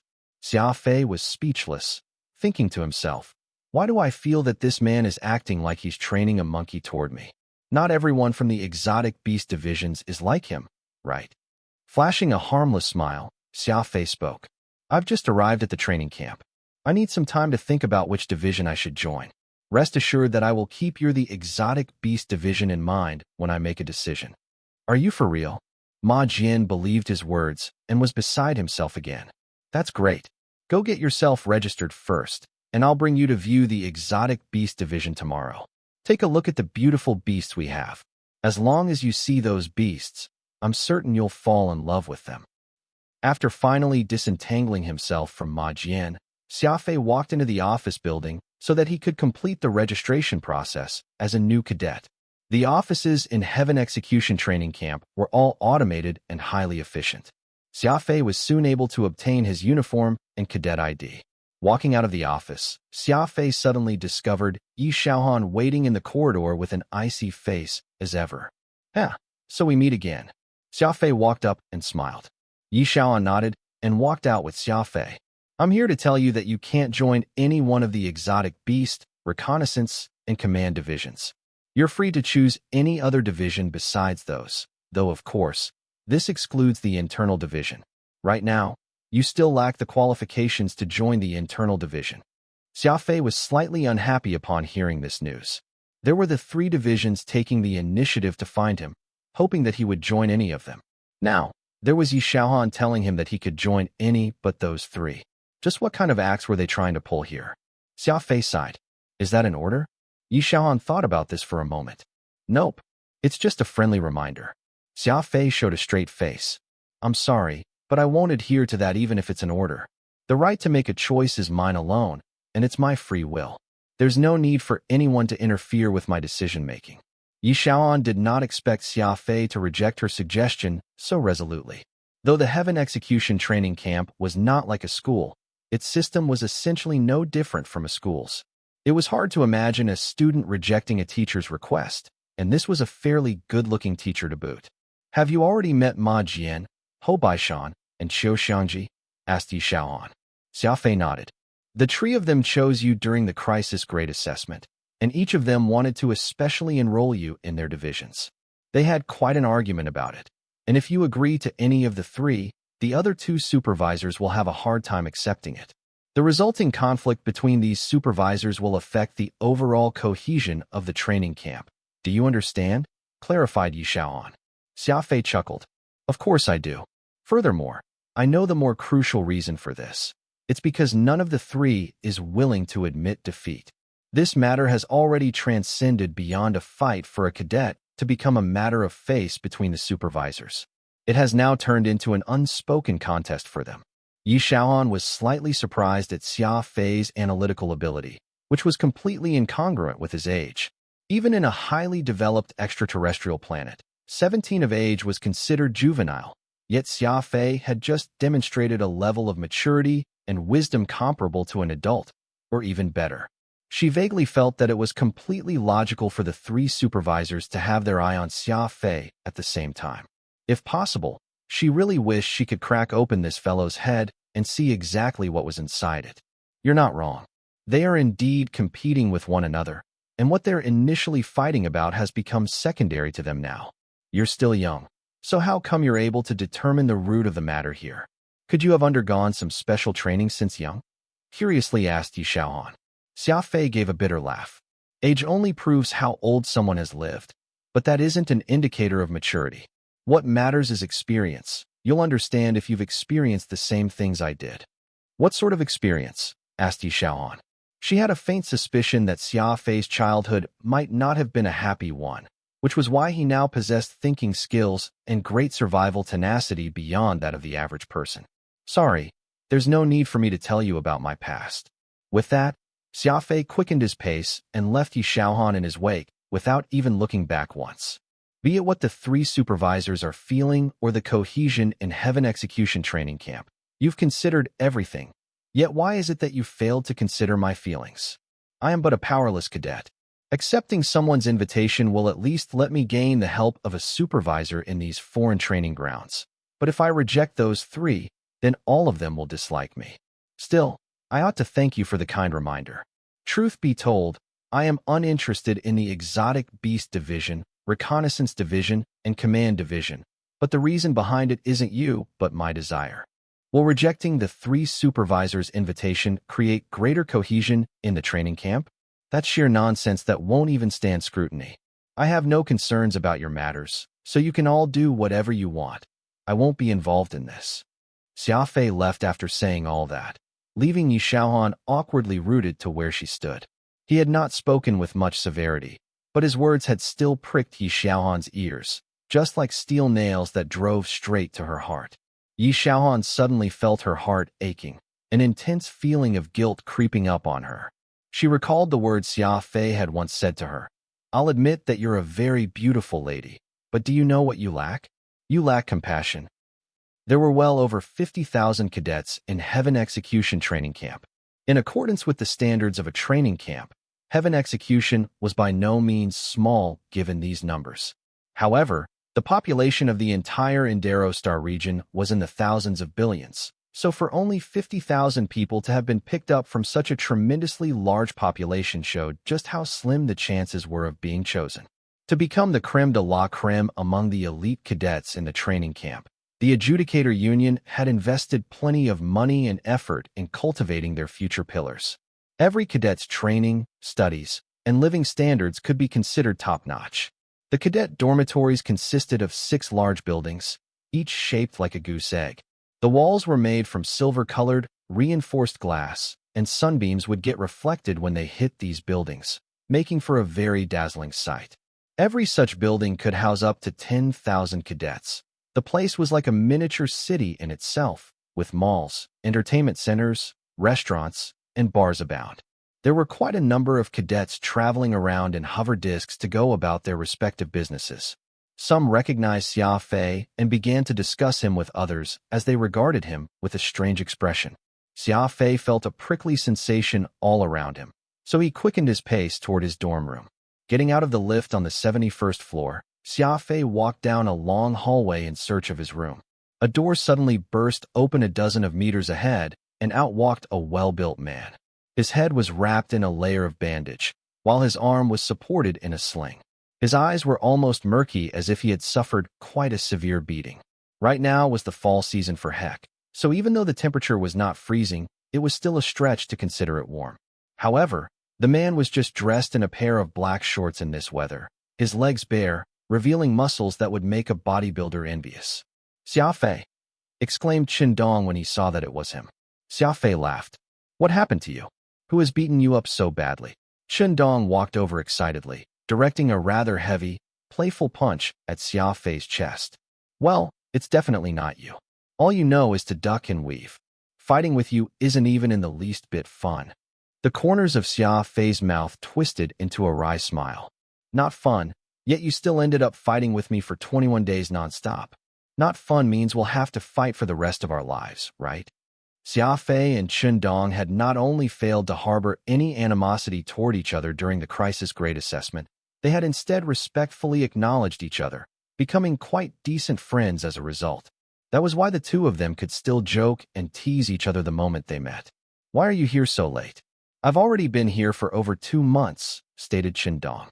"Yeah, I can tell that these past 2 months weren't wasted on you," mischievously pointed out Xia Fei as he eyed the bandage around Dong's head. Xia Fei's room was only a door away from Dong's, so they would be staying very near each other from here on. Xia Fei used his cadet ID to gain entry to his room and was immediately shocked by the luxurious suite before him. There was a living room, bedroom, training room, study, and kitchen. Just the bathrooms alone, and there were 4, occupying over 400 square meters of space. Forget him. Even a family could stay there comfortably. A hologram TV, a marble bathtub, a smart sanitation system. It had everything. He even had a window view overlooking a clear lake a short distance away, with verdant forest right beside it. Xia Fei opened the window, and fresh air immediately rushed into the suite, filling with a sense of freshness. It could be said that the Heaven Execution Training Camp did well to provide for every possible need their cadets might have.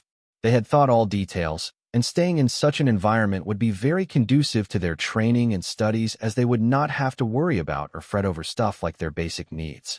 Xia Fei lit a cigarette and stood by the window to admire the view. He had barely taken a drag when he heard the crisp ring of the doorbell.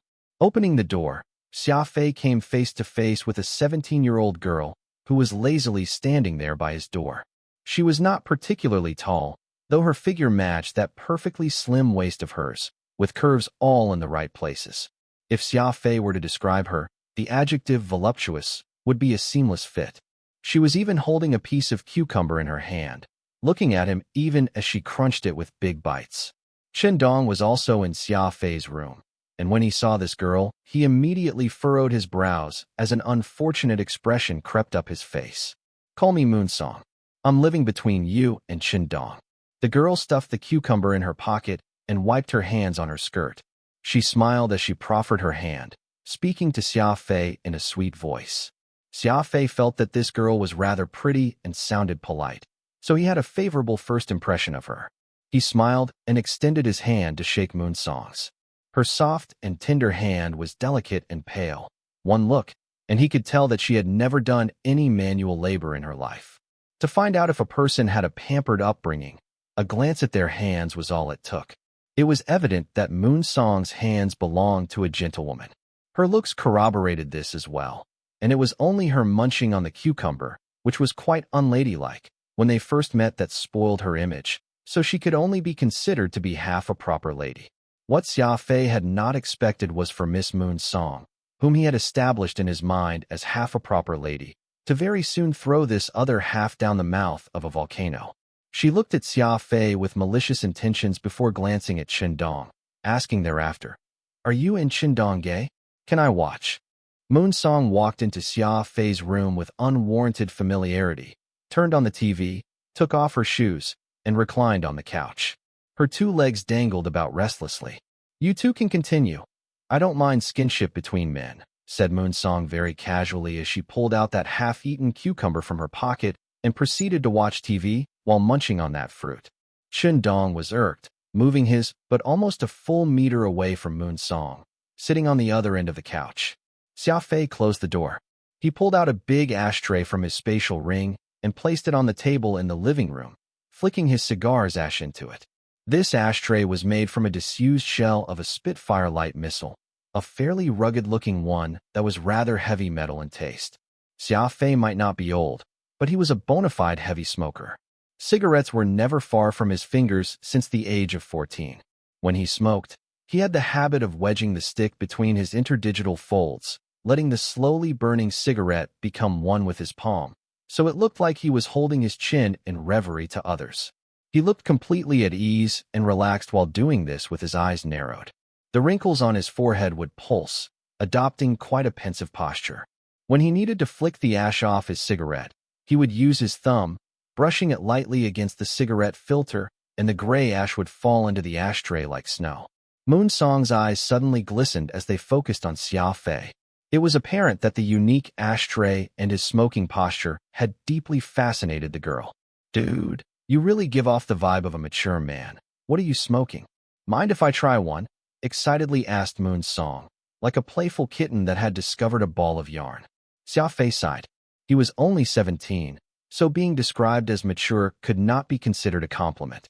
Standing up and walking over to the girl, he shook his cigarette pack lightly.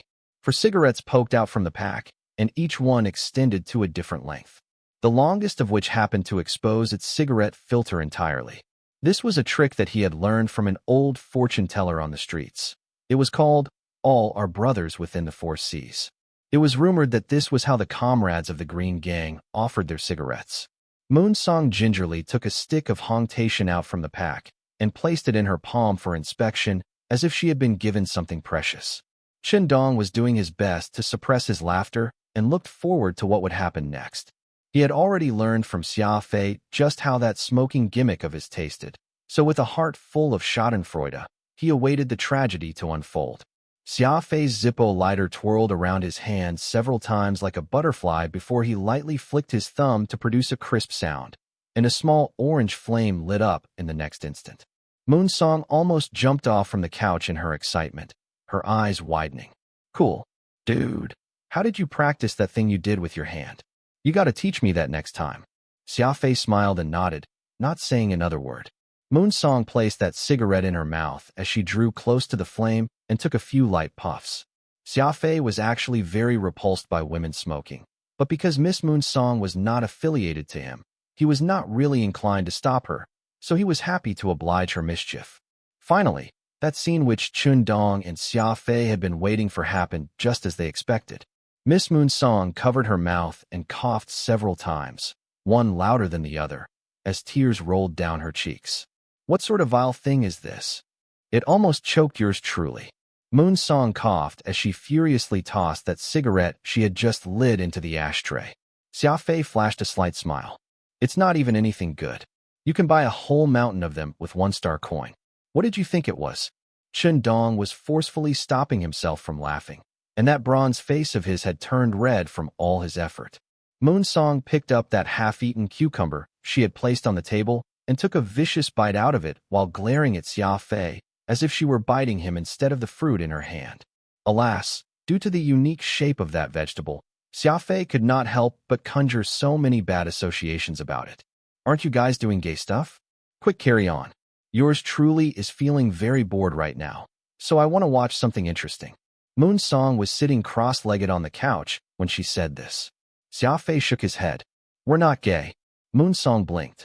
Then, what are you going to do when you have needs? Xia Fei was left speechless dealing with Miss Moon Song and her penchant for mischief, so he posed a question back at her. Let's not talk about us. What do you do when you have needs?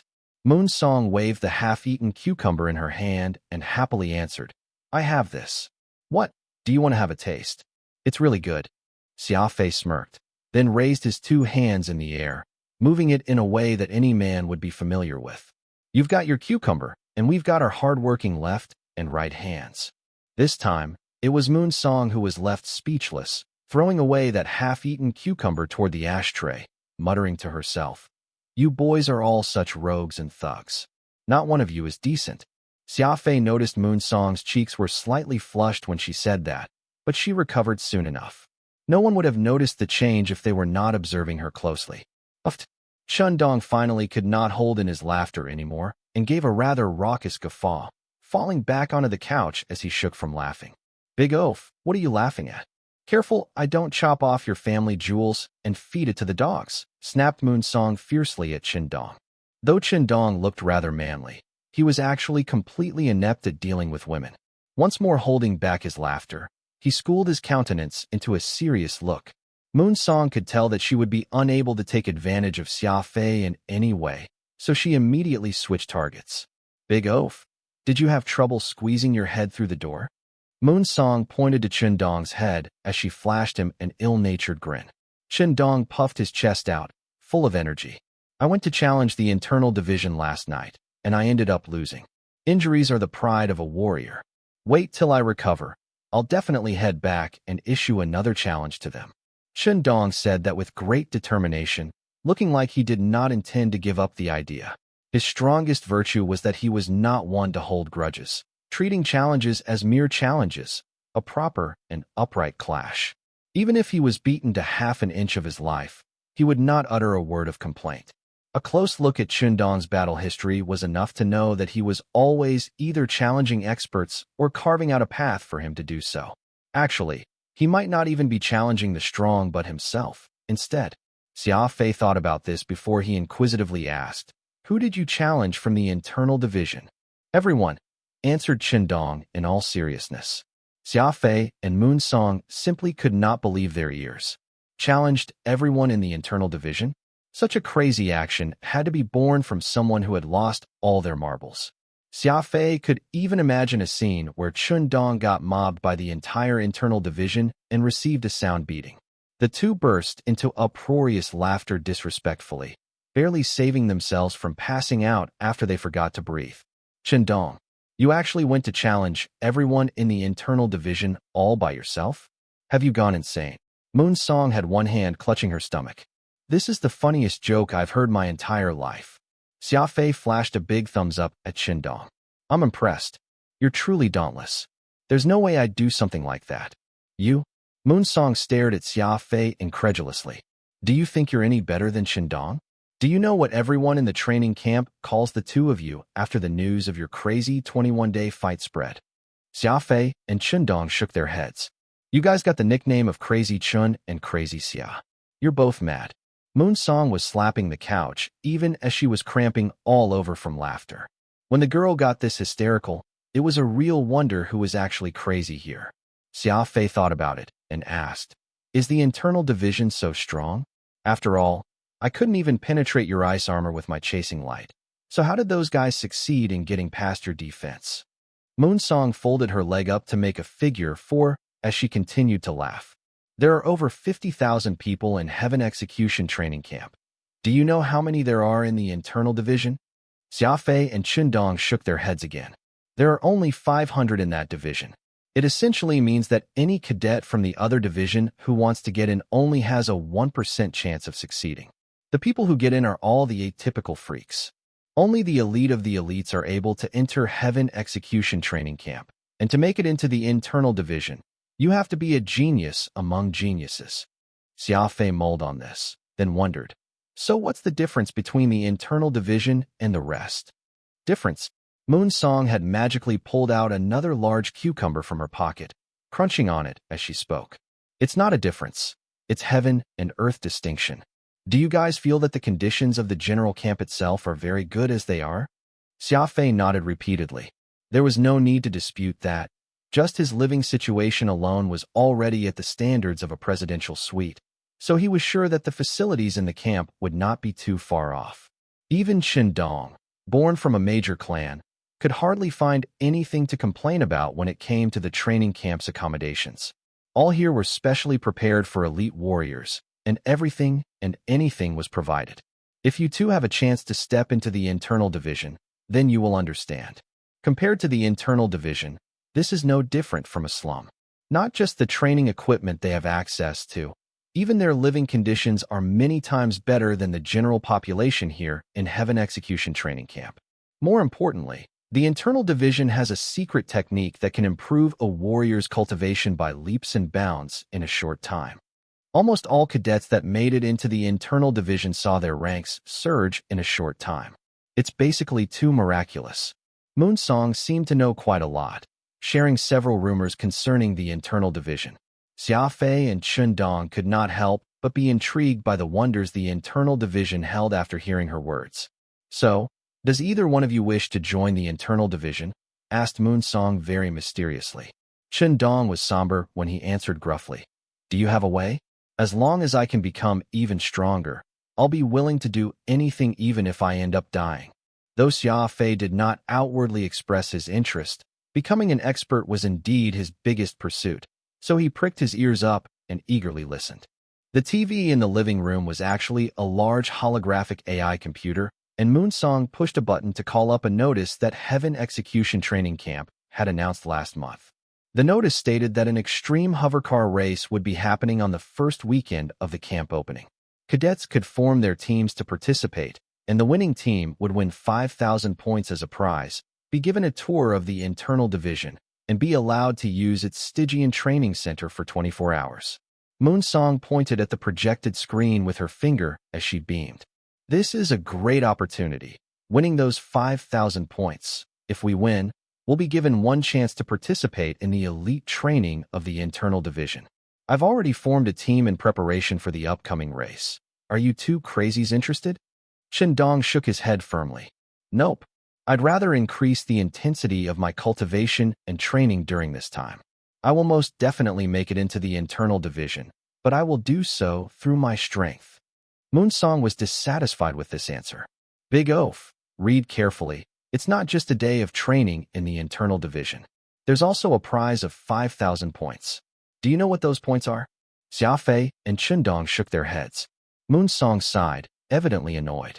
Has either of you properly grasped the basics of Heaven Execution Training Camp? To actually have no inkling of points. Though Qindong had already been in the camp for 2 months, he had spent all his time training or challenging people. He had not even properly read the training camp's charter before this, while Xia Fei had just arrived today, so his understanding of the training camp was essentially blank. Moonsong used the computer to enter the intraweb of Heaven Execution Training Camp, pulling out a screen full of information. Points are like currency here. You'll be facing roadblocks after roadblocks if you don't have any points. See for yourselves. Even though the basic facilities are free to use for all, the higher-level training facilities require a large number of points to be used. Then, there's also the item exchange. The training camp provides a large quantity of quality medicinal ingredients and top-notch equipment, but all these things can only be exchanged with points. Moonsong carefully briefed Xia Fei and Qindong on how the points exchange worked. Xia Fei stood up and went right in front of the holographic display to examine the ingredients and equipment in detail. Very good. Phantom suddenly appeared. I have to hand it to the Heaven Execution Training Camp. Many of these ingredients aren't even available on the market. Due to the injury Xia Fei had sustained from opening the 7th region of his brain, part of its effect was his inability to increase his special abilities rank without external aids, so he was largely dependent on large quantities of medicinal concoctions to rank up. Such top-grade ingredients were very important to Xia Fei. Moonsong looked at Qindong and Xia Fei, somewhat pleased with herself. So, are you guys interested in joining my motor team? None whatsoever, replied Qindong bluntly. This battle maniac was unmoved by anything aside from training and fighting. Besides, as an ice ability user, Qindong essentially had no need for equipment. Xia Fei gave it some thought and very calmly said, 5,000 points and a chance to step into the internal division to train for a day are indeed very tempting. But from the previous 100 races, 87 of them were won by the Mechatronics division, while the remaining 13 races ended up being won by other divisions. This clearly shows that the Mechatronic division has a clear edge in becoming the champion of the race. Besides, those teams who won before all consisted of top-class cadets that have been studying in the training camp for 4 years or more, and there were no exceptions. A comprehensive analysis tells us that our chances of getting the first place won't be any higher than 1%. Xia Fei did not get giddy from the temptation. Instead of chasing after unrealistic and hard-to-achieve goals, it was better to get on his feet and take things one step at a time. Even if he wished to earn points, he could also slowly accumulate them through completing the missions the training camp assigned. Xia Fei never believed that there was such a thing as free lunch. A corresponding effort must be put in to see a return. Moonsong glared at both Xia Fei and Qindong, shaking her head over their lack of zeal. You guys don't even understand the circumstances you're in. Do you know why we're staying together? It's because we are all specially enrolled cadets. Qindong, you've been here longer. Has anyone taken the initiative to greet you this whole time? Qindong did his best to recall before shaking his head, unconcerned. Actually, we've been isolated ever since the first day we stepped into the training grounds. Forget about you two. Just this beautiful lady in front of you hasn't even gotten an offer of flowers since arriving. Isn't that a clear indication that something's off? Moonsong very vainly pointed out. Specially enrolled cadets were directly pulled into the training camp without needing to go through the assessment, so it was normal for the other cadets to view them differently. After all, Everyone had massacred and slaughtered others just to get this chance, while the specially enrolled cadets had no means of convincing others of their capabilities. Unless they had proven their strength to be worthy of the special enrollment, the average cadets would all treat them like a different species altogether. Thinking back to everyone today, pointing and gawking behind his back, Xia Fei completely understood what Moon Song was insinuating. After walking Chun Dong and Moon Song out of his room, Xia Fei randomly tossed the things he had brought into a cabinet and went into the training room.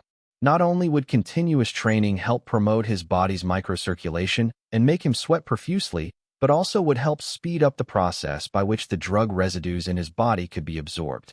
Absorbing the medicinal residues in his body one day earlier meant that Xia Fei could raise his cultivation one day earlier.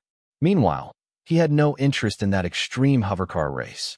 In his eyes, the chances of winning the race simply could not justify the time he needed to spend on it, believing it to be a completely uneconomical expenditure of time altogether. There were still over a dozen days left before the training camp officially started, and Xia Fei did not intend to be idle during the waiting period. Aside from eating with Chun Dong and Moon Song in the dining hall, or caring for his body through sleeping, showering, etc., Xia Fei wisely spent his time training in his room. He spent each day in an orderly and simple manner. It was 12 noon, and Xia Fei left the dormitory as per usual to grab a bite with Chun Dong. Moon Song, as well as two other specially enrolled cadets, Beihai and Manjun, had joined them. Beihai was the youngest out of the 5 specially enrolled cadets, barely past 15 years of age. He was skinny and pale, wearing a pair of gold-rimmed spectacles, looking like a refined and simple lady. Manjun was thick-set, and the beard he had made him look like a middle-aged uncle. His voice sounded gruff and his body was covered with thick hair, which made him look like a black bear from afar. The 5 occupied a table by the window in the dining hall. The other cadets deliberately avoided them, gazing at the 5 as if they were some sort of monsters. Xia Fei was already used to such treatment. He had no choice in being a specially enrolled cadet, and though such a term ought to have been impressive, the reality was that the other cadets harbored plenty of suspicions toward them, even to a degree of jealousy, which caused them all to look upon the 5 with prejudice. After they were done with lunch, Xia Fei and Chun Dong wanted to return to the dormitory to continue their training, but Moon Song stopped them. Our hovercar for the race is complete. Would you guys like to go take a look? After all, your names are on it as well, Moon Song said. Those who wanted to participate in the race needed to be in teams of 5, and because Moon Song was unable to find anyone else, she had no choice but to put Xia Fei and Chun Dong's names in it. As for the actual work itself, it was mainly done by Moon Song, Beihai, and Manjun. Beihai adjusted his spectacles and said, "Come take a look.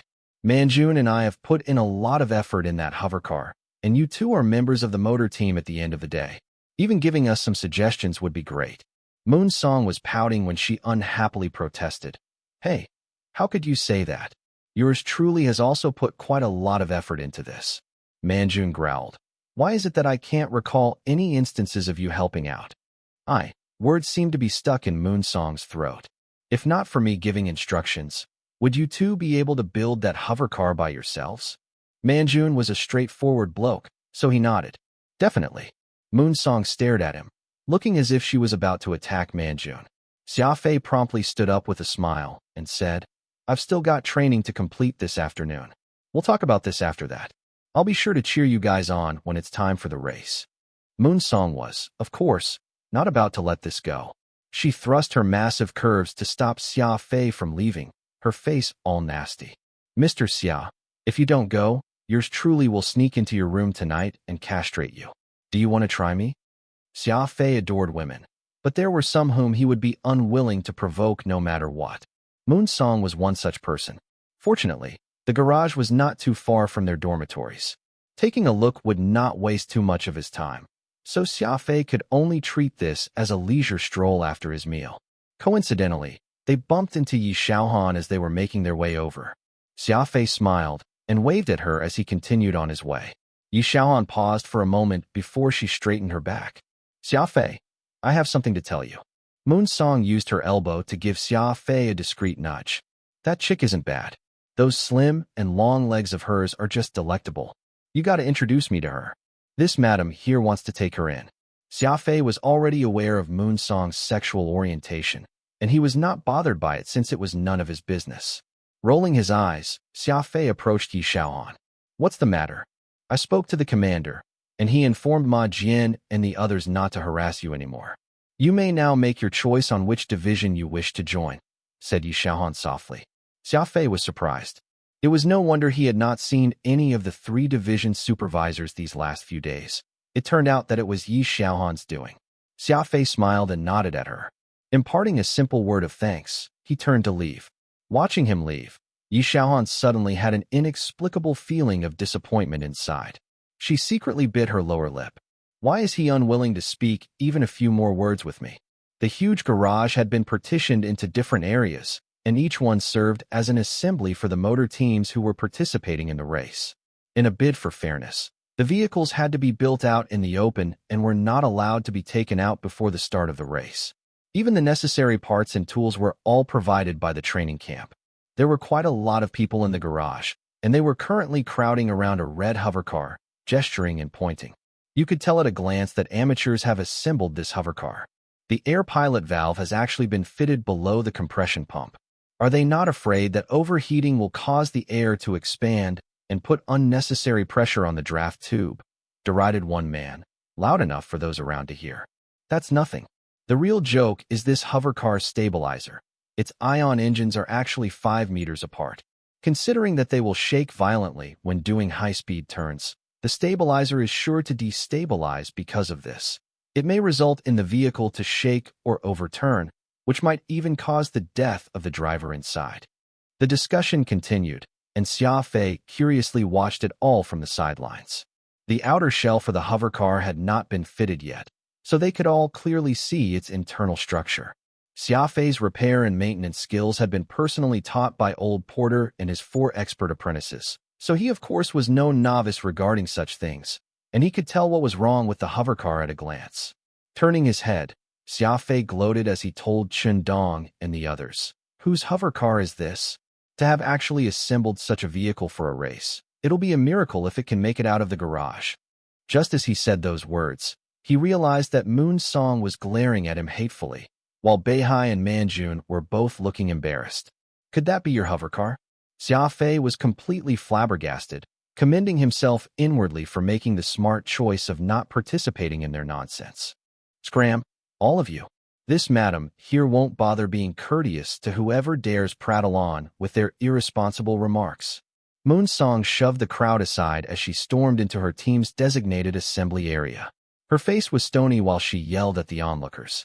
The crowd very quickly scattered, but they still whispered to one another how terrible the hovercar was, laughing at it while taking great pleasure in its terrible build. Beihai and Manjun, who were now sitting somewhere near the red hovercar, felt dejected. Manjun formed a fist and aggressively punched the hovercar's hood. D*MN. We followed every detail in the blueprints, so how did we end up making something lousy? Who knows? Perhaps we're really not suited to tinker with machines, supposed Beihai, feeling quite frustrated. Extreme racing hovercars were common in team races throughout the universe. Every normal racing hovercar's outer shell, chassis, and engine was fixed, so there was no way to modify it. However, there were other parts for the extreme racing hovercars, and it was common for racers to pick their favorite parts and assemble them as they wished. Such a race would not just test a person's ability to drive. More than that, it would test a person's ability to assemble a racing hovercar and their ability to match its parts. There were thousands of parts that could be used in an extreme racing hovercar, and the possible configurations from these thousands of parts were nearly endless. Besides, every part could be fitted into different positions, which would in turn produce different effects in a racing hovercar's performance. Beihai and Manjun thought all they had to do was assemble a racing hovercar. They were wholly ignorant of how even the slightest change could affect the racing hovercar's overall performance to a drastic degree. Xia Fei could see that their assembly method was very crude and rudimentary. It was merely at the standard of a middle schooler who had just been exposed to machinery. For a middle schooler level of racing hovercar to appear in a race of such a scale, it was only natural that everyone's attention would be drawn to it, and that it would receive ridicule and criticism subsequently. Xia Fei turned around and made eye contact with Dong, who shrugged helplessly. I know how to fight, but I know nothing about such stuff. Circling around the racing hovercar a few times, Xia Fei discovered more than 100 fatal mistakes in its assembly. He thought at first that he could give Beihai and Manjun some advice, but the racing hovercar that they had assembled was too trashy that they needed to remove every part of it and start from scratch, so there was not even a need for advice. If there's nothing else, Dong and I will be going back first, said Xia Fei. Beihai quietly nodded, looking somewhat fatigued. Moon Song waved them off glumly. She did not say a word, though it was apparent that even this strong girl had been dealt quite a heavy blow, visibly irritated. Xia Fei threw a glance at Dong and was just about to leave when they heard a commotion from outside the garage. Then many female cadets from the training camp appeared out of nowhere. Xia Fei was very curious about this. Motorsports like hovercar racing were naturally patronized by the male population, and not many women would show interest in it. Why, then, were there so many girls outside the garage right now? A young man dressed in white stepped into the garage amid the girls cheering. His hair was meticulously combed and his pants neatly ironed with not a trace of creases. With a bright smile on his face, this young man kept waving at everyone around him as he walked forward. He looked very personable. Every smile he flashed would elicit exclamations from the bevy of women behind him, as if he were a superstar about to go on stage. "Who's that?" asked Xia Fei. "Bai Yi, the third prince of Leaping Tiger Mountains by clan," answered Moon Song disgruntledly. "He's also a cadet who got in through the back door, yet unlike us, he's being warmly received, especially by the woman population in the training grounds." Xia Fei nodded. Bai Ye's gestures made him look very much like a celebrity, so it was normal for the ladies to adore him. "You're a woman as well. Why do I feel that you don't really like him?" asked Xia Fei. Moon Song was angry. "I like women. Yours truly won't even spare a glance in the direction of someone like him." With the arrival of these people in droves, the originally spacious garage was now crowded. Xia Fei and Dong took several steps backward to make way, and also to let these passionate fans and their idol pass by. Xia Fei swept his gaze across the few racing hovercars neighboring theirs, and he realized that there were also quite a number of problems with them. Strange. The quality of these racing hovercars isn't good, either. Could it be that I was mistaken? Xia Fei muttered to himself. Logically speaking, a place like Heaven Execution Training Camp where elites gathered should have plenty of people who knew how to assemble racing hovercars. The standard that this place ought to have should be very high. But why was it that, no matter how he looked, these racing hovercars all had a number of problems and were quite sloppily made? Could it be that I had unknowingly improved? Xia Fei mulled on this. He had spent several months hands-on learning the art of spaceship building from Old Porter, who had even gifted him a journal containing detailed guidelines about the repairs and modifications from his lifelong experience when Xia Fei was leaving. Xia Fei's mechanic skills when he was in Old Porter's factory were nothing special, or at least, he could easily see that the elderly mechanic and his 4 apprentices were much better than he was, so Xia Fei had always thought that his skills were below average. Xia Fei became more and more curious as he thought about it. My standard is below average. Yet why is it that these racing hovercars were assembled even worse than what I could probably do? With that thought in mind, he decided to take the long route out in order to examine every racing hovercar in the venue. Bai Yi had passed by Moon Song just then. He very politely bowed to her with a pleasant smile hanging on his lips. A girl beside him could not resist the allure of Bai Yi's smile and shrieked, almost fainting on the spot. On the contrary, Moon Song pretended to have not seen his gesture of goodwill and purposely turned her face in another direction. With a huff, she did not bother with his presence. Moon Song, ignoring him, made Bai Yi feel very embarrassed. The smile slid off his face. Then he shook his head as he chuckled wryly. He proceeded toward his team's allocated area, which was not too far away. He took off his coat and handed it to an ever-present servant, elegantly rolling up his sleeves before he pulled out a small pair of universal modification pliers. This simple action alone elicited quite a few shrieks and drew applause from the ladies in general, their faces flushed with delight as they danced on the balls of their feet. The male cadets in the garage felt very disgruntled over the appearance of Bai Yi and his group of fans. All of them eyed him coldly, their gazes unfriendly. In the end, even the instructors who were tasked with monitoring the garage could not stand it anymore, feeling that Bai Yi was being far too ostentatious, so they stepped in themselves to corral the fanatical girls out of the venue. However, these groupies refused to leave, blocking the entrance of the garage as they chanted Bai Yi's name. The garage was huge, enough to fit 300 racing hovercars at once. Xia Fei carefully examined each racing hovercar, and the more he saw, the more he felt that they had plenty of problems, and the situation was not quite the same as he pictured. Did I overestimate the race, or were the standards set for this race not very high in the first place? Xia Fei rubbed his chin thoughtfully. Xia Fei remained doubtful as he made his way back to the area allocated to his team. He picked up a pair of universal modification pliers and waited in his hand a couple of times, his eyes affixed on that red extreme racing hovercar. Without even realizing it, Xia Fei had already completely devoted his thoughts toward the race, and the noises around him had gradually grown distant until his mind automatically filtered them out to leave focused and free from any distractions. A good mechanic could simulate everything in their mind several times before they acted, searching for any flaws or potential missteps until they found the most suitable and effective plan in the end. Xia Fei sat down on the ground, lightly hitting it with the universal modification pliers in his hand, like a meditating monk knocking on a Chinese temple block. The pupil of his eyes gleamed a little. Firm, resolute, serious, and somber. Dong was the first to notice Xia Fei's unusual behavior. He was very familiar with this look, for the two of them had shared this same visage back when they were giving it their all at that fight in the Crisis Grade Assessment.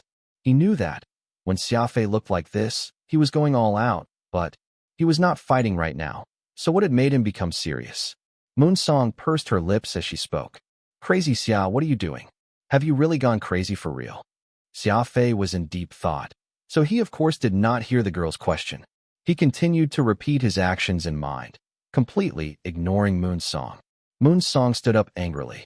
Hey, crazy Xia, yours truly is speaking to you. Dong reached out to stop Moonsong, his expression severe. Don't disturb him. He's doing some serious thinking right now. Moonsong sat back in her chair, disgruntled. Her eyes fixed on Xia Fei, and she noticed that he was really behaving differently.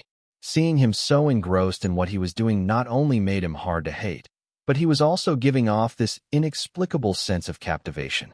On the other side, Bai Yi was wielding his tool as he worked on modifying the racing hovercar.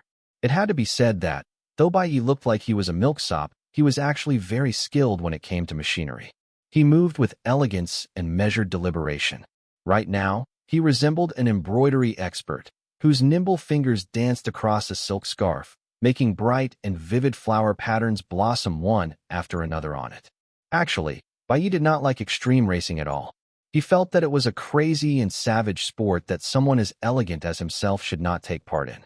Besides, assembling racing hovercars would only dirty his hands, and he could not stand that. He had participated in this race solely for one person, yet this particular woman did not even wish to meet his eyes. The people in the garage soon began to take note of Bai Yi, and they crowded around to watch him assemble his hovercar. Bai Yi was a very skilled assembler, and every part was put in place by him rather appropriately. Even the wisest extreme racing hovercar assembler could not find fault in his work. Bai Yi appeared to be far better than any of them in terms of his choice of parts and installation technique. Slowly, gasps could be heard from the people around Bai Yi, and this made him rather pleased. He loved being the center of attention, and the more people paid attention to him, the happier he felt.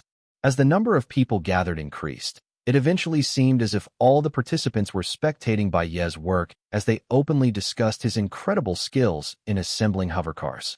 It was around this time that, in another area not too far from Bai Yi, the composed Xia Fei started moving. Xia Fei stood up. His finger very deftly turned to the port he needed on his universal modification pliers. Exhaling, he began to dismantle the many parts already fitted onto the red racing hovercar. Xia Fei was a speed ability user, so he was of course quick with his great dexterity and quality technique once he got to work. Every unnecessary part dropped like rain from the hovercar, their crisp metallic clanging as they landed on the ground ringing clear. There was an empty carton next to the race car. Xia Fei shook his wrist lightly, and a drive shaft flew in a beautiful arc right to that carton. These were the parts that he would need, so Xia Fei individually put them aside. Moonsong, Qindong, Beihai, and Manjun were flabbergasted as they watched Xia Fei at work. Be it the dexterity of his hands or the proficiency and orderliness he was demonstrating, it was clear to them all that Xia Fei was far better at assembling than their amateur selves were. They had spent several days assembling the race car, yet it took Xia Fei less than an hour to dismantle it cleanly, leaving just the empty chassis sitting all alone on the ground. Xia Fei wiped the sweat off his forehead with his sleeve. He lit a cigarette and found some different size sanders in the toolbox and lined them up together. These sanders looked like a toothbrush with a sharp drill attached to the handle. The extreme racing hovercar did not allow the usage of non-regulation parts, but it was still possible to modify the parts themselves. Xia Fei picked up a drive roller and used a small sander to shape it into what he had in mind, carefully altering that drive roller. He was very serious the entire time, like an artist carving a sculpture. A short and portly cadet unintentionally spotted Xia Fei and came over, curious about what he was doing. While stroking his chin, he watched Xia Fei work on the drive roller. Someone from the same team as this cadet walked over. "What's he doing?" The portly cadet shook his head. "No idea. Seems like he's altering the drive roller." "Why would he alter it?" "I don't know." Xia Fei used 3 fingers to clamp down the sander. Exerting a steady force on his wrist, he did not shudder in the least bit while he was very carefully moving the drill over the roller's exterior for 2 full rounds. He then proceeded to lift the roller and examine it against the garage lighting. After ensuring that it was flawless, the corner of Xia Fei's mouth curved into a slight smile, and he installed the roller to where he thought it should belong. The crowd began to shift and gather around Xia Fei as strange expressions appeared on their faces. Why is he installing the energy converter near the driver's seat? He's even making adjustments to the converter's pressure tube. A blond man muttered to himself. The people around him all shook their heads, sharing looks of bafflement. Heavens! He's actually changing the speed adjustment lever from 6 gears to 3?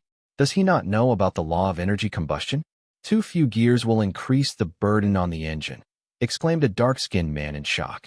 The crowd shook their heads in unison once more. Strange. This is too strange. I've never seen anyone do something like this when assembling an extreme racing hovercar. An honest-looking cadet spoke after deeply contemplating the matter. I've been doing extreme racing since I was 7, with 2 decades of experience under my belt. How is it that I'm clueless about what he's doing? The onlookers were all drawing blanks.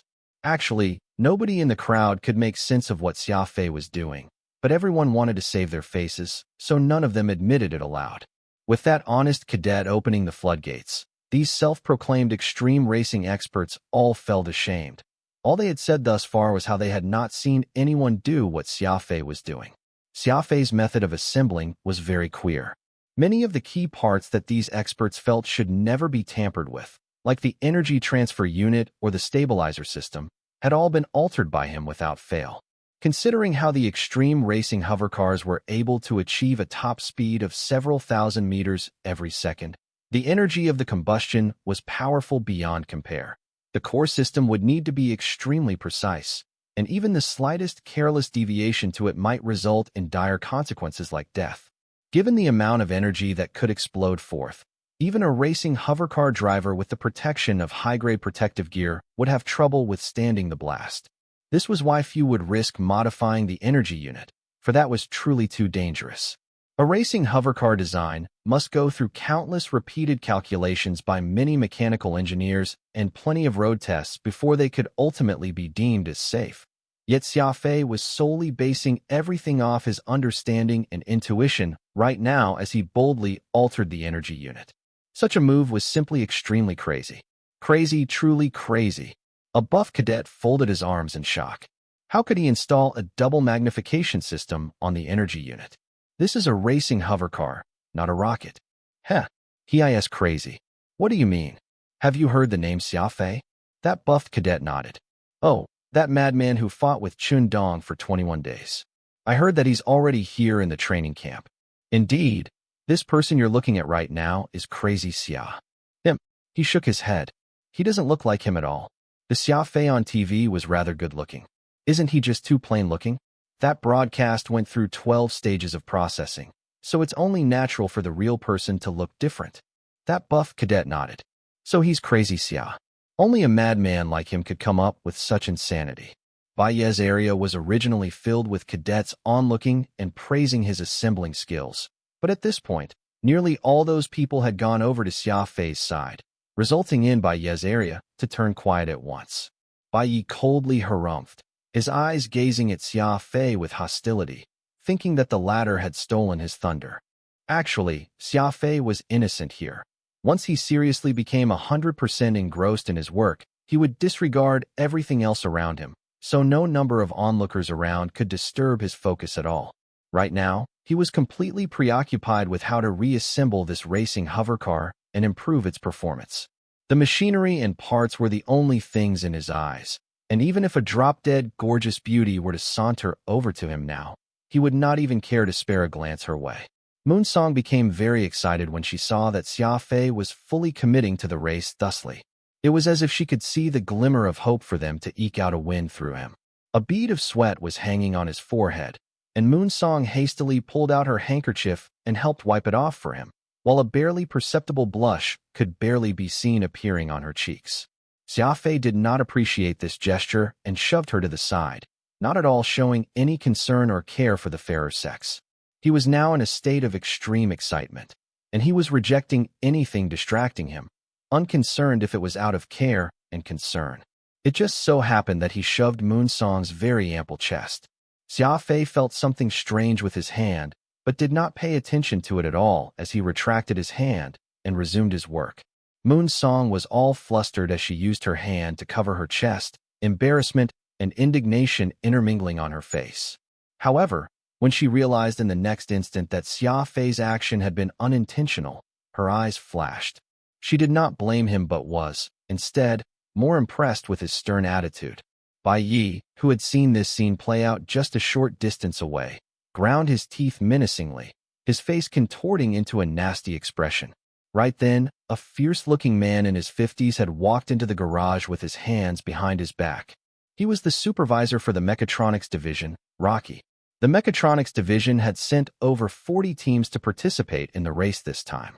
That was pretty much all the cadets in their division, so Rocky would make a trip to the assembly garage every day, giving them guidance on the spot. The Mechatronics Division was the smallest out of all the divisions, mainly focusing on nurturing mechanics and engineers. The cadets would mostly be mathematics, geometry, or physics special ability users. Aside from the annual extreme racing, where they would have time to shine, the Mechatronic Division could only play second fiddle to all the other divisions the rest of the time, which was why Rocky would be the busiest and most excited during this period. What are they all gathered around that area? Rocky very curiously muttered to himself when he saw that the garage was strange today. He very quickly made his way over to the area where Xia Fei was busying about and observed him.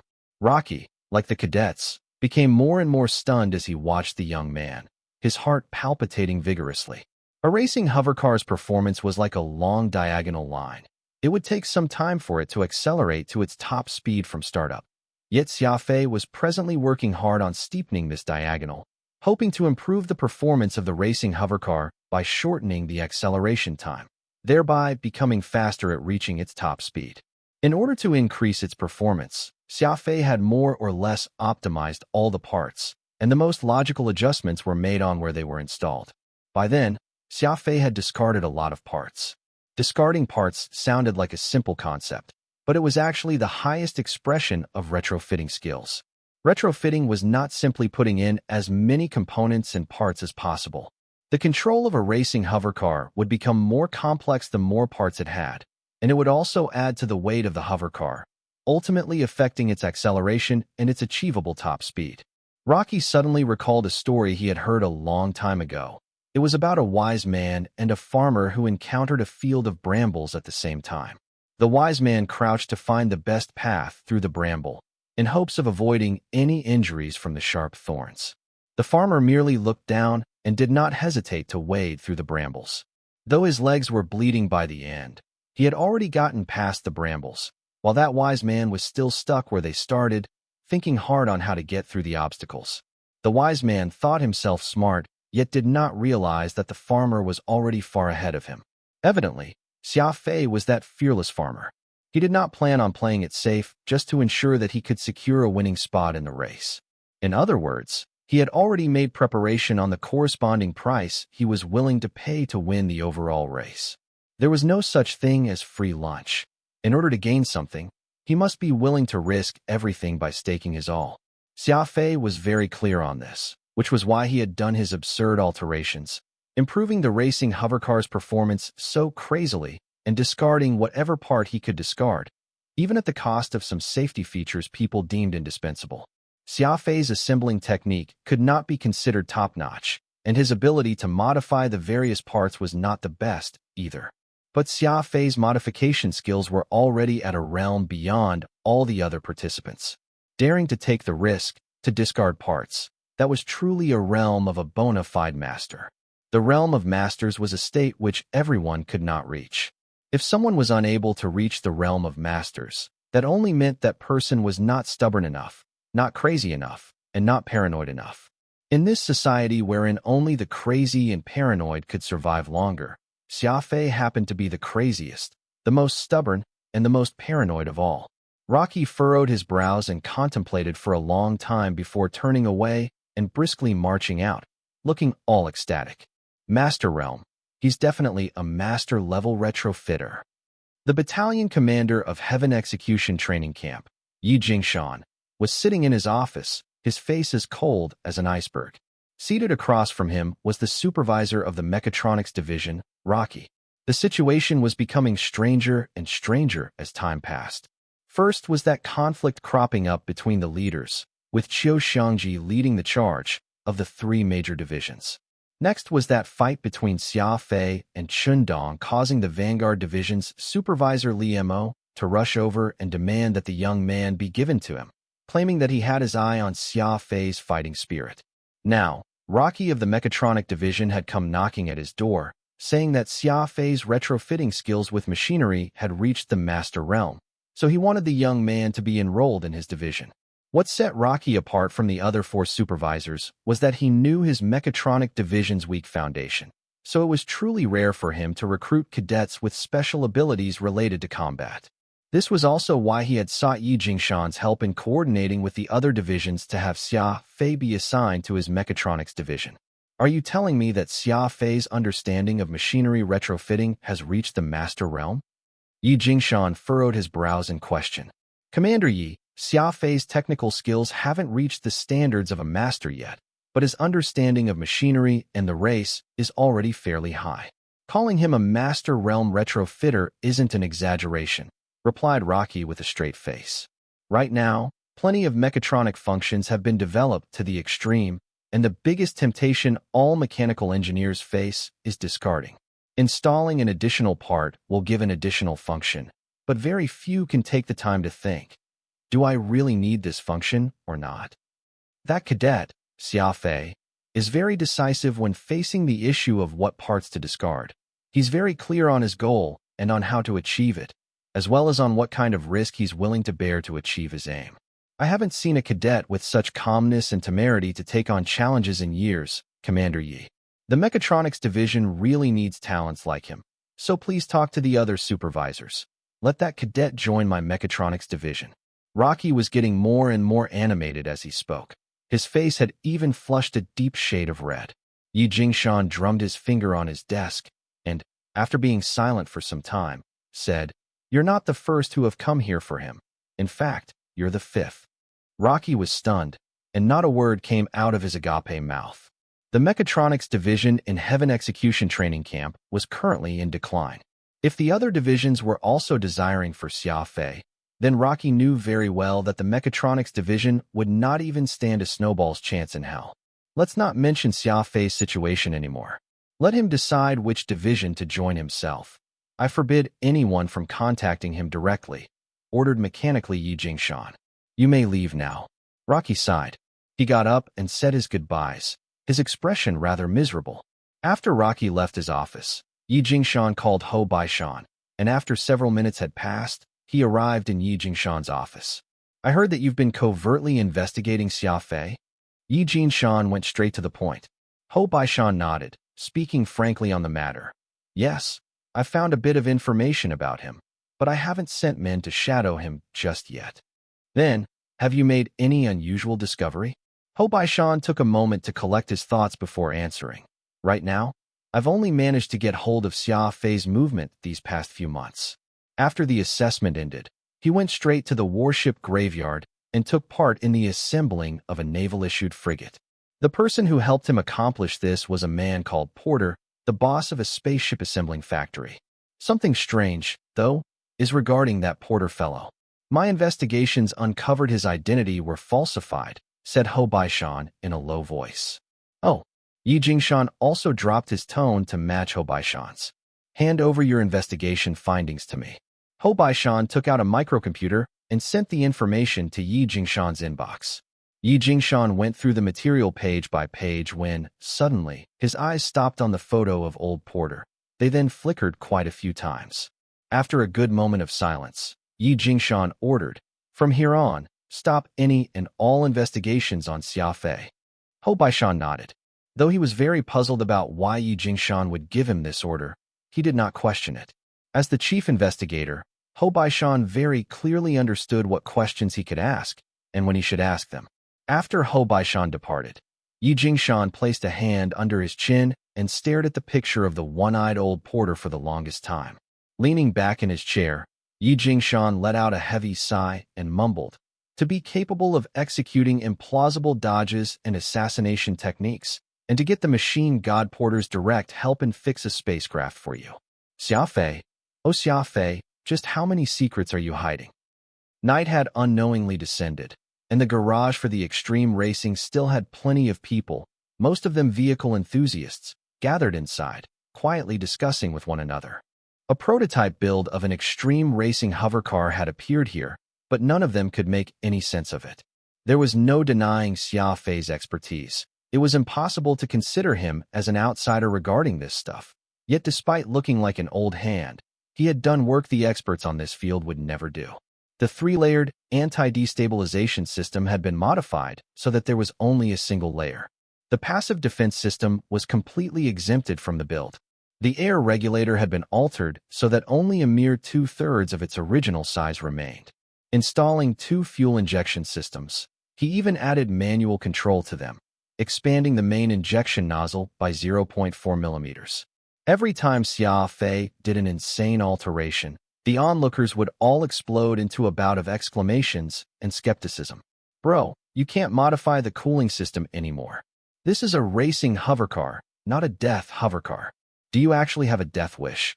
A man with a thick beard could no longer resist it and loudly reminded Xia Fei this.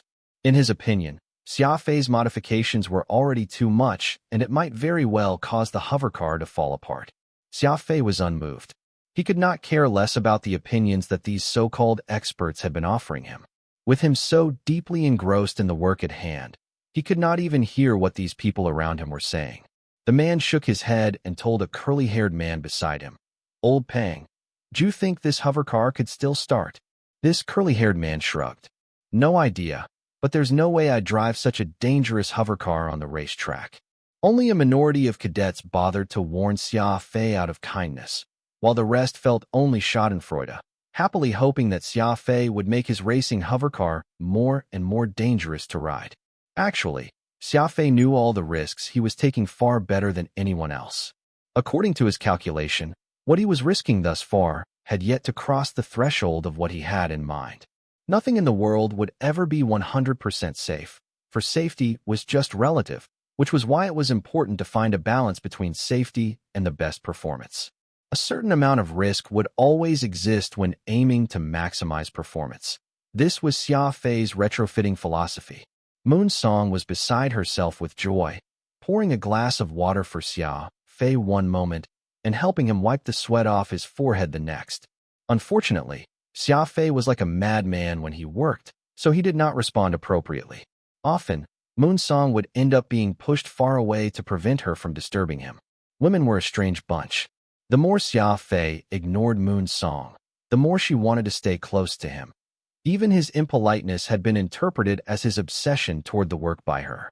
Bai Yi could no longer stand watching this anymore. He tossed the tool in his hand down to the ground and stalked off with a stony face. The man, who had always thought of himself as a prince, not only failed to win the princess's heart, but also had to witness the princess actually giving all her attention to a frog. Bai Yi, who had completely been put off by the situation, almost suffered a mental collapse. Food. Xia Fei did not raise his head as he uttered that one word. Moonsong immediately slid beside Xia Fei, all excited. Crazy Xia, you finally acknowledged your hunger. What do you want to eat? I'll buy it for you immediately. Xia Fei's arm was rhythmically working on a screw, all focused on the task. Anything. Moonsong turned to Beihai and Manjun. You guys heard him. Xia Fei wants food. Go buy it for him at once. Manjun frowned. Why should it be us? Weren't you the one who agreed to buy food for Xia Fei? Moonsong coldly harumphed. Did the two of you hear what yours truly said? It's all thanks to you two fools, claiming you know how to assemble a racing hovercar, only for it to turn out to be a joke. If not for you, Xia Fei would not be working so hard now. Trying to argue with a woman using logic was a fool's errand. Beihai dragged Manjun out of the garage and hurried off to buy something to eat as instructed. Bai Yi felt even angrier when he saw this. With his hands behind his back, he marched off the garage and did not look back even once. There were still plenty of ardent fans waiting for Bai Yi outside, and some of the more extreme female groupies began to crowd around him the moment they saw him appear, showing much care and concern for him. Bai Yi did not say a word and quickly walked toward his dormitory. A fairly unattractive female cadet pressed her hand against her heart dramatically, looking smitten as she exclaimed, "To think Prince Bai would actually have such a cold side to him. I simply love him to death." Soon, Beihai and Manjun brought back several boxed meals, which contained fried chicken and cornbread. Moonsong narrowed her almond-shaped eyes. I sent you guys to buy food, and you come back with boxed meals. How could this type of food be nutritious? Just as she said those words, Xia Fei took a box and dug in fast, absolutely unbothered by what he was eating. Xia Fei was not picky when it came to food as long as he ate his fill. The chicken and cornbread were no different from delectable delicacies in his eyes. The 5 boxes were all finished in 3 minutes flat, with Beihai gasping in shock. Heavens! Even the speed he ate could qualify him for the big eater competition. Wiping his mouth, Xia Fei patted his half-filled stomach and dove back into work. Every piece of the machinery in front of him held him enthralled. If he did not complete this work soon, Xia Fei would not be sleeping well tonight. Time passed quickly, and Xia Fei's speed remained the same. Just the zeal he had shown toward this work was enough to make people sweat. All of a sudden, Chundong stood up and headed for the exit. Crazy Chun, what are you doing? Moonsong asked. The racing hovercar isn't assembled yet. Chundong did not turn back and merely waved at her. Seeing him go all out like this makes me feel encouraged. I'll head back to do some training. Night descended. Xia Fei had been hard at work for 10 hours since lunch, and aside from those 3 minutes he had spent eating, he had not stopped even for a moment. People in the crowd began to yawn, but no one was willing to leave. They all wanted to see just what kind of racing hovercar would the final product be. Xia Fei, of course, did not disappoint. After repolishing the shell of the racing hovercar, it was lighter and more streamlined and aerodynamic than before. By the time it was almost 1 a.m., and when the final screw was put in place, Xia Fei concluded his assembling of the extreme racing hovercar. Lighting a cigarette, Xia Fei exhaled and looked all around, only to realize that he had gotten surrounded by thousands of people unknowingly. Bro, I really commend your guts to modify the energy system. Aren't you afraid it will overheat and explode? 11 hours to finish assembling an extreme racing hovercar, making alterations to every part. The speed you accomplished this feat is a new record in itself. Will you be the one driving this dangerous racing hovercar, or will someone else do it? The curious onlookers all began throwing questions at Xia Fei, making it appear as if this was some sort of press conference. Xia Fei smiled, but did not answer their questions. Swiftly squeezing his way out of the crowd, he headed back to his dormitory for some much-needed rest. Xia Fei, you're really amazing. Did you know that everyone was stunned while watching you assemble that racing hovercar? You didn't see them then. Some even nearly drooled. Moonsong excitedly recounted what she had seen as she caught up to Xia Fei. Xia Fei nodded, still silent. He was recalling the process he assembled the racing hovercar, searching for any possible mistakes he might have made. Though assembling such an extreme racing hovercar would improve its performance by leaps and bounds, there were still many unstable factors that he had to consider. Moon Song grabbed Xia Fei's arm and whispered, "You even touched me today." Xia Fei furrowed his brows, hurriedly extracting his arm from Moon Song's grasp. "Why would I touch you? You're not a woman." B*ST*RD, swore Moon Song, her expression fierce. "You've already touched me. Are you trying to deny it?" Right at that moment, a wave of coldness washed over Xia Fei's back, and he could feel himself breaking out in a cold sweat. Moon Song broke into a weird smile. "Ha, this madam was just messing with you. Did you actually fall for it? Speaking of which, seeing you being all serious today really suits my taste. If there comes a day I no longer prefer the company of women, you may just very well be in luck." Xia Fei was speechless, muttering to himself with a frown, "Oh, dear God, please make sure that day never comes." Early the next morning, Prince Baiyi arrived early to assemble his hovercar, and that smile he usually had was back on display. From early in the morning until sundown, the woman whom he had hoped to see never did appear. Meanwhile, that red extreme racing hovercar, which was parked quietly across him, would have people coming by to inspect and talk about it with excitement.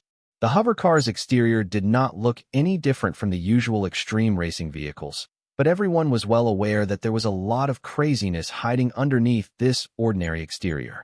Many heirs of wealthy families would bring their servants or experts along the training camp to serve their needs, and this third prince was of course no exception. With him was a 50-year-old man, who looked extremely skinny and listless, seemingly having just woken up. Baiyi threw a furtive glance at the old man. "It'll be with the extreme hovercar race in a few days. I'm really looking forward to it." He intentionally placed emphasis on the word really, and that old man nodded knowingly. "Young master, this old man is fervently looking forward to it as well." The walls and floor of the training room were made of reinforced metal, then outfitted with a thick layer of soundproofing boards. Anyone inside the room would not be disrupted by any noise outside, so those from within could completely devote themselves to their training and cultivation. Xia Fei was exactly in his element inside the very training room as he cultivated the Spirit Beast Codex. The Spirit Beast Codex taught both ocular cognition and telepathy techniques. Ocular cognition was the constant use of certain techniques to genetically optimize or even restructure his visual capabilities. Taking a deep breath, Xia Fei slowly opened his eyes. By all appearances, they did not look any different from normal, but they were actually a lot sharper now. However, having such eyes was very strange, for they seemed to contain something that could evoke fear in people, enough to make them quake. His gaze was akin to a pool of cold lake water, deep and bottomless, and any light would be absorbed into this unfathomable water, sans any path of escape. Xia Fei used these seemingly normal, yet strange eyes of his to scan his surroundings once, then shut them as he regulated his breathing. His pupils dilated before returning to normal. "How was it?" Phantom was lying beside Xia Fei, stretching his back lazily, when he asked this. Xia Fei's face was filled with excitement, nodding vigorously. "Yes, I've advanced to the second stage and will soon reach the third stage in my cultivation to acquire telepathy." The first two stages of the Spirit Beast Codex contained ocular cognition, and he needed to reach the third stage to learn the more powerful telepathy technique. Xia Fei had already mastered the first two stages, so while he was still unable to communicate with exotic beasts, he could now use his ocular cognition to observe the spirit beast fire inside an exotic beast. Looking at the spirit beast fire allowed Xia Fei to determine a beast's rank, its physical status, as well as its emotions. Furthermore, when encountering mid-size or large exotic beasts, he could rely on his ocular cognition to force them into retreating, resulting in him evading their attacks. Good. The Spirit Beast Codex is a star-tier secret manual, and it's hard to cultivate. To be able to break through the second stage in 3 months' time, such progress is already decent, said Phantom with satisfaction. Xia Fei's 7th brain region had been 100% opened up, thanks to that deadly bottle of gene optimization fluid. Not only did he nearly lose his life in the process, he even got deprived of the capability to proactively advance his special ability. Still, The advantages of a fully open seventh brain region were beginning to show now. Be it his cultivation, studies, or even intuition and judgment, every aspect of Xia Fei far surpassed the average living being. This was what it meant to be lucky. Xia Fei was not very talented, as truly gifted individuals would be able to open their seventh brain region by cultivating the ancient astral arts. Only the untalented individuals like him would need the aid of a gene optimization fluid to tap into that part of his brain. In the highly developed extraterrestrial planets, no one would consume the gene optimization fluid unless they had no other choice. Even though consuming such drugs would allow people to open their seventh brain region, the stimulation of the optimization fluid would make further cultivation difficult, keeping the ability user in the initial ranks their whole life. Xia Fei might be lucky, but the risks he willingly bore could not be ignored. He only managed to get to where he was now all due to the effort and diligence he continuously put in alongside his luck. The green light in the training room suddenly lit up, which was an indication that someone had rung his doorbell. Since the room was 100% soundproof, it used two indicator lights, one for the doorbell and the other for the phone, to alert the people inside if someone was attempting to communicate with them. Taking a look at the time, Xia Fei saw that it was 4 a.m. He got up and made his way out of the training room, all the while feeling puzzled. Who could it be at this hour? Opening the door, he saw Moon Song excitedly looking back at him. Beside her were Beihai, Manjun, and Qindong. Moon Song wore a sky-blue skirt, which made her look more radiant than a sunny day. Beihai, who was in loose pajamas, groggily leaned against Manjun. The two were yawning, their eyes red, looking as if they were close to tears. Qindong wore a pair of shorts.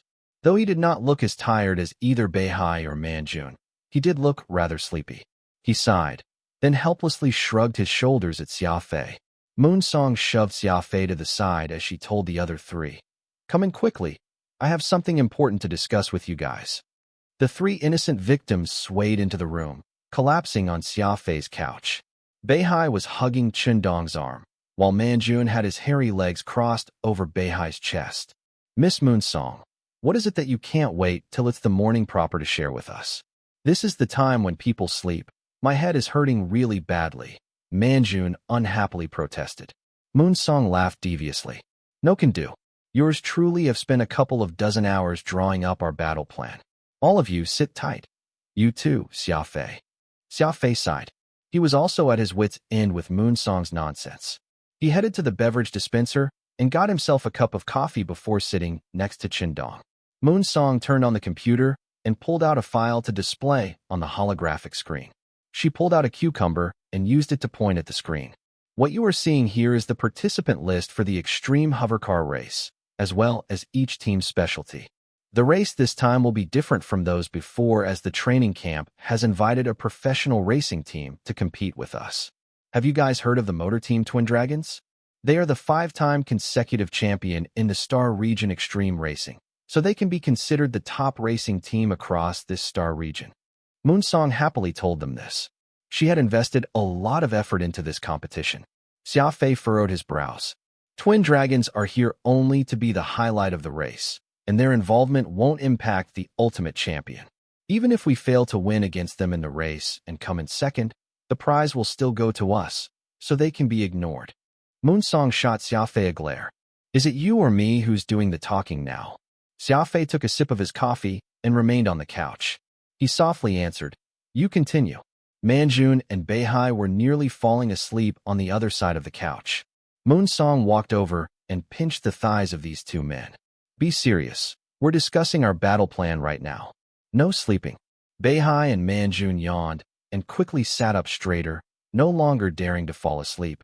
Yet both were still fighting to keep their eyes open. "It's what Xia Fei said. The Twin Dragons can be ignored, though there are two other opponents we can't ignore." Moon Song resumed speaking. She tapped on the screen, and the image changed to a man with an overgrown beard standing next to a young man with long hair. The bearded man is called Xia Wei, the best racer in the mechatronics division. The curly-haired man next to him is called Charles, the best assembler in the mechatronics division. With these two as the core, Team 73 is our main rival right now. Xia Fei shook his head, interrupting, "Comrade Moon Song, Can you simplify this and just tell us your plan and arrangement straight? Moonsong folded her arms and stared at Xia Fei coldly. Why are you always interrupting when people are talking? I spent a whole night collecting all this information. If you're going to be so impatient, why don't you come up here and do the talking? Xia Fei thought about this for a moment before smiling. That works too. Xia Fei really got up and walked right to the screen, even as Moonsong backed to one side, feeling rather uncertain. I'll just need 5 minutes, Xia Fei said. First, I'll tell you guys something. The betting companies have several different wagers for this race, and we're ranked number 1 to be the team that was most likely to retire from this race and to be in an accident. That means the betting companies believe that there's a very big problem with our racing hovercar, so much so that it won't last throughout the race. Xia Fei thought to begin with an interesting anecdote, and it was far more effective than Moonsong's scare. Everyone got curious. Beihai and Manjun perked up, rubbing their eyes vigorously as they carefully listened to Xia Fei's every word. Moonsong found it hard to believe. She thought she had done very detailed research of the matter at hand, but even what Xia Fei revealed greatly surprised her. The information about betting companies was not in the trove she had collected at all. Could Xia Fei have already made preparations? Moonsong quietly wondered. Xia Fei lit a cigarette and took a few drags. His finger tapped on the screen a few times and displayed the information of the 5 teams along with the photos of their members. There are a total of 5 strong motor teams I've identified in this race, 3 of which are from the mechatronics division. Their teams 21, 73, and 149 respectively. These 3 motor teams basically have no obvious weaknesses and have been longtime teammates. Simply put, they're very familiar with one another on the track.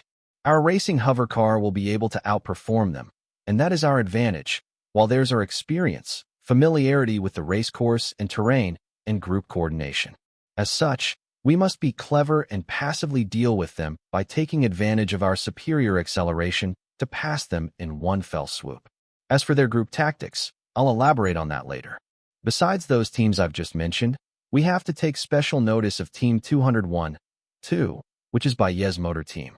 From the opening handicaps the betting company has in place, Baiye's odds are shockingly low, and that might very well be due to some inside information that the betting companies are privy to, believing him to have a great chance of coming in first. He's a complete wild card, and like us, this is first time participating in a race. We don't understand his team, and his team doesn't understand ours. We'll just have to adapt to changes on the fly in order to deal with his group. The Vanguard Division's Team 33's hovercar has decent specs, though they lack a good driver, so they're the least threatening out of the 5 strong teams. Xia Fei rounded off. Moonsong was grinding her teeth. The fact could not be any clearer. Xia Fei had already done his homework about this race before Moonsong, and it had been a lot more detailed and comprehensive than hers. There are a total of 40 teams from the Mechatronics Division participating in the race. They will definitely be working together to suppress the other teams.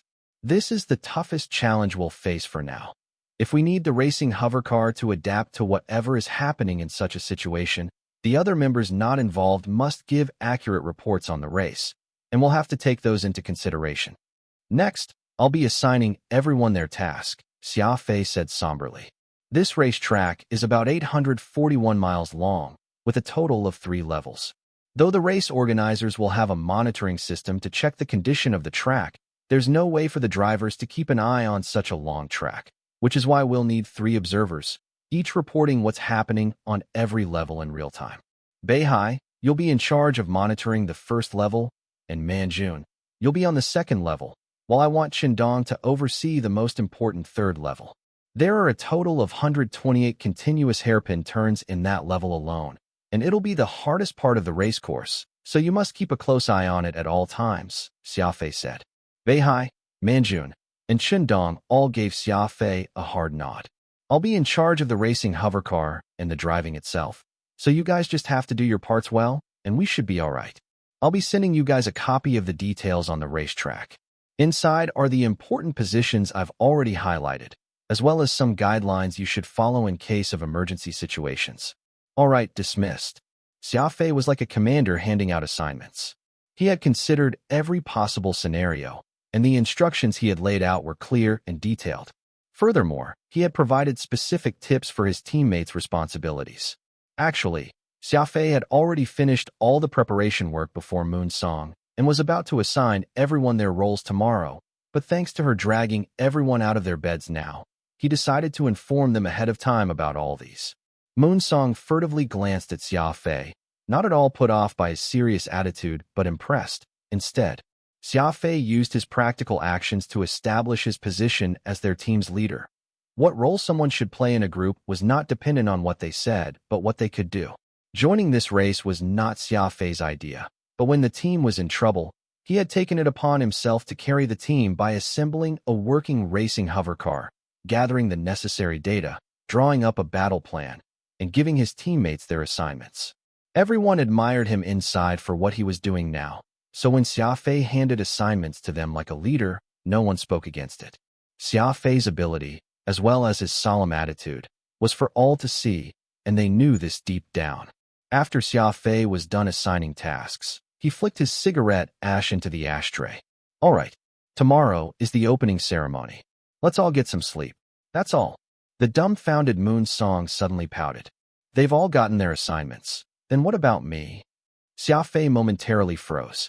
This time, he had really forgotten to consider Miss Moon Song, and though she was very enthusiastic, Xia Fei simply did not feel at ease leaving anything to her. Inspiration struck him then, and Xia Fei very seriously said, Moon Song, your job is very important.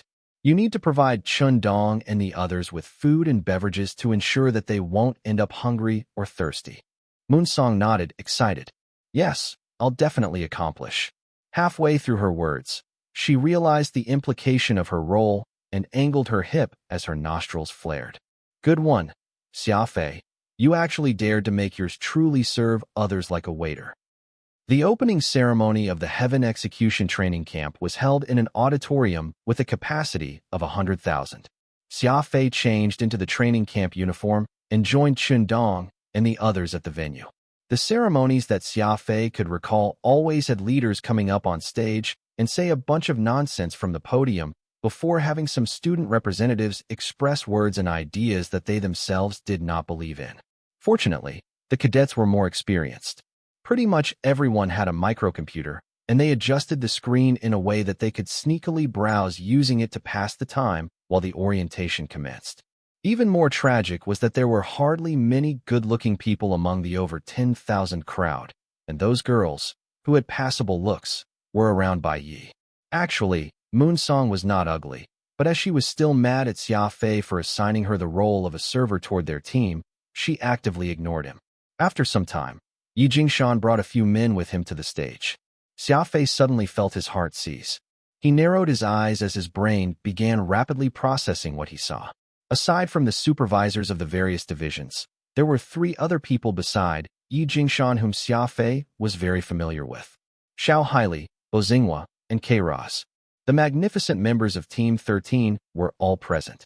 Because of the incident with Xiaoyong during the crisis grade assessment, Xia Fei had once had his suspicions regarding Xiao Haili, and now they were about to bump into each other again, which was proof of the saying, enemies are bound to meet on a narrow road. Why are they coming here? Mumbled Xia Fei under his breath. Yi Jingshan stood on stage in his adjudicator union uniform bearing a face as cold as a frozen lake.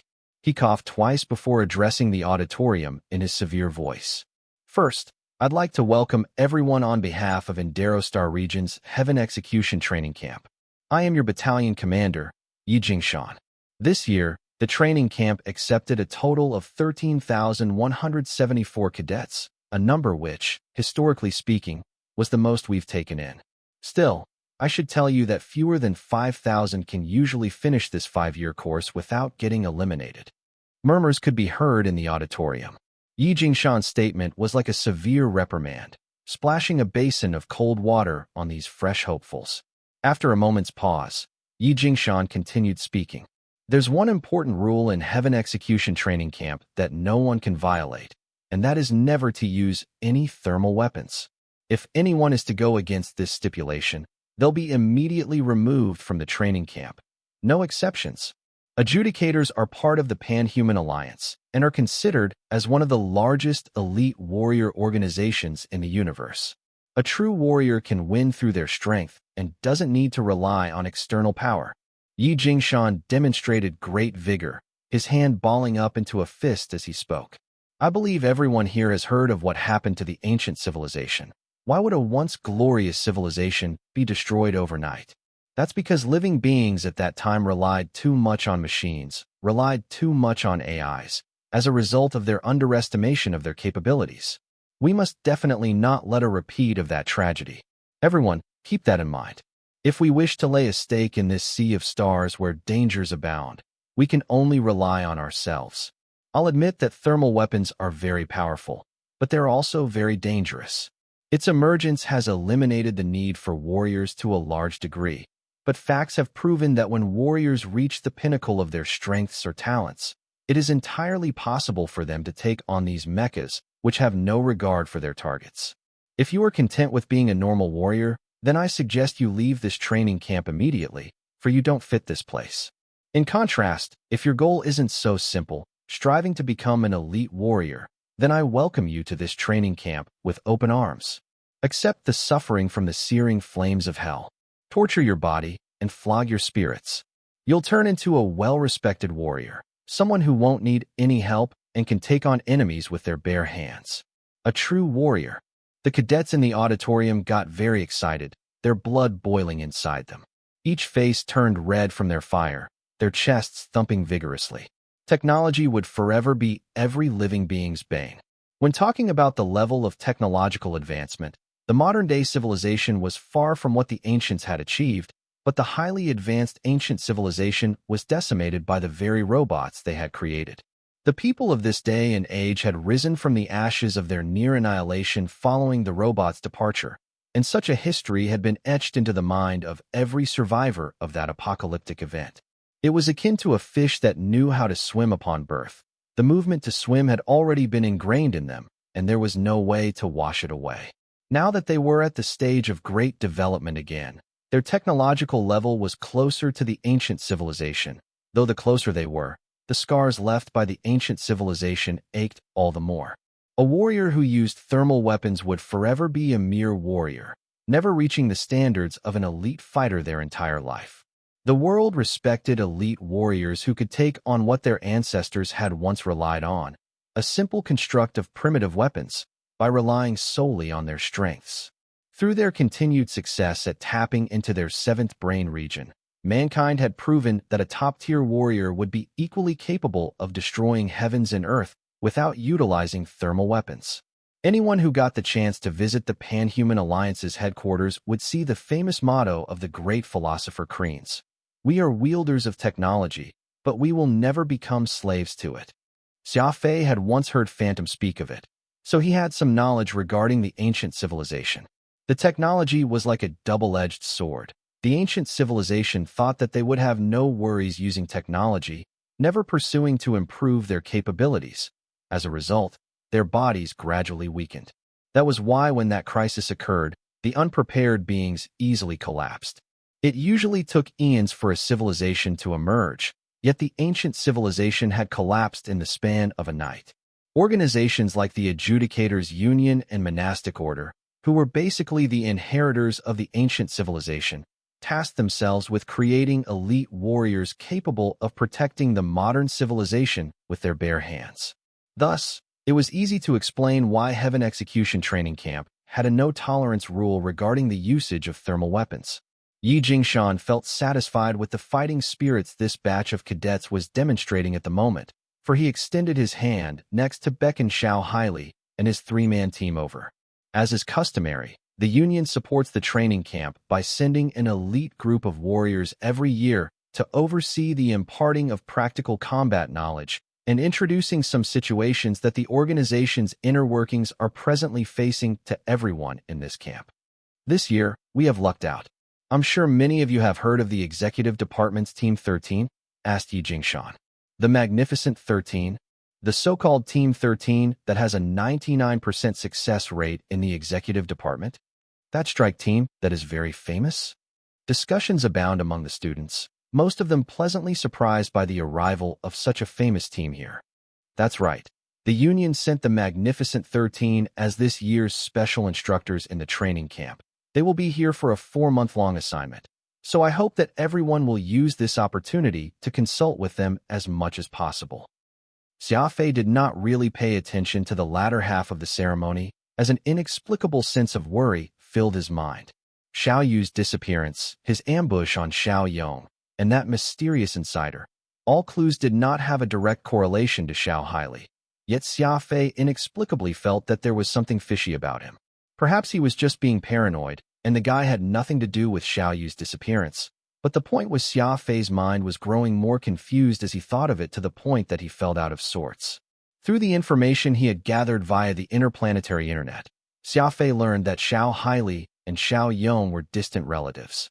In terms of appearance, Xiao Haili could be considered a model adjudicator, strong and upright. He had a kind disposition and was highly regarded by the public and his peers. Still, Xia Fei always felt that the guy was too good and too clean. There was no such existence in this universe. Be it a person or a thing, one would always have flaws. The more perfect Xiao Haili was, the more Xia Fei felt that he had a problem. Xia Fei did not return to the dormitory with Chun Dong and the others after leaving the auditorium. He avoided the throng by taking a foreign and quiet path, of which he had no idea where it was leading but did not mind it. There were American sycamore trees growing on either side of this path, and since it was fall, dry and yellow leaves randomly drifted into the air before falling onto the ground. No one cared to clear the path of the dead leaves, which apparently made the place feel all the more lonely and desolate. Without even realizing it, Xia Fei had arrived at the end of the path, and in front of him was a white hexagonal building of about 3 stories, which covered a sizable plot of land. Library.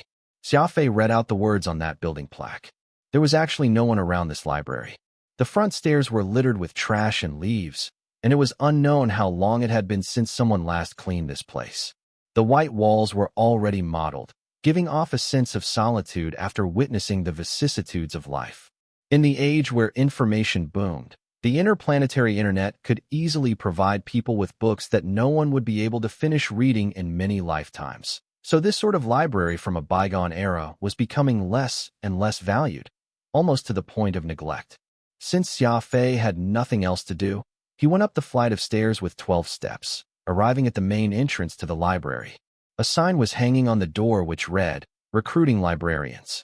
It was unknown how long this sign had been hanging there, as the words themselves had faded a lot. It took Xia Fei some time before he could make out what it said. Pushing open the door and making his way inside, the unique smell of ink on paper entered his nostrils as rows upon rows of neatly positioned big and tall bookshelves held old tomes. It was really hard to believe that in the modern era of advanced technology, there would actually be such a quaint place. The counter where a librarian would be was empty, and there was only an overweight fat black cat lazily sprawled across the table. With its size already beyond what a cat should have, the cat seemed more like a ball of fur, the kind that ate up all space. Judging from its half-closed eyes, the cat lying on the table should have been taking a nap but was roused from sleep by Xia Fei's arrival. Its golden eyes focused on him in annoyance for a moment. Then the cat resumed its wonderful dream. Xia Fei felt very curious. Heaven Execution Training Camp claimed to have the best facilities and resources in this star region, so who knew what sort of books could be found in its library? Pulling out an old tome, which was as thick as a dictionary, and casually flipping through it, the few pages he scanned through told him that it was an introduction to the various types of ore, from the low-grade mineral spars to the high-grade black crystal ore.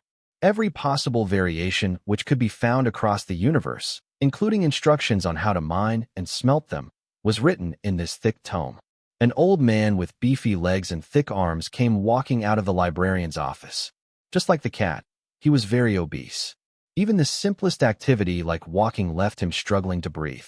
He made his way to the desk and looked at Xia Fei, saying, "Lad, you talking to me, old man?" The old man nodded, stabbing a chubby finger to a sign on the table. 10 points an hour, with a 20% discount if you pass 6 hours. Xia Fei was stunned. It turned out that browsing a book would cost him points, and it was a fairly expensive price point to boot. 10 points could let him rent a large, comprehensive training room. Xia Fei shrugged helplessly. "Sorry, I've just arrived at the training camp, so I don't even have a point to my name." The obese, old man sighed, stroking the lazy black cat with his hand. "Woe to me. I've finally managed to catch someone reading a book, only for him to be a pauper." Xia Fei chuckled.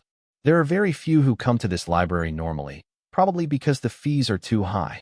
Perhaps you'll attract more readers and earn better if you lower the price by a bit." The obese, old man was evidently annoyed by the suggestion. "Do you think these are radishes, haggling with the prices like that? These are all books. Precious tomes, do you understand? 10 points for an hour of reading is already a steal." Xia Fei was silent.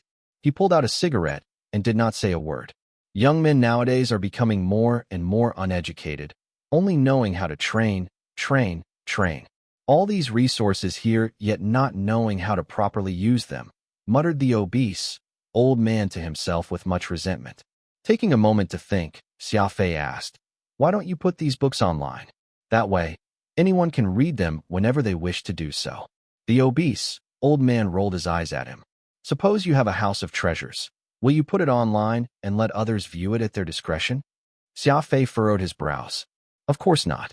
Good things ought to be hidden, but I've glanced through a few books here, and while they're fairly precious, it isn't to a point of being invaluable as you make them out to be." The obese, old man looked to be very incensed by his remark. He gestured at Xia Fei to follow him.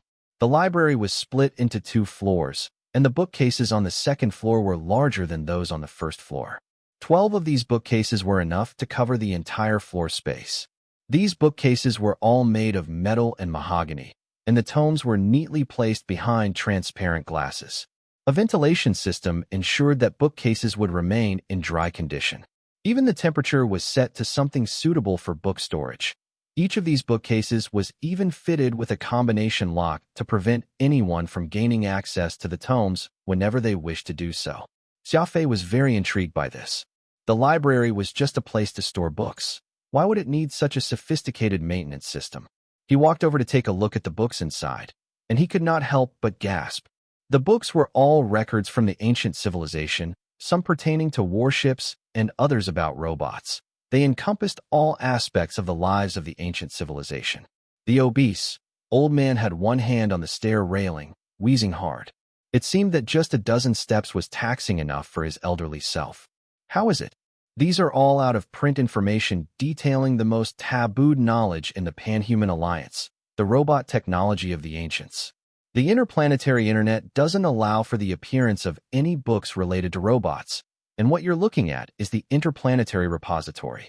Whatever you can't find on the internet can all be found here, proudly declared the obese, old man. Phantom had already appeared from his more stone by then and gazed at these bookcases filled with tomes for a long time. He's not wrong. Because the ancient civilization was decimated by the robots, it led to the Panhuman Alliance harboring a strong aversion toward any robot and AI-related objects or materials. These are all restricted in the Alliance. A long time ago, there was once a movement in the Alliance to revitalize the past in hopes of rebuilding the glory of yesteryear. But since such information couldn't be distributed over the interplanetary internet, ancient civilization aficionados made them available in the form of books, then circulated them in their cliques for perusal. Later, when the Alliance learned of such a thing, a large-scale seizure of all those books was enacted, and many of the works were destroyed. There's no doubt that these books we see before us now are safe-kept from that period, explained Phantom. After bragging about these treasures, Xia Fei was very aggressively chased away by that obese, old man. Since he had got no points, he had no reason to be there. Turning around to see the sign about recruiting librarians, Xia Fei began going down the same path he had come from. "Phantom, what are your thoughts on the library?" asked Xia Fei. Phantom was quiet for quite a while before he gave his answer. The more something is prohibited, the more valuable it becomes. The moonlit bay race circuit by the sea was around 180 miles away from the training camp. This was a popular holiday destination on Hek, and there would be a large throng of tourists staying there to sightsee every year. Whether they were there looking for a night of passion or wanted to lie on the beach and bask in the sun, anything could be sought and satisfied here. The racetrack was split into 3 levels, covering a wide area of 850 miles. It was a circuit of first-class standards in the Star region, like a majestic dragon that occupied the space between the beach and the sea. The race would begin tomorrow, and today was for the motor teams to test their hovercars. Xia Fei and the rest of his motor team made their way along the path of the racetrack. Xia Fei was deeply shocked the first time he had laid eyes on this extreme racetrack. The widest part of this concrete-paved track was over 100 meters, while the narrowest was no more than 30 meters. Crisscrossing vertically and horizontally and interweaving like a huge spider web. He was truly amazed at how massive the constructed racetrack was. Xia Fei located his red hovercar from the logistics area. In order to prevent people from cheating, the transportation of the racing hovercars had all been done by the training camp personnel, sans the involvement of the various motor teams. This fiery red hovercar was spindle-shaped, looking like a sharp sword from afar. The body itself was thin, with its head being pointed. The number 99 foot was printed on either side of the car. Xia Fei went over and opened the hood to check its mechanical wiring for anything out of order before he put on his equipment and entered the cockpit. The cockpit of this hovercar was similar to that of a fighter jet. It was really cramped inside, only able to fit in a single occupant, and the dashboard was crammed full of buttons and dials. Xia Fei gestured at Shindong, and the others then pressed a button and activated the ion thrusters, which provided the vehicle with powerful propulsion. A deafening roar sounded, then something metallic filled the air. The people nearby hurriedly covered their ears. Why is that hovercar making such a loud noise? It nearly burst my eardrums. Did it not have any sound-deadening parts? The other motor teams were all complaining about the racket this racing hovercar 99 was making. In fact, Xia Fei did install a sound-deadening device, but because he wanted to save space for other parts, he decreased its size by half, which greatly reduced its effect. Steering the hovercar into the departure grid, a racetrack staff member came over to Xia Fei's side and said, "You have a total of 3 trial laps. We'll be using your fastest lap as your final placing result. Understood?" Xia Fei nodded, and that worker guided him to the departure sequence. As this was just a test run, not all of the 300-plus racing hovercars would be starting at the same time. Instead, the staff let one go at it every 15 seconds. Xia Fei lightly touched the controller, and the hovercar went barreling past the grid, leaving a long trail of flames from its ion thrusters. The roar of the engine filled the ears of everyone nearby. The surrounding scenery was very quickly left behind, as Xia Fei's vision narrowed to just what was in front of him, going ever on forward. Though there was no one on the viewing platform, without any fresh flowers being tossed out by the cheering crowd, Xia Fei could still feel his blood pumping from the adrenaline. This sort of extreme speed gave him indescribable exhilaration. It was like a person who traveled by bus every day suddenly riding a motorbike and feeling the wind whipping past their face. Though both vehicles served the same purpose, the pleasure they brought was simply incomparable. Xia Fei intentionally suppressed the thrill he was feeling inside him, then used a speed that was roughly clearing 1,000 meters per second to move forward. The first thing he would do was find the feel for this race, familiarize himself with every turn in the track, and note even the tiniest crack on the ground. Xia Fei tapped on a microcomputer to activate its record function even as he observed and took note of every detail around him while he continued along the track. A racing hovercar sped past Xia Fei, leaving him behind, but he did not even spare a moment of attention to these people attempting to show off, and just executed what he had planned while maintaining a decent speed on the course. Xia Fei believed that showing off at this time, demonstrating just how exceptional their driving skills were, was meaningless. Real strength ought to be saved and only unleashed during the race. How is Xia Fei driving so slowly that a dozen cars can easily pass him? Moonsong pursed her lips in dissatisfaction. Shindong pointed to the red racing hovercar and asked, "What are you being anxious for?" Xia Fei's there charting his path. He'll surely pick up his speed come the second lap. Soon, Xia Fei was on the 3rd level of the racetrack. The 1st and 2nd levels of the track were around 250 miles, while the 3rd level was about 350 long. The 3rd level of the track was the longest stretch, and it was also the toughest. It was a series of S-bends called the Star Region's First Devil's Bend. S-bends were also called hairpin turns, and it was already fine for most race tracks to have a few hairpin turns, but Moonlit Bay's 3rd level actually had 128 consecutive bends. Hence, the name demonic 128. Almost every half a mile had a hairpin turn, and the consecutive turning was not only a test to a racing hovercar overall performance, but also a test of a racer's stability and adaptability. After all, such consecutive bends would require a high level of attentiveness, pushing both the driver and the hovercar to their extremes. As long as they were a little careless, even just the slightest loss of control could result in a disastrous wreck. After all, this was no normal race, but an extreme one, which could reach the speeds of over 3,000 meters per second. It was simply depraved to design an extreme racetrack with 128 hairpin turns.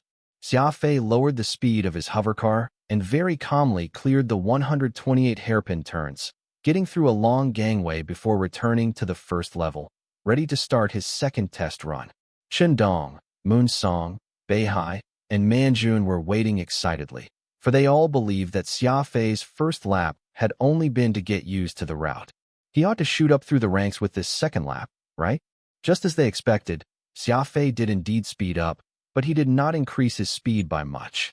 Now going at about 1,500 meters per second, he could be said to be going at half speed, and it was still quite a distance away from the limit an extreme racing hovercar could reach.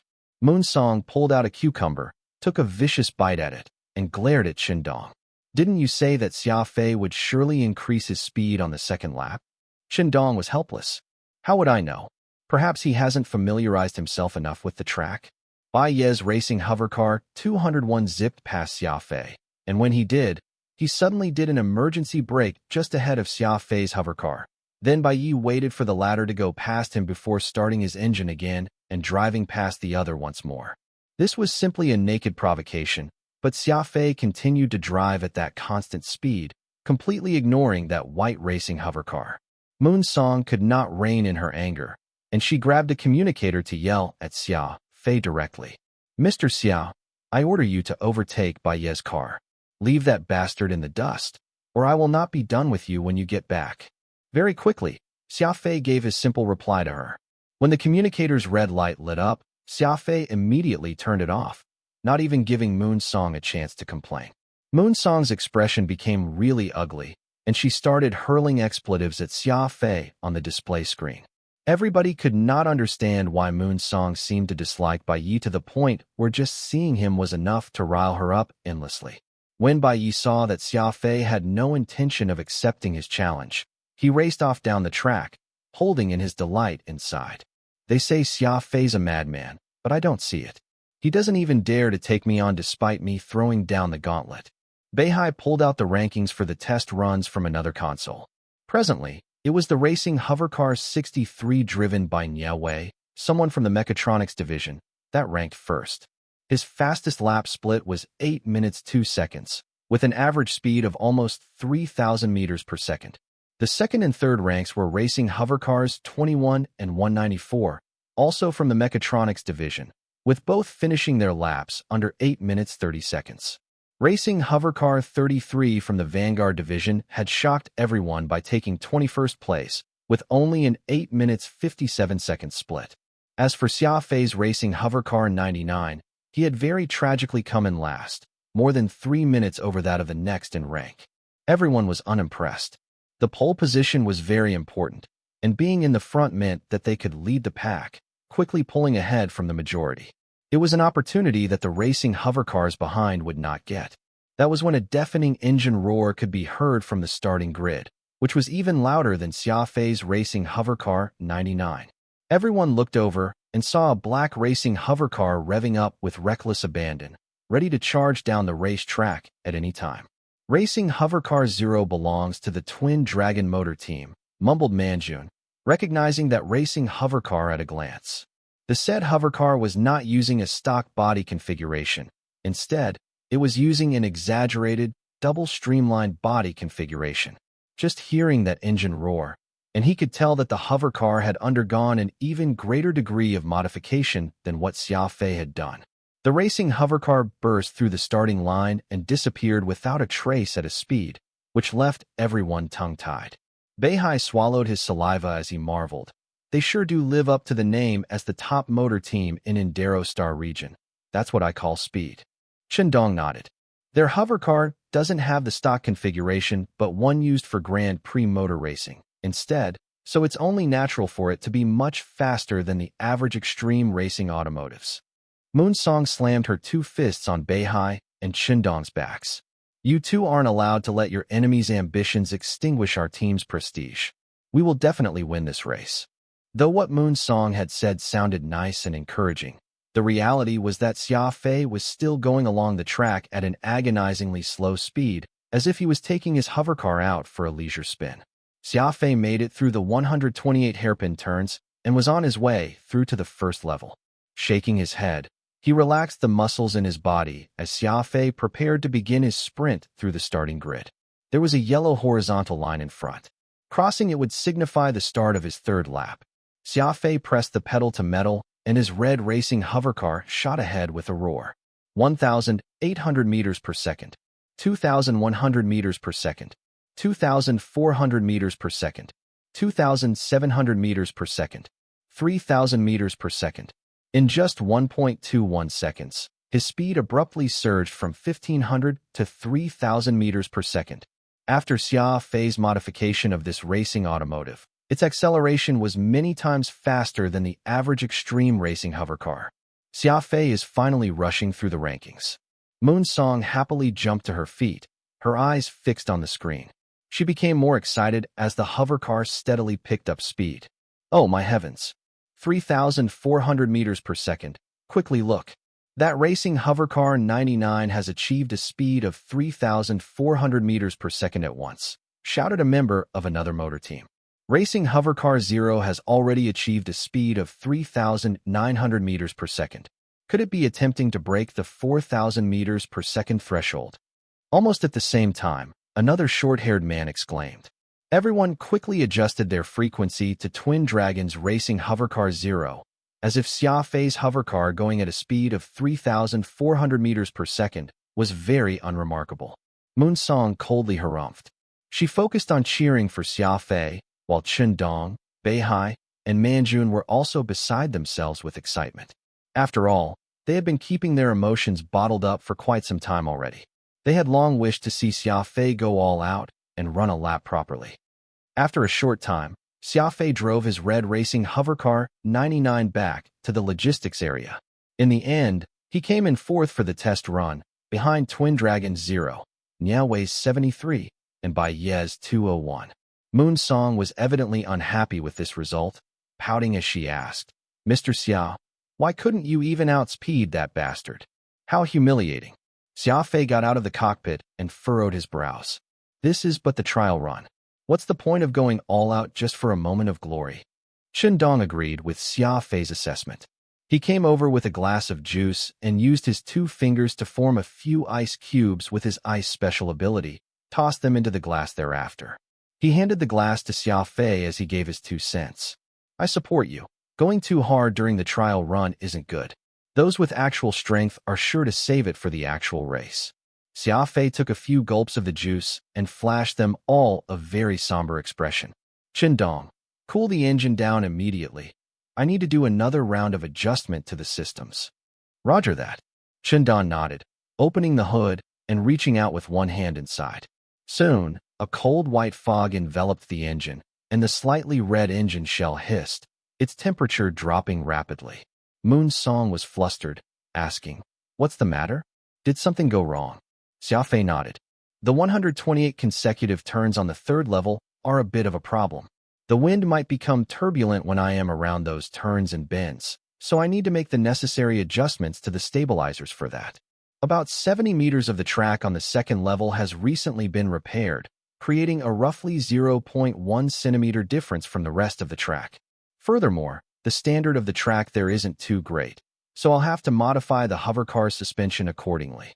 Xia Fei listed off several details that most would not notice, and his 4 teammates were all dumbfounded.